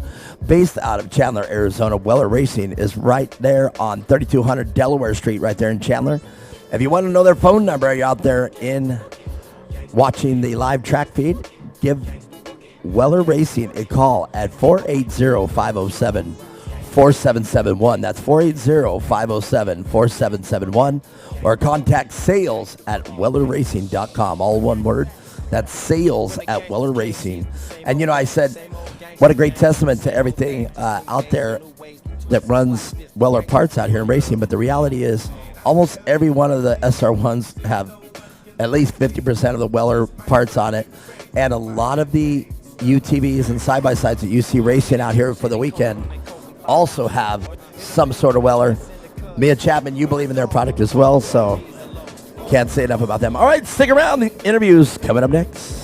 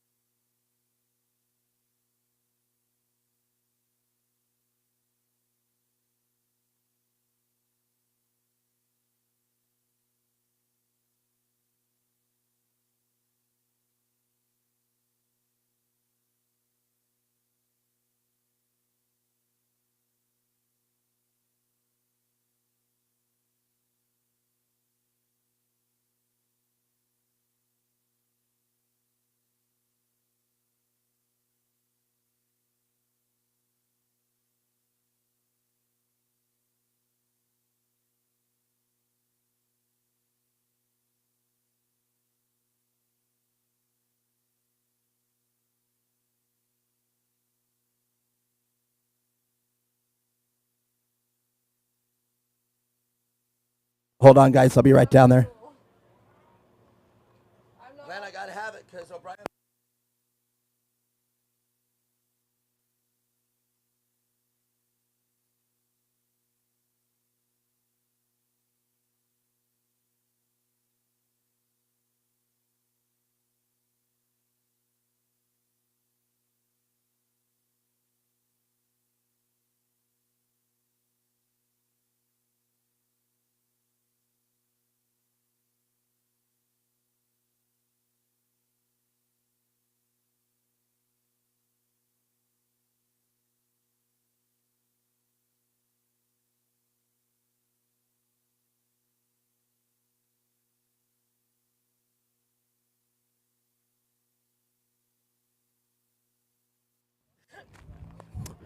All right. I'm going to do this the best I can here. First of all, I'm going to state once again, one more time, I am just the mouth. I am not an official, okay? I just announce it how I see it. For me, 4 laps were done by Paul O'Brien, 4 laps were done by Charlie Etheridge. For me, if you are there at the checkered flag, he is third place. The system, we're checking the rule book right now. It could possibly be Charlie Etheridge because he completed 4 laps before you did. So we're working that out. So for now, we're going to interview you. For me, you are the winner because if this was a motocross race, you'd be third place, okay? So everybody got that? So this is just a interview. It could be a formality or it could be for real. All right. Man, I didn't want to call it this way, though. Paul O'Brien saw the smoke coming off the car on the very first lap. Yeah, right after I took off, Tree saw you're smoking. I'm like, oh, that's weird. And then I said, I'm going. We'll make it. And then within a lap, I saw 250, 260. I'm like, it ain't gonna make it. And those cars, once you see 240, you know they're about done. So I kept pulling on. When I pulled off, that was 337. I've never seen a number that big. Does the word head gasket mean anything to you? Well, or push back to the pits because she ain't starting. I don't think. Why? Who knows? Wow, I mean, and I hate to say it, that's exactly the way I called it. A lot of steam coming off that car. I knew you were overheating. And I said he's probably just letting the car cool down to get much needed laps out there. So there it was. Yeah, I had my wife. I said, get with the race director because it's very unclear because a couple weeks ago, Larry did. We thought when Lucas, you do 1 lap, you get the checker, that counts. Correct. And in this one, but the rule to me says that you need to make it to the finish. Right. That's what it says to me too. So I don't really know, but they helped out. Everyone on the track helped out. I appreciate it because all the guys, they radioed up and everyone helped. I really appreciate it. All right, perfect. Paul O'Brien perfectly said. Let's hear this. Thank you. So you want to say thank you to? Thanks for my wife. That was pretty damn stressful. We didn't know what was going on. Didn't think we'd have to deal with that. Core for again putting this on. These guys, I got to watch them battle. That was pretty cool. Yeah. So everyone here, thanks for staying out for the weekend. Thanks to everybody. All right, unofficially the third place right now, unofficially. All right, Paul O'Brien, you know I love you, and good luck with that. And to me, you got it. That's my opinion. Again, you're at the checkered flag. No, I'm not the guy, though. But Scott Webster, man, I was calling it. You were the vet out here. Larry Hayes running the race of his life out here. In fact, Larry, is this your first podium win in SR1 or no? Or with the crew. All right, fair enough. And I said, I don't know. There you go. And I said, for me, this is Larry Hayes' first number 1. But Scott Webster, I said he's got his hand full with the vet out here. Yeah, first, congratulations, Larry. He drove his butt off. No mistakes. Good for him getting that win. That was amazing. The track was different for sure. I did everything I could do. I was waiting for him to make a mistake. He never did, and I just couldn't get him. That said like a true vet right there. The track was different. Yes, it is. We're having goods and bads about it, back and forth. But some people like it. Some people obviously are having a hard time with it. But Scott Webster, great job out there, second place. Larry Hayes did indeed drive his butt off, and he got it there, got ahead of you, and that's to say a lot. Let's talk about the people that make it happen for Scott Webster. My wife, Susie, first and foremost. Derek, my spotter, did a great job. All the friends and family that come out. Network Automotive, I wouldn't be able to do this without them. So Core Racing, thanks for giving us a place to race. Thank you so much. And the Wellers for providing money. Thank you all. Thank you. Scott Webster, everybody, great job and a true champion out there. But Larry Hayes, victorious on round number 3, day number 2. Like you said, amongst this crew, that's got to feel pretty good. Yeah, it's great. I'll take this one to heart. Been chasing these guys for 8 or 9 years, and finally got up to pace with them. So it's amazing. Well, you definitely earned it. You'll hear me call it. I set it up there. It'll be the first one that I can recall of you being on top of the box. And these two are no slouches, man. And he was overheating because, as you know, he's tough to beat. Yeah, most definitely. All right, let's hear the people you want to say thank you to on your win right here in Core. Yeah, my wife Susie for spotting me and supporting me. The whole Core track crew. Calvin did a great job. The track was a blast. Yeah. Get an SR1. These cars are a blast. They're a handful to drive, and the maintenance isn't as bad as you would think. So I bet it's easier than most of the side-by-sides. Larry Hayes, your winner. Paul O'Brien, unofficially in 3rd place, and could go back to Charles Etheridge. I don't know if Charlie's got it or not. We'll see. Still pending reviews, so sit tight on that reviews. As soon as I know what happened there, I'll let you guys and girls know. But right now, we're going to call it that way. Paul O'Brien, sorry to be so iffy on that one. All right. Let's get him up here. Terry McBroom coming up here. Dan Hearn and the Riccatelli car. Vincent Riccatelli, right?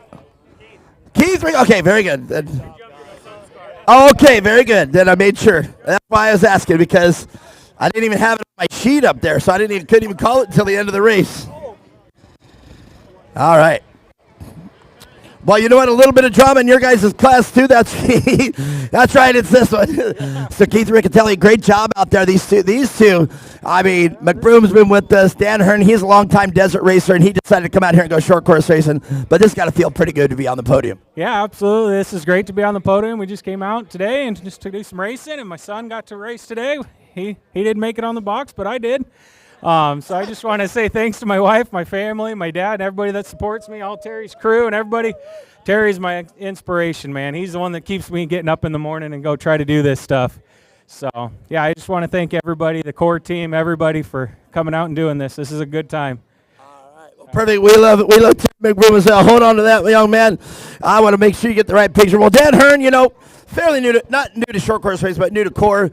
Mostly a desert racer. In fact, you're in a desert car, but second place behind Terry McBroom. That's still got to feel pretty good. Oh, yeah, it felt good. I was behind him for a little while, and then he just checked out and was gone. And I was doing everything I could do. They called me on the radio and said, oh, you lost your air filter. So I started slowing down, and I saw the air filter sitting in the track. I was like, that's not mine. And I just floored it from there. I was like, oh, I'm off. Wow, you see an air filter out there, you know somebody just bought an engine. Yeah, it looked like it was a 570 or 170, so it was too small for anybody these guys out here. Very good. All right, well, still great race to watch that old desert car without the spares on it and everything. Come out here and race. Well, let's talk about the people that make it happen over here for you. Jaden Gerber, Lone Star Racing, of course, my wife, my kids, VP Racing Fuels, D&M Racing, and Pickle Juice. Bang, bang, bang, just get it out like that. Well, one of the most beloved drivers, at least for me, Terry McBroom out on top again. You know I love you, my brother. And it is always great to see you on this box. I like to be up here. It makes me feel good. I got some good competition. I miss Ricky today. We had fun yesterday. I like running with them SR1s. It's a blast. I want to thank all my family and my friends. I met a lot of new friends out here. Thanks to Riccatelli's working on my car, along with Daryl. He's a better mechanic today than what he was yesterday. And I want to thank all my sponsors, Core Racing. They do a damn good job. They work hard and very dedicated. I want to thank Metro Traffic Control, DBA Construction, Apex Trucking and Cattle Company, and Ozza Contracting. And the one I really want to thank is the good Lord upstairs. Amen. Amen. Woo! Terry McBroom, everybody. We love him. And, man, Core Racing, what would we do without Terry McBroom? Great job, everybody. Mia Chapman, what a day of racing and a lot of things happening out there. But let's keep the racing action going. We got a few more races to go. A great one for sure. We have the Pro and Amateur Turbo class coming up next.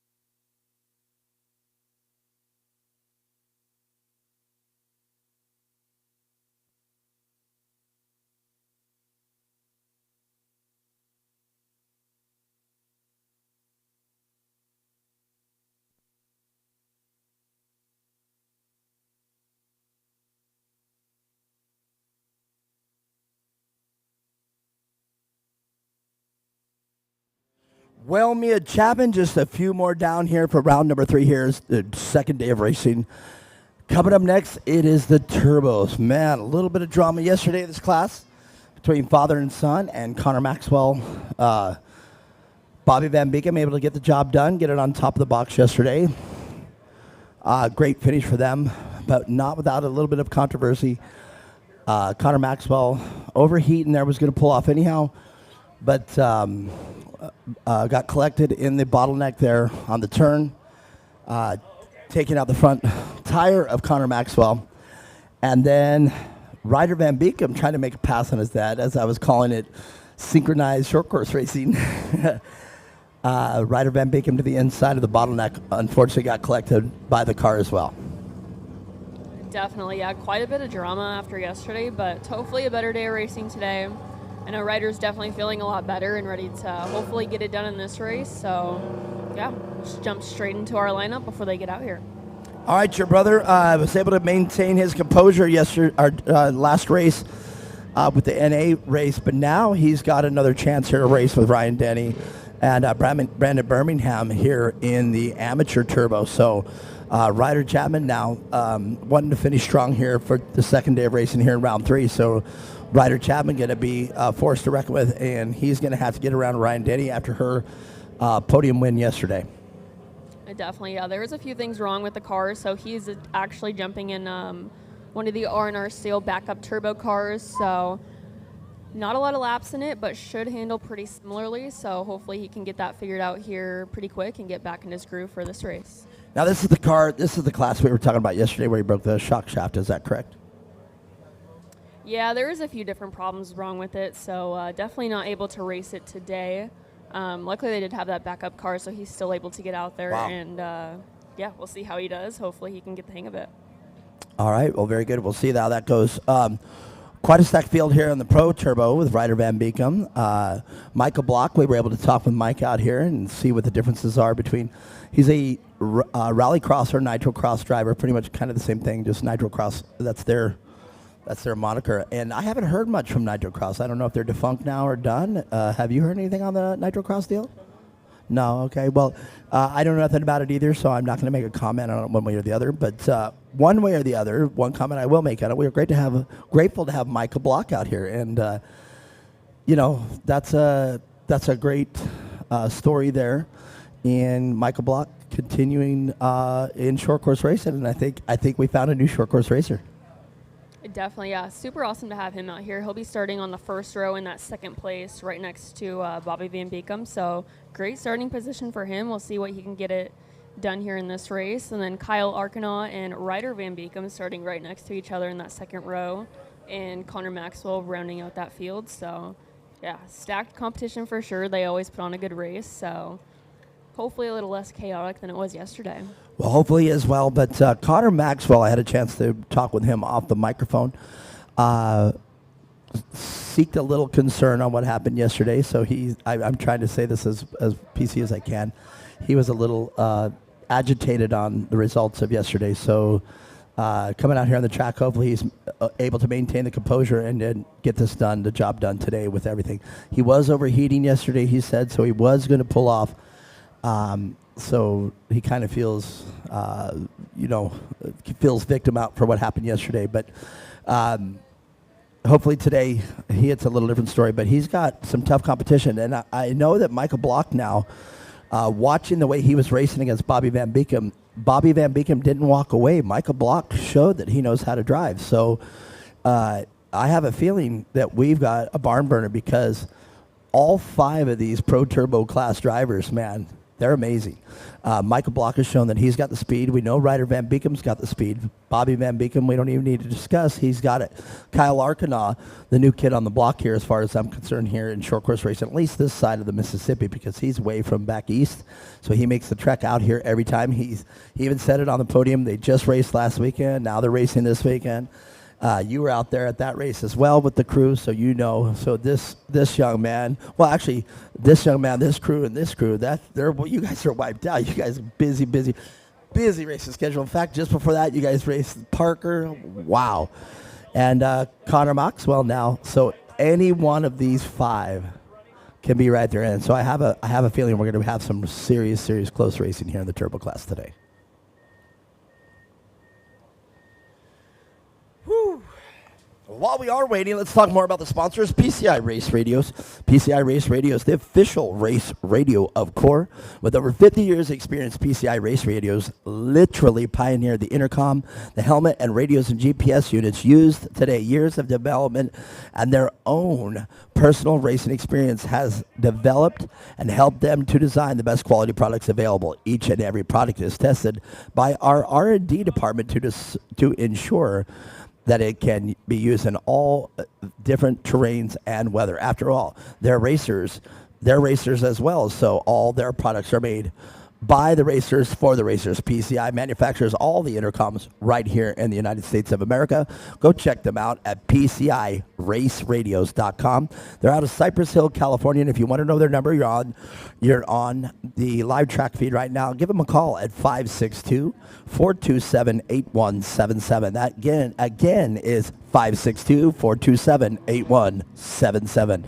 Me and Chapman, we're going to let the turbo cars take a sight lap. And there it is, Bobby Van Beekem and Micah Block out front with Kyle Arcana and Ryder Van Beekem, 1, 2, 3, 4. And look at this, a car we haven't seen all weekend. I saw it leave yesterday. That's Dan Kelly. I didn't see him on the list here, but I know that car. You know that car. And we also know Dan Kelly. He's a make it or break it kind of guy. And I think today coming out here for the second day of racing here in round 3 for Dan Kelly just adds a whole nother excitement level here to the Pro Turbo class. Definitely, yeah. He wasn't able to come out here yesterday. A few mechanical issues that they were trying to get fixed, and looks like he got it all fixed for today. So, yeah, it'll be cool to watch him and see how he does out there as well. Man, it's great to see him out here. He is a firecracker out there on the track. Even keel guy, everybody loves him off the course, just like the majority of the racers out here. So he's definitely a very loved competitor out here in the 704 car there. But man, he is absolutely exciting to watch. And by exciting to watch, I mean what I just said. He is 100% checkers or wreckers. And, you know, sometimes that's annoying amongst the other competitors, but man, out here watching the race, I guarantee if this is your first time doing an off-road race, you're in for a treat. Is that the best way to say it, do you think? I think you said it pretty well. He's a firecracker out there for sure. Right. And right next to him, though, he's got that 191 car of Connor Maxwell. Not his best day or best performance yesterday, but I have a feeling he's going to make his way through the field pretty fast if he can stay smooth and get up there with Bobby Van Beekem. Now, Ryan Denny in the pole position here on the second class. Ryan Denny has had a great weekend of racing this weekend. Rough race last round in round 2. She cartwheeled the car in turn 3 and did a lot of damage. And oddly enough, they found a lot more damage to the car, and they were able to get it back together. So Ryan Denny, a highly repaired car, but she says it's back to normal and says it's full race speed. So hopefully she can hold off the charge from Brandon Birmingham, Ryder Chapman, and Troy Horak. How do you say Horak?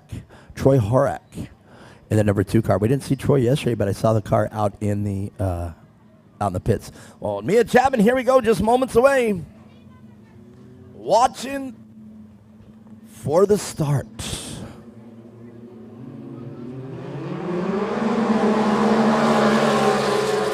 There it is, Bobby Van Beekem lead the Turbo Pro into turn 1. Kyle Arcana right behind him.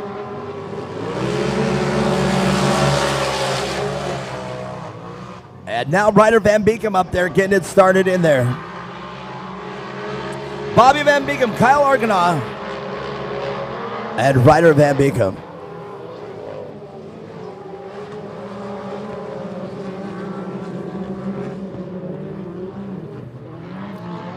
Changing my gain level here. A little bit of popping going on over here. Hope I didn't blow that speaker.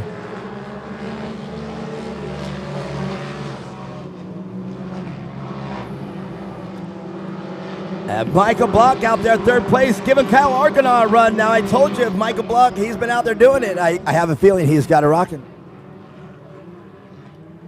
Ryan Denny leading the next bunch.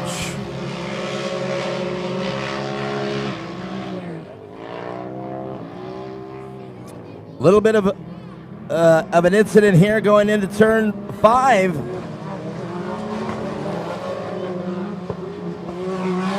And that is the backup car with Ryder Chapman. And I didn't get to see who the other one was out there, Mia Chapman, did you? So the Horak car okay.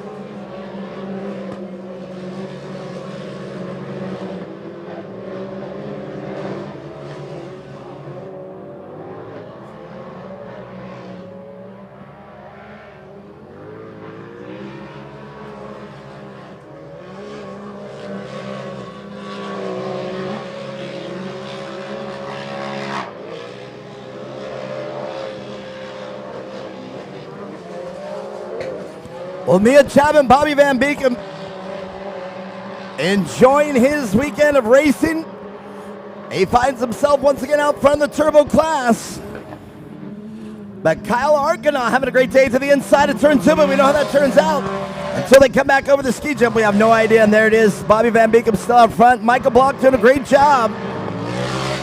Kyle Arcana, no respect for Bobby Van Beekem.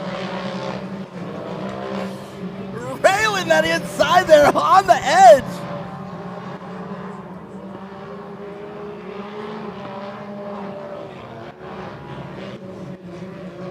Look at how close they are.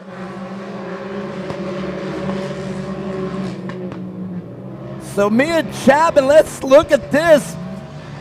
A mere 3 seconds overall from the tightly knit group of 1 through 4. Bobby Van Beekem all the way to Connor Maxwell. They are right on each other's bumper, and they are putting on an incredible race right now.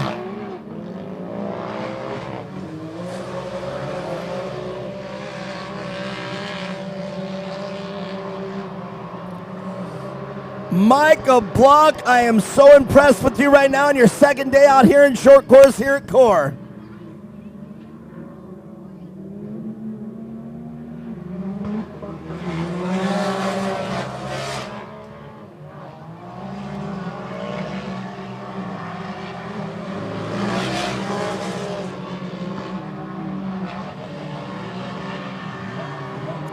We got it. Ooh, everybody's pointing. I didn't get to see it.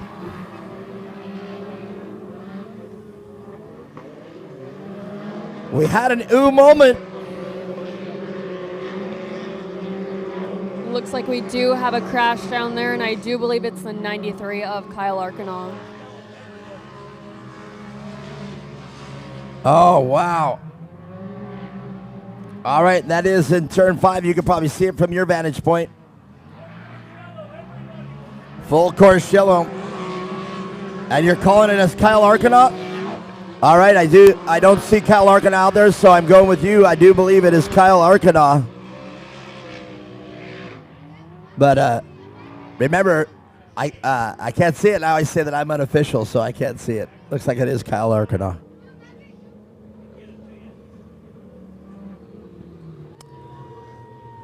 All right, there's Connor Maxwell coming through. Ryan Denny. Dan Kelly, your brother doing great there in the backup car. Man, for a backup car, that car is pretty nice. I like that car. Glad that they had it there, and he seems to be enjoying a good day on it.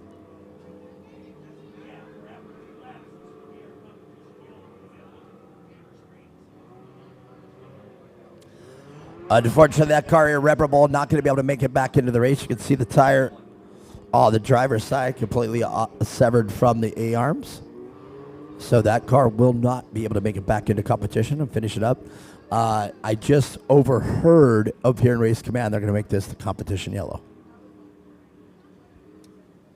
Yeah, definitely a smart decision because we're kind of at that halfway point now for this race, so I don't want to throw more cautions out there than we need. But, man, heartbreaker running up in the top 3 and having something like that happen. Unfortunately, I didn't get to see it on our monitors up here, but hopefully he's okay and they'll get him rolled over here soon and continue on to race. But that will move Micah Block up into that 3rd place position. Now, Kyle Arcana was on fire here. He when he is on fire, when he's working, he's definitely hard to beat. And, yeah, you can see it right there. But he was putting it down right there, staying with Bobby every turn that he made, and that shows right there that he has the speed to stay up here. We were talking about earlier Scott Webster, the vet in the SR1 class. Well, without a doubt, the vet in this class right now, Bobby Van Beekum. Yeah, running a really solid race so far. Not too many mistakes, just trying to adapt with the track. It is getting drier. It's getting slicker, not much grip out there, so trying to find that, I'm sure, is challenging. But, yeah, it looks like they'll get Kyle pulled out of his car here and try to get that car moved off track. Kyle, what a stand-up great guy he is. Always very kind, very respectful. Again, another one of the competitors that comes a long way back east, makes the trek out here.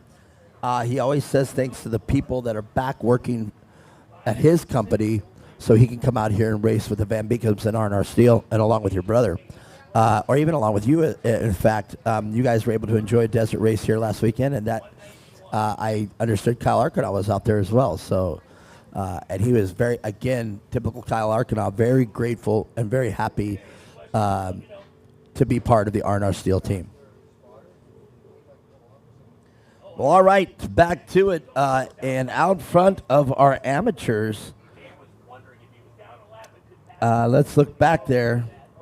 It appears, and again, unofficial, Ryan Denny, Brandon Birmingham, and it looks like the Horak car will finish off the 1, 2, 3.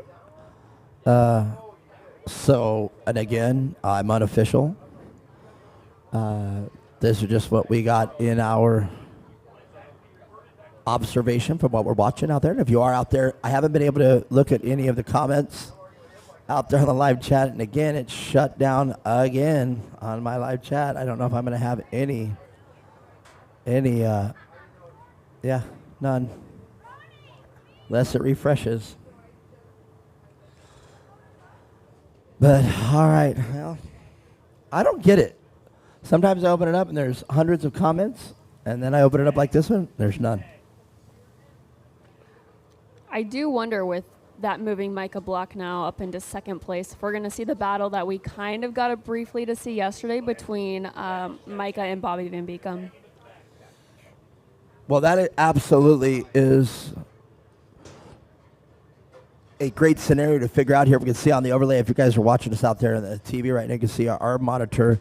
This computer in front of me is just for audio, but you can see, you can't see it, but just off to our left, we have our monitor, we have the overlay. And this is what enables Mia Chapman and I to actually make the calls from what's happening live, as opposed to what you guys can see here on the YouTube or Rumble or everything, because they are 30 seconds pause. And sometimes if we do it right, we should be able to, do the replay so we can see whose fault it was. If we see it happen and then immediately watch the phone, we can see that it's 30 seconds later. But that's hoping, just like the Cash Hart roll. I'm definitely going to go back and look at that one. But we got to go by the overlay. And if we look at the overlay right now, Kyle Arconaut taken out of there in the second spot in the 93. And that is going to move Michael Block up there to see the exact battle we saw yesterday. Now, this can be pretty interesting because if you look right behind them, and I don't know why it's like that because Connor Maxwell's still on the lead lap right behind Ryder Van Beekem. Connor Maxwell has the speed and ability to get around and get into that battle as well. So no matter what, Michael Block, Ryder Van Beekem, Connor Maxwell, all behind the battle of Bobby Van Beekem and Michael Block. Mia Chapman, I can promise you this. We're in for an incredible finish for the Turbo class, that's for sure. There we are. And I don't know. So Mia Chapman, let's talk about that. We just saw the cars sitting on the tarmac waiting to restart the second half. Do you leave the cars running and sit there and let them idle because they're at hot race speed, or do you shut them off? No, it actually helps them cool down if you let them idle for a little bit after you get on racing. So I'm sure all of them are started up, and it's not too long of a wait, so there's really no need to shut the cars off anyways. And the reason I say that is we were, like I said, I was able to catch up with Connor Maxwell, and he was stating that he was overheating. So I just was trying to figure that out if it was, if anybody was in any imminent possibilities of overheating their car. Struggling on that one. All right. Well, if you're out there watching us live, here we go. This will be considered our competition yellow, so we are going to race to the checkered flag, barring no other cautions. So Firebird International Raceway. We're green. Bobby Van Beekem into turn one. The battle that Mia Chapman is wanting to see. Michael Block right behind Bobby Van Beekem, but look at this. We've got Ryder Van Beekem now. Gonna have something to say about this battle, I guarantee it.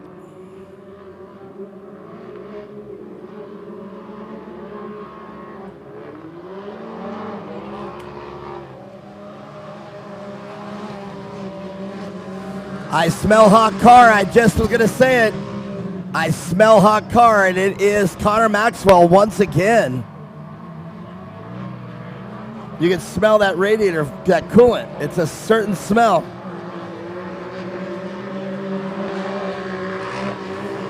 And there you need Connor Maxwell already pulling off once again.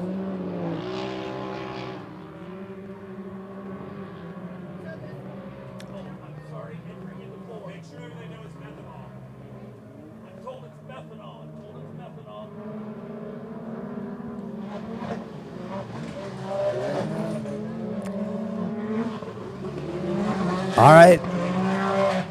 And I guess one more, they are going to competition yellow this, but Mia Chapman, I didn't even see this. Did you see Micah come around? All right. Oh, okay, very good. Oh, yeah. All right.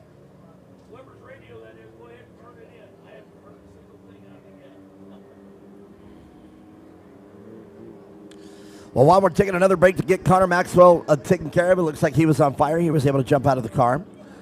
Ashley Witherow a while back ago said, good job, Chloe. KS said, good, go Maggie back in that ace sneak. He said, okay, we already did that one. Jeannie Berry, great race, Harper. And Becky Greco said, great job, Ryder. Proud of you, Graham. We love you. And I haven't been caught up with these. See, like I said, they come and go. But now they're back up. Divot 2, another podium for Greco boys. Driving racers make it good job. Then we read that one. Great race, Ryder. You're getting better every race, says Papa Greco. And he says, spelling a little bit on the last one. That's the way he goes.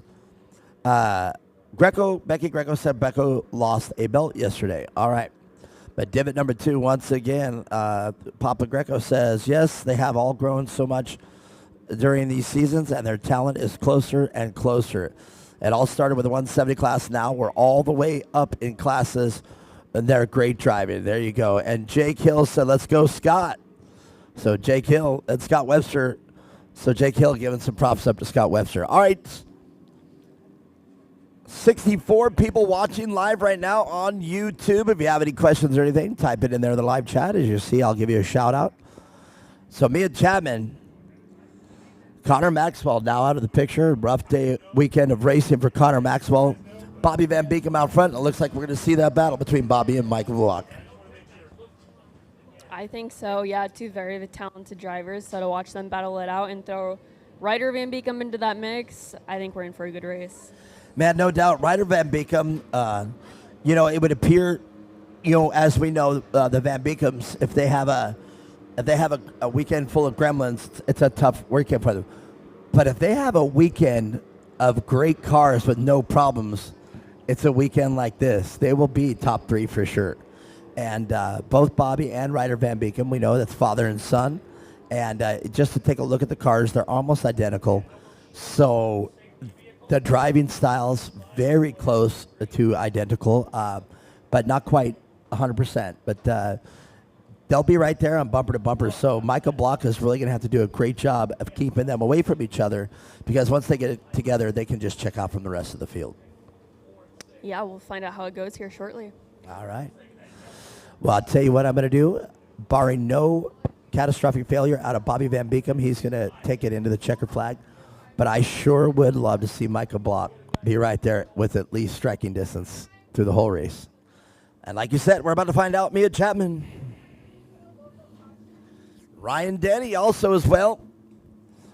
Let's talk about her back in the amateur turbo. Can she hold on to that first place?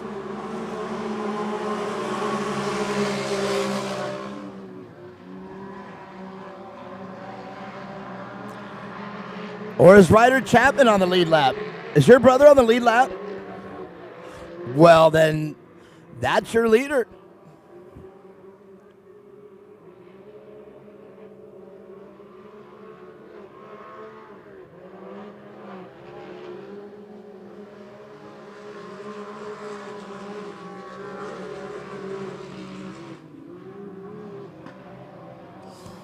Michael Block to the inside of Bobby Van Beekem. Mia Chapman.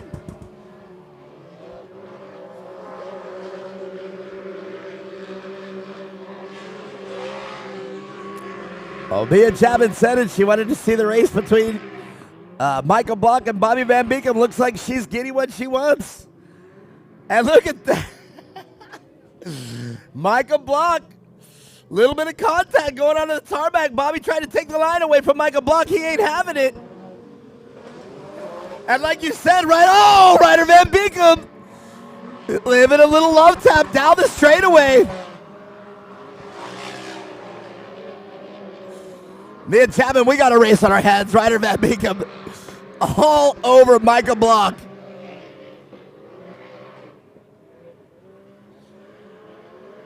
Again with a little love tap going in turn 3 twice. Ryder Van Beekem. Casey Kane going over there to talk to the spotter. Oh!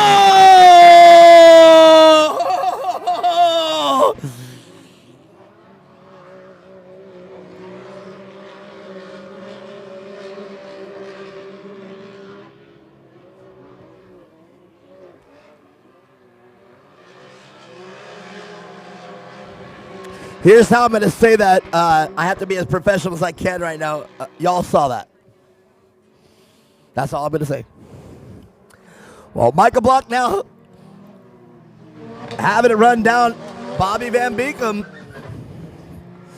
A heavy landing right there from the car of Ryder Chapman. He's in the backup car. And a little bit of smoke coming from the back of Ryder Chapman now. He's out in front of the amateur turbo.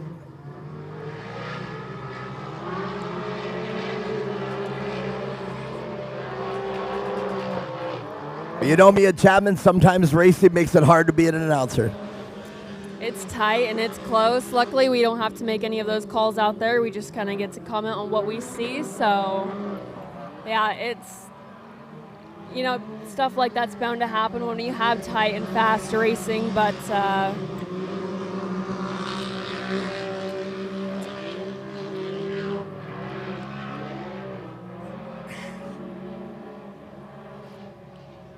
I just want to explode with emotion right now. I want to talk about how I really feel. But sometimes, again, 100% what you said. We have to call it what we see. But sometimes a little bit of reservation just goes a long way. And at this point, I'm just kind of continue to watch what I see out here. Bobby Van Beekem now into turn one with Micah Block on his tail. And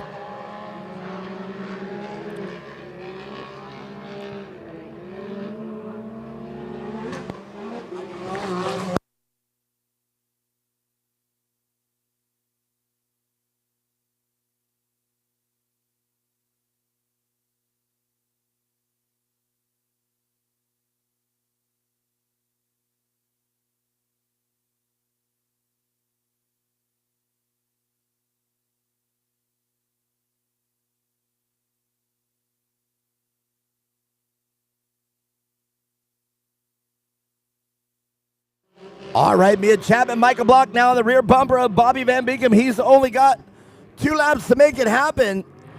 Can Micah Block get around Bobby Van Beekem? We've said it, if Bobby Van Beekem has no problems, and he's having definitely no problems. Dan Kelly now holding up Ryan Denny.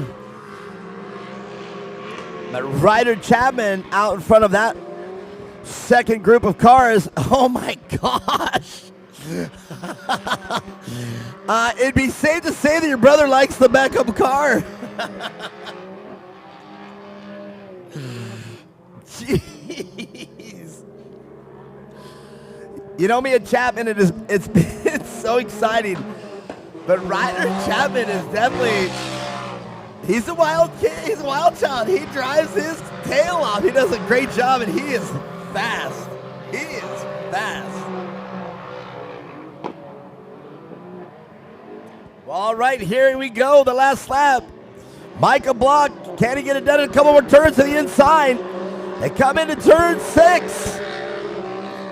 And it can still be done. Micah Block to the inside at turn 6.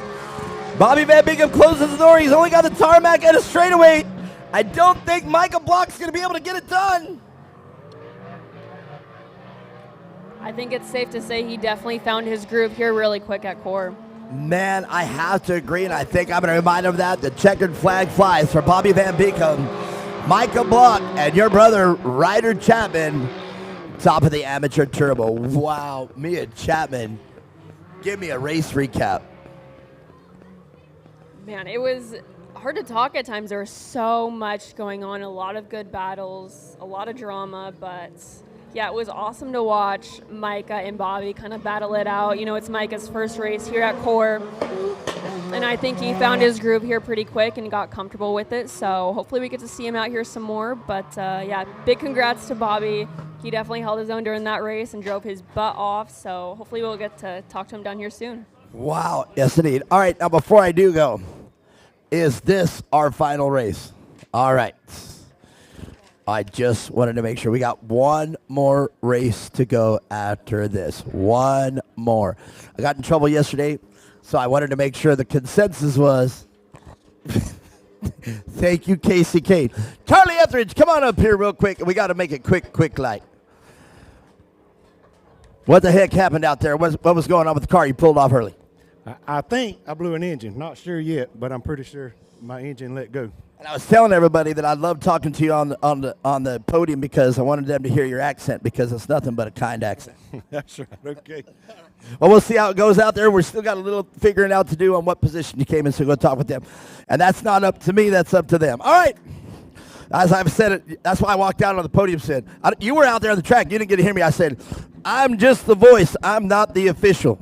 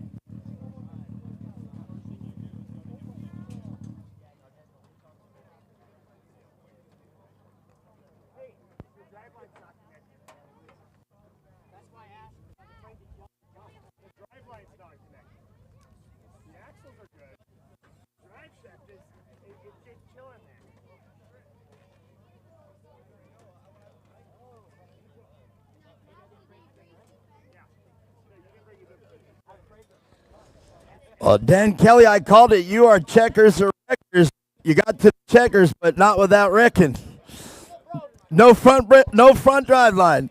He thought he lost the front axle. No, axle's fine. Drive shaft not. Axles 1. Drive shaft 0. All right. And I smell a hot car out there. You can smell that.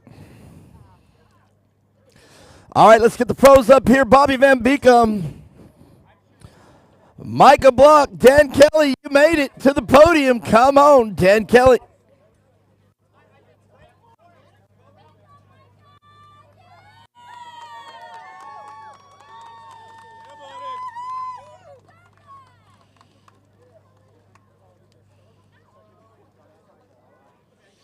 Bobby Van Beekum, Dan Kelly, let's go.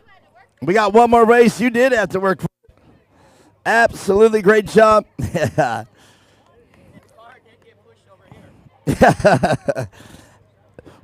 Well, Dan Kelly, it's always a good race for you if you can drive the car on the trailers. All right. You know I love you, my man. Hey, you held strong out there, and a lot of carnage unfolded in front of you. You lost the front drive shaft, but, man, you held in there, and you got it here to third place. Yeah, that drive shaft going right off the start took away everything. Anyone behind me, they were not having fun. No. You're driving around me, not under me. And horsepower down the straightaway still does it with LaRue's motor. But I was afraid to jump the jumps all the way. Oh, wow. Could you hear that drive line rattling around? Could you feel it in the pedal? Yeah, I felt it before, and I felt it when I clicked in a two-wheel drive. I came back on the track. I was like, well, let me just drive slow.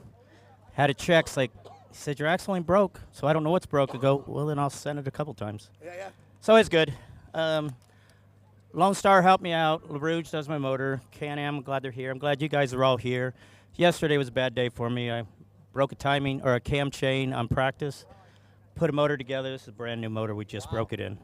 Well, perfect. It looked great out there. Like you said, other than your front wheel drive getting out of the way because of the drive line, still a great performance from you today. Cool. Thanks. All right. Anybody you want to say thank you to? I did already. I just making sure. I meant sponsors-wise, not the people that make it happen. But okay, fair enough. Dan Kelly, everybody, third place. Well, Michael Buck, we were able to talk earlier up there in the booth up there, and you said you are now a short course racer. How does it feel to be a short course racer? It's awesome. I love this. This is so much fun. Battling out there with them. Got hit a couple times, but it was fun. All right, very good. That's said perfectly right there, and you're able to get it done right behind Bobby Van Beekum. This man's been racing for as long as this sport is old, I think. But you coming up here and finishing right behind him, that says a lot to your testament. Yeah, it's definitely a lot. All right, let's hear the people you want to say thank you to or who makes it happen for Michael Block. My mom, Terry, Blockhouse Racing, Can-Am, Rugged Radios, Power Tanks. All right, perfect. Michael Block, everybody, second place today. Had to earn it. Bobby Van Beekum, I've been saying it, and I'll say it to you because I know you'll go back and listen to it. If you guys don't, Dan's already, if you guys don't have any gremlins in these cars, you guys are unstoppable. You were on fire all weekend long, and that's got to feel great. Yeah, it's been great. Unfortunately, I've been sick all week, but it was all I could do. It ain't that bad, but we'll see. I got friends helping us out. It was just a great race. I'm just excited to see all these people here today.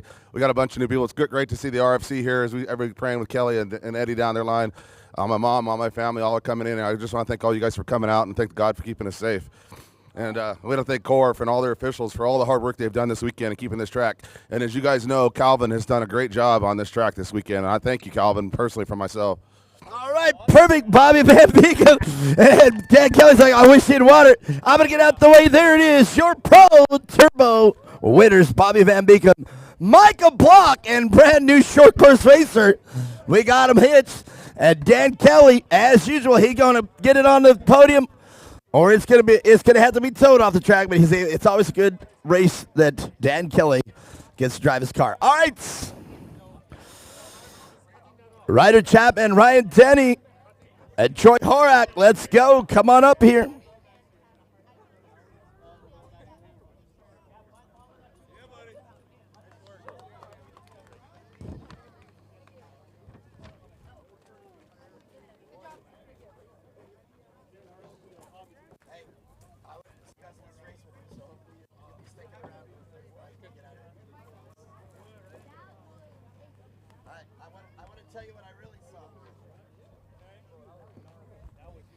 All right, Troy Horak. Man, I came into the pits yesterday. I saw the car. Didn't get to see you out here yesterday, but you came out today, made quite a showing. Yeah, I appreciate it. It was a great time today. I smoked my belt right at the jump right here at the when me and her were drag racing down the straight. So that one sucks, but we'll get it again next time. Man, you just have to. And it is horrible because then you just have to just limp it around for the rest of the race. Yeah, I did. I had to cruise to the finish line, so I'll take it. We're up here, and it's just more time on the car. All right, perfect. Well, it's always great to see you up here. All right, let's talk about the people that do make your race program happen, though.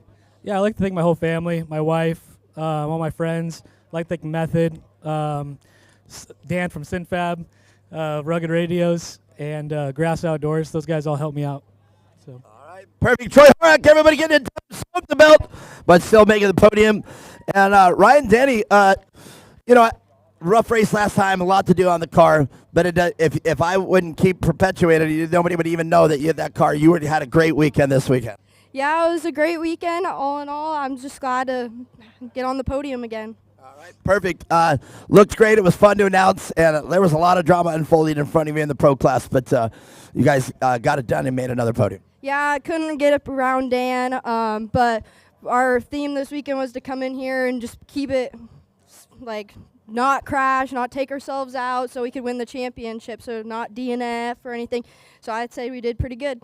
Indeed, one more race to go. What is your strategy going into the next round? Same thing, just don't crash and make it through the halfway, then race. I swear I think that's the smartest strategy. All right, perfect. Let's hear about the people that make it happen for Ryan Denny. I want to thank my mom and my dad, Justin, my grandpa, 2X Motorsports, 518 Designs, Torco Race Fuels, and all my family and friends for coming out. Thank you. Ryan Denny, everybody, a true champion here at Core.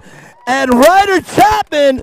Well, Ryder Chapman, I heard that you had to get into the backup turbo car over there at R&R Steel. Your sister told me about it. And I was thinking to myself, oh, no, okay, well, this is going to be hard. But from my vantage point, it looks like you were not at a disadvantage with the backup car. You were flying. Yeah, to be honest, I don't know why that's a backup car. Dude, that car was like driving me. That car was an absolute rocket ship. It was insane. Like, it handled a lot different than my car, I will say that, because it's a fully built S3 car, which is amazing. Went into turn 4, was good, and then it was just like instantly I was in there. I was like, all right, now we're going rolling. I thought that was it. Landed on 4 wheels, and the car was good, so I was like, oh, let's just keep going. Drove my way back up from the back. Track was horrible. It was just like dusty, rutted. It was just everything. So props to everyone else. It was a really sketchy race in that. I'll say that. Going in the corner side by side with it all rutted like that. So it was fun. I'm glad no one got hurt. I saw Kyle flipped over, but yeah, that car is mad. It was it got me shaking afterwards. But it was a fun car, fun race. Man, I just had a blast. Definitely showed up here. Me and your sister were loving watching you race. Yeah, I'm most definitely not forgetting this weekend. I will remember this. All right, let's hear it from the people that help you out. I want to thank my mom, my dad, Extreme Machine Fabrication, R&R Steel, E2R Shocks, Rob Muzzy, Rugged Radios, and then big thank you to Bob for letting me run this car this weekend. I know I tipped it over in 4, but looks pretty fine except for the roof and maybe a little cage damage, but it was fun. Thank you to Bob for letting me run it, and thank you to Core, and thank you for God for keeping me safe. There it is, Ryder Chapman, everybody, your winner.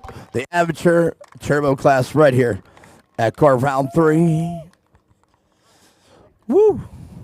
Woo. Well, there it is. The turbo class in the history books. Good job to everybody out there. And great job, Hans. Great. Rob, it's good to see you. I haven't seen you all weekend, young man. Good to see you. I know. Your daughter wishes she could hide from me, too. But she's up here in the booth with me. Let's go. Mia Chapman, one more race to go, and it is history. Round 3 right here, Core. Stick around.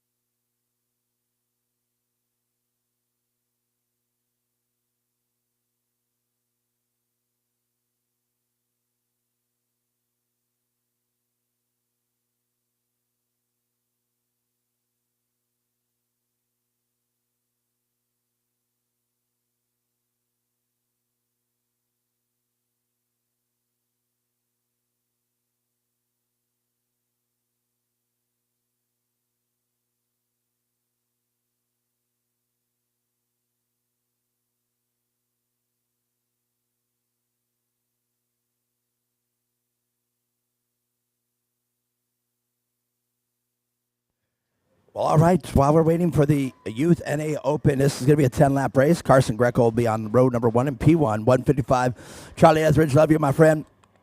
Y19, the Jesse Johnson car. P2, row number 1. Brian Willett will be P3 in row number 2. Casey Cummins right next to him in 622.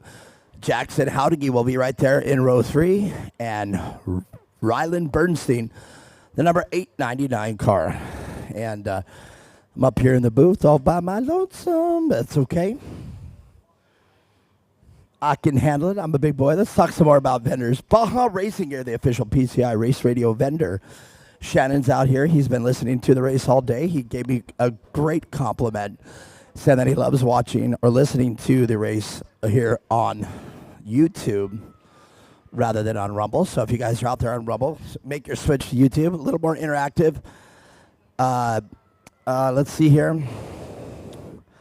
Jake Hill, once again, said, let's go, Scott. So it looks like I haven't refreshed with 35 watchers right now online on YouTube. Give me those questions or just check in and see where you're from. Wolverine Motorsports, an assortment of racing apparel. Shelly Harrison's out here. If you guys want to check their website out, check it out at wolverinesmotorsports.com. That is all one word. Wolverines with an S, motorsports with an S.com. Wolverinesmotorsports.com. Or you can check them out at 928-812-2253. Ask for Shelly Harrison. Wolverine Motorsports, the assortment of racing apparel. You want to check out what they got? Wolverinesmotorsports.com. Sylvia's Tacos, Savia's Taco. We'll try it one more time. Savia's Tacos out here, always delicious. If you haven't had them today, try their big nacho carne asada mix. It is delicious over there. Brand Genius, a add-on to HMD Graphics out here. See Brandon and Sarah out there for the new core merchandise. The special edition round 2 event shirts are here. Beanies are here. And the new selections of hoodie designs and colors. And we are always lucky to have Brand Genius out here, making us look so great over here and make sure that we don't have to carry home any of our swag out here today. So on your way out, grab a core shirt, core hat, core beanie, anything we can get. Blankets out here. Forrester's Family Racing, Rojo Grande Ranch with Bash Brothers Racing. Make it all happen. How these fantastic families and racing teams come together to support and promote sportsmanship and good values among the youth racers. If you witness examples of good sportsmanship, please let the ladies know. The registration and the merchandise, and we'll have nominated to one of our amazing youth racers for an award of the blankets. These blankets have become synonymous. Jen Banta loves giving these out during the drivers' meeting. And it recognizes these kids doing a great job or great sportsmanship out on the track. We've got, if you haven't heard, man, and I've said it, Jaden Gerber, Jaden Gerber has been unbelievable as I flip page after page after page. JG Racing and Jaden Gerber, what can I say about them? DX Star, a great fire suit. DX Star is actually going to be giving away a fire suit to a youth racer. And if you haven't seen the DX Star gear, go check it out, DX Star Race Gear. And you can check it out, DX Star Race Gear at Outlook.com. You can email. And if you want to get in on that number, it is it's a international number at 615. Let's say 61 is the nation code, and then 458-022-559. So that's 458-022-559. That is the international number if you guys want to reach out. And DX Star, they're out of Queensland, Australia. And Jaden Gerber is the USA representative out here for DX Star. And they're going to be providing a custom race suit for the 117 Limited Class Season Champions. That's got to be amazing.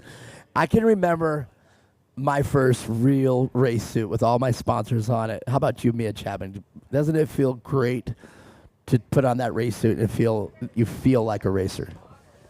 Absolutely, yeah. Super nice of them to provide that. Race suits can definitely get expensive, especially custom ones. So I'm sure whoever ends up with that is going to be a happy kid. Man, indeed. But, I noticed these kids, even Terry McBroom's sporting her new Alpine Stars today.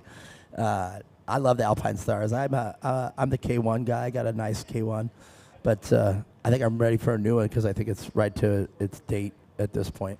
But oh well. Jaden Gerber all over this book right here, JG Racing. JG Racing's Arizona's go-to Hoosier tire dealer located here in the West Valley in Phoenix. We can ship direct to you. JG Racing strives to be the support of the youth racing classes and helping build the future of the industry. Jaden Gerber, I can't say enough about you, and I hope I've been giving it to you a good recognition here for all that you do out here for Core Racing. Jaden Gerber, you can check him out at 815-666-2604. And Michael Block out here coming back up. You know what? I tell the racers over and over again, you can come on up for an interview, and Michael Block taking advantage of it. That's what you do. If you're going to be a racer and you're going to do it, you also got to do the marketing. You know what I mean? So come out. If the announcers at a big race say, hey, come on up and get an interview all you want, I would take full advantage of it as well. So, and I kind of like talking to the kid. He's a cool kid. So we'll wait here for your time. Take your time. But you can come on up here whenever you're ready and whenever you guys are all set. I hope I see this. I kind of did some Facebook stuff on, or not Facebook, Instagram. So, all right, here I am standing here with Michael Block. Michael Block, what an exciting race to watch. How do you feel now? That was fun. That was a lot of fun. Near the end of the race, it started getting a little hectic. People were getting a little crazy, but we figured it out and we got through it, and we're here now. Well, I think that's an exciting way to say it. As the announcer, that puts us in a position, too, that, I, unlike Mia Chapman here, she's a little more professional than me. I would like to just call it right off the cuff. But y'all, as I said about anything that happened out there, y'all saw it. That's what I said, and I moved on. And maybe that's me getting mature from having Mia Chapman up here. But I think that's a very good way to put it as well. And I think you handled that with poise and everything like that. So now, with that being said, short course racing, give me the ins and outs. What do you love about it? What do you dislike about it? I love it. It's an open series. It's a lot of fun. Big jumps, lots of speed. We don't have the joker of nitro, but it's a lot of fun. I love it. All right, some of the other racers you know, do you think they'd be interested in coming out here and racing with you? Yeah, I think some of the Can-Am team would love to come out here, Kyle, Millers, but other than that, I don't really know anybody that does this kind of stuff. Tell me more. That surprises me. And you talked about Rallycross and some of the other things that you do. Nobody else that you've met throughout the years through motorsports would come out here and race with you? I mean, maybe, but most of them are over in Europe and do rallycross stuff in Europe and big-time Europe guys. All right, you come from a long family of racing, and you definitely know how to do it. We're very fortunate to have you out here, and do we have you committed for the next race? Yes, hopefully. We're going to see what we can do, maybe bring a couple more cars. Well, you know what? I'm very excited. I'm glad I got to meet you, and even more importantly, I'm very glad that I got to interview Mia Chapman. Do you have any questions for this young man? I'll switch mics. No, I just want to say it's so awesome having you out here, just watching you out there racing, the amount of talent that we saw, because this is your first race with Core, so to come out here, hang with the top guys and do so well, we definitely want to have you at it some more. Yes, I'd love to. That was perfectly said. And while we got you up here, we talk about everybody that helps you out on the podium, but one more time, tell us about the people. Now tell us a little more intimately about who helps you. I mean, my mom, Terry, does a lot for us. Can-Am definitely helps out quite a bit. Rugged Radios supplies all of our radios. And everybody just pitches in and helps. All right, well, perfect, man. You know what? I would love to see more of this because I would love to see, you mentioned Can-Am. I would really love to see Can-Am pick this series up and do everything they can and maybe even offer a very heavy contingency for all the Can-Am drivers out here at Core. All right. Michael Block, everybody, I'm glad to have him up here. I am glad to meet you, young man. You are quite the champion, and I have a feeling you got a long way to go.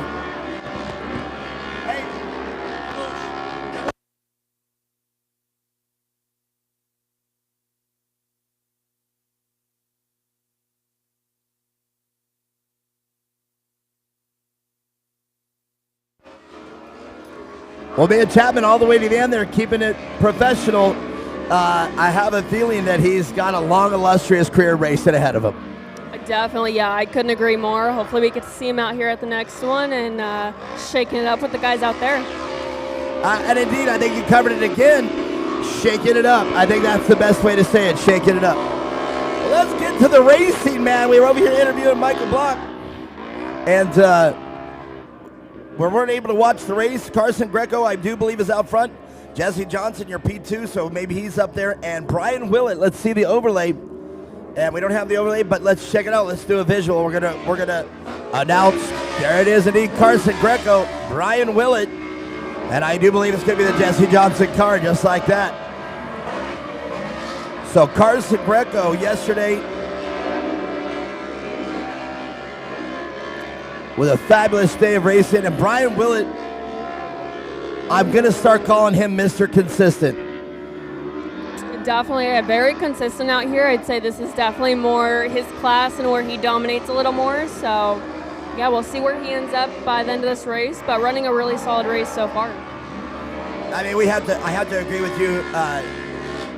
That's my sentiment 100% out there. Carson Greco, we've seen a lot of the comments here on the YouTube comments. Papa Greco, he's watching right now. And the Greco family, the epitome of the way it is that when the family comes racing, they start off, in the 170s and they move right up, and now look at them here on the big stage right now in the NA Open class. And that's no easy task for anybody to do. So it's great to have the Grecos out here. It's great to have Brian Willett out here.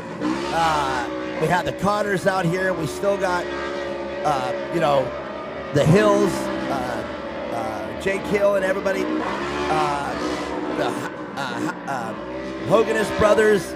I mean, we got the family atmosphere coming right here to Corrigan, and it feels really good. And right now, Carson Greco, barring no problems, Brian Willett's going to have to really find the speed that he needs. Otherwise, we're just going to finish the way we are unless something happens here in racing. And we haven't talked about number 4. That is the Howdige car, the number 149 of Jackson Howdige in 4th place.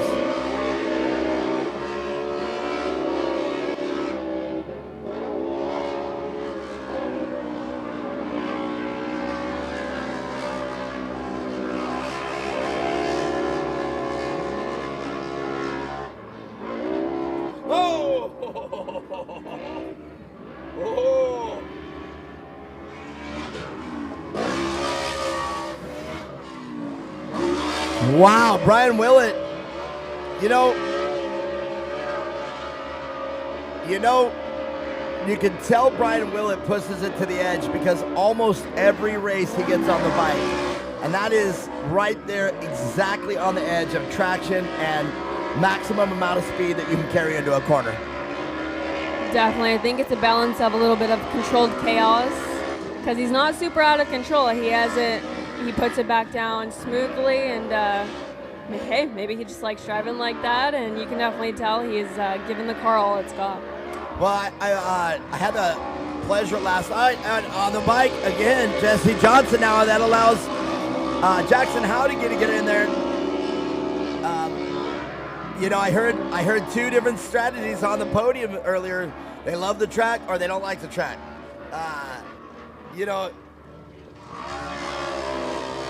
It's tit for that. If we want it wetter, less dust.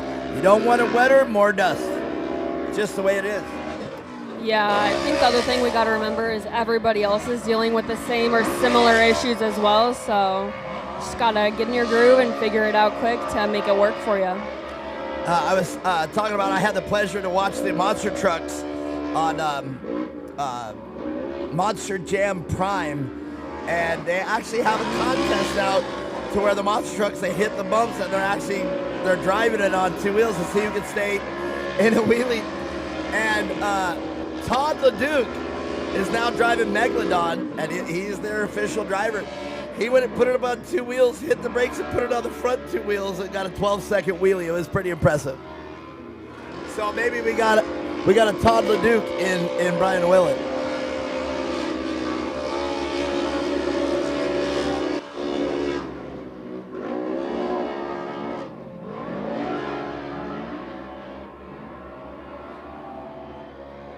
And as usual, Brian doing a great job there, staying right with the cars.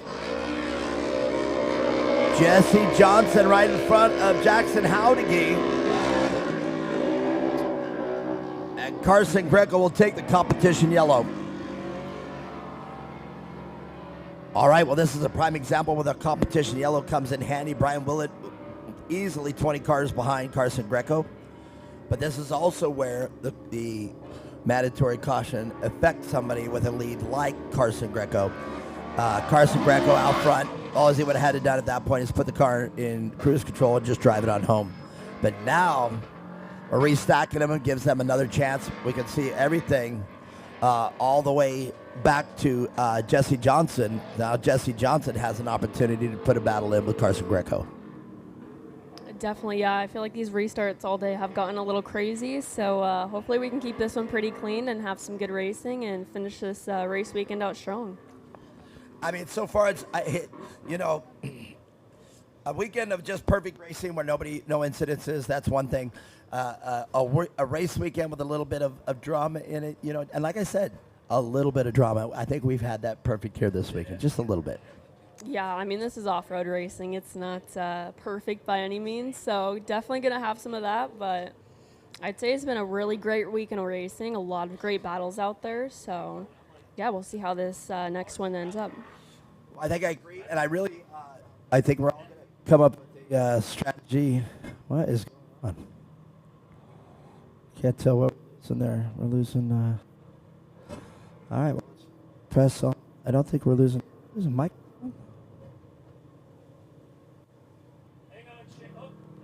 Hello.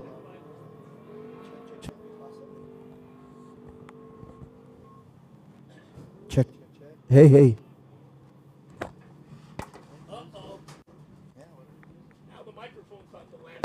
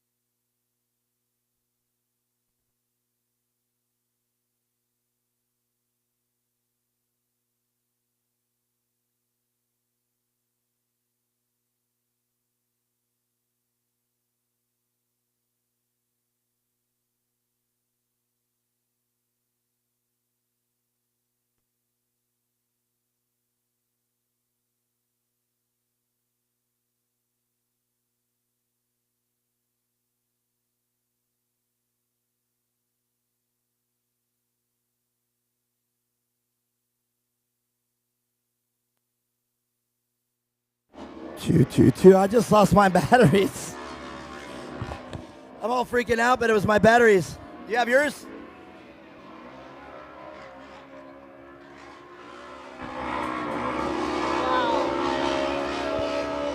Wow, that was a little hectic. You know what? What a way to end the weekend. A little bit of drama up here in the booth.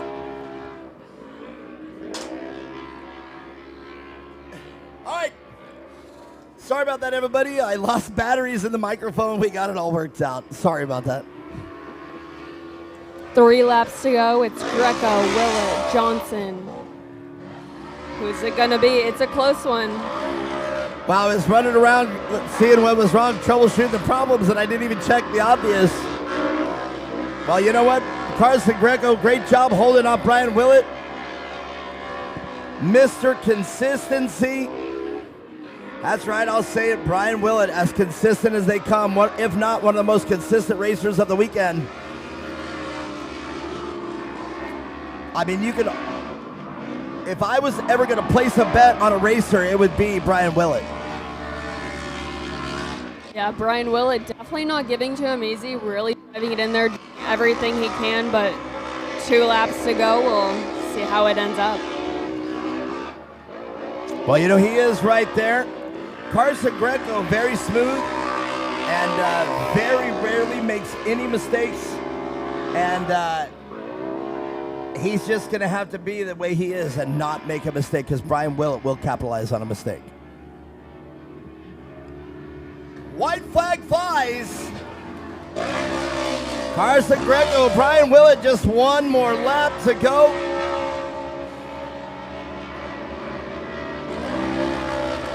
Jesse Johnson. But the battle up front remains. Brian Willett, Carson Greco going into turn 2 over the ski jump. Carson Greco into turn 3, backing it in. Brian Willett, same.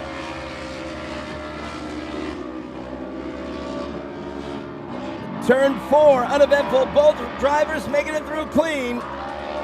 Jumping into turn 5. Carson Greco setting up, coming down, up over the step jump. Brian Willett right there, but I don't think Brian Willett's going to have anything for Carson Greco coming onto the tarmac. Mia Chapman, the last lap, the last race. Your unofficial winner, Carson Greco. Brian Willett, great job there, Mr. Consistency. I mean, like I said earlier in this, if I was going to bet on anybody, it would definitely be my man Brian Willett, because he'll at least be there top 3. You see what I mean? To at least not make you lose any money. Let's see what they say here on the YouTube. The last time, always a great show, says Jason Witherow. Look at that. It rhymes. Always a great show, says Jason Witherow. Well, Jason Witherow, we're glad you were watching over there. If you guys were there, we sure miss you out here. Definitely larger than life. We love you, Jason Witherow, and everybody, the entire Jackson Witherow, the entire Witherow family over there. And hope you all see you out here pretty soon. Well, Mia Chapman, let's go down and interview these drivers. And round 3, day 2, well, actually, round 3 total is in the history books. This is it. We want to say thank you to everybody out there. Stick around. We're going to interview the drivers. But thank you for everybody who stuck around here until the very last race. And I'm so glad we found out that those were just batteries. Because, you know, when things stop working, you think you blew something, you think something popped, you think something went away. But hey, silly, just look at the batteries in the microphone. All right. Carson Greco and Jesse Johnson.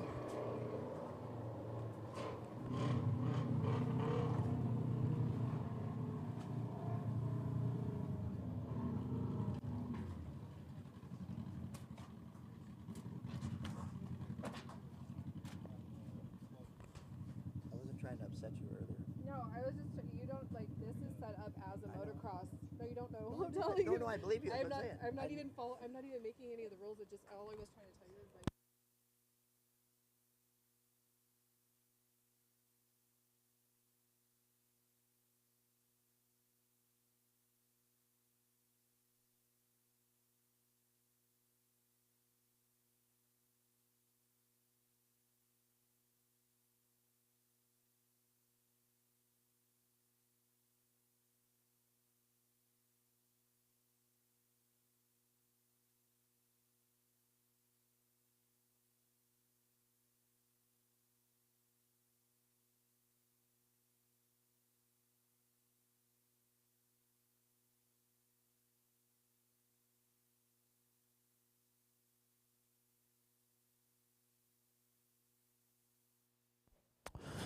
Well, all right. We had a little drama up here in the booth. I ran my microphone out of batteries, and I was running around thinking I blew an amplifier and all kinds of stuff, and all I had to do was check the batteries in the microphone. Well, all right. What a race. Let's get them up there. Jesse Johnson, Brian Willett.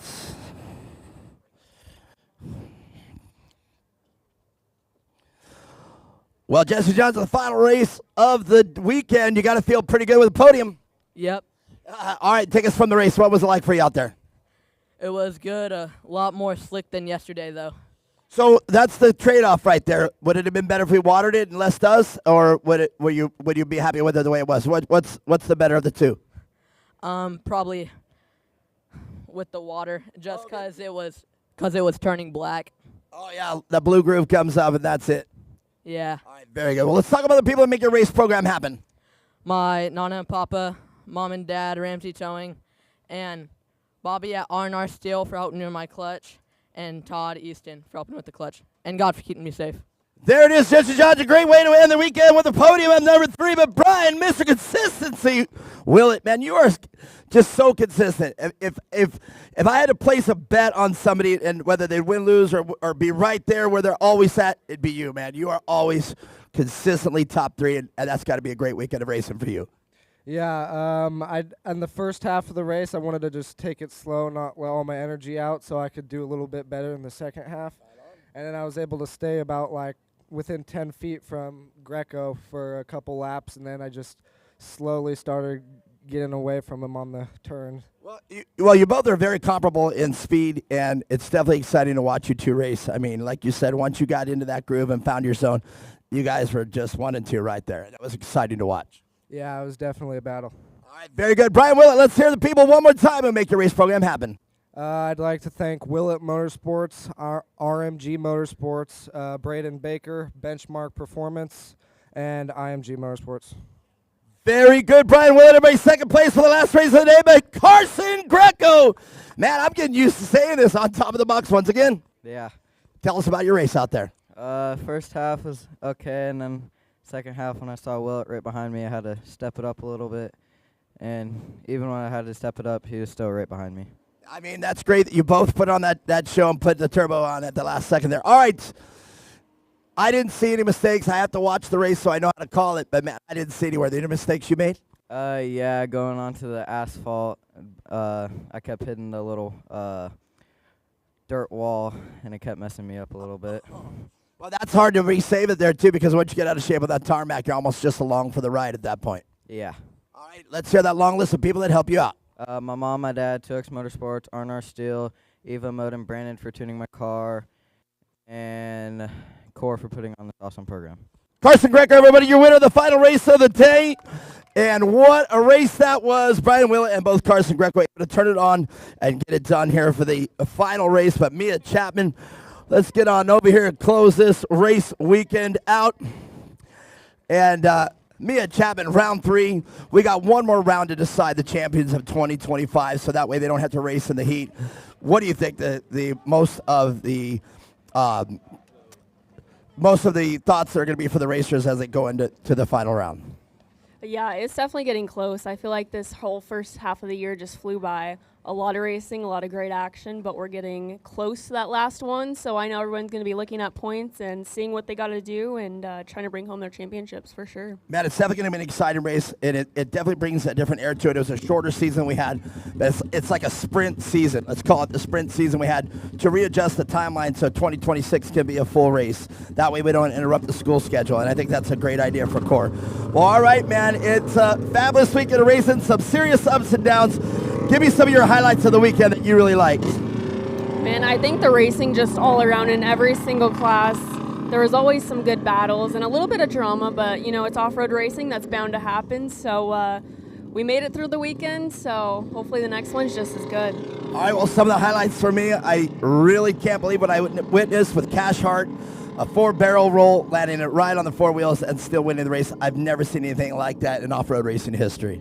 I definitely have to agree. That was very impressive. Just the reaction skills it takes to be able to do that was, you know, a lot of talent nonetheless. But, yeah, I have to agree with you there. All right, well, perfect. On behalf of Core Racing, my name is Mark Wright. And I'm Mia Chapman. We will see you for round 4 right here at Firebird. We'll see you next time.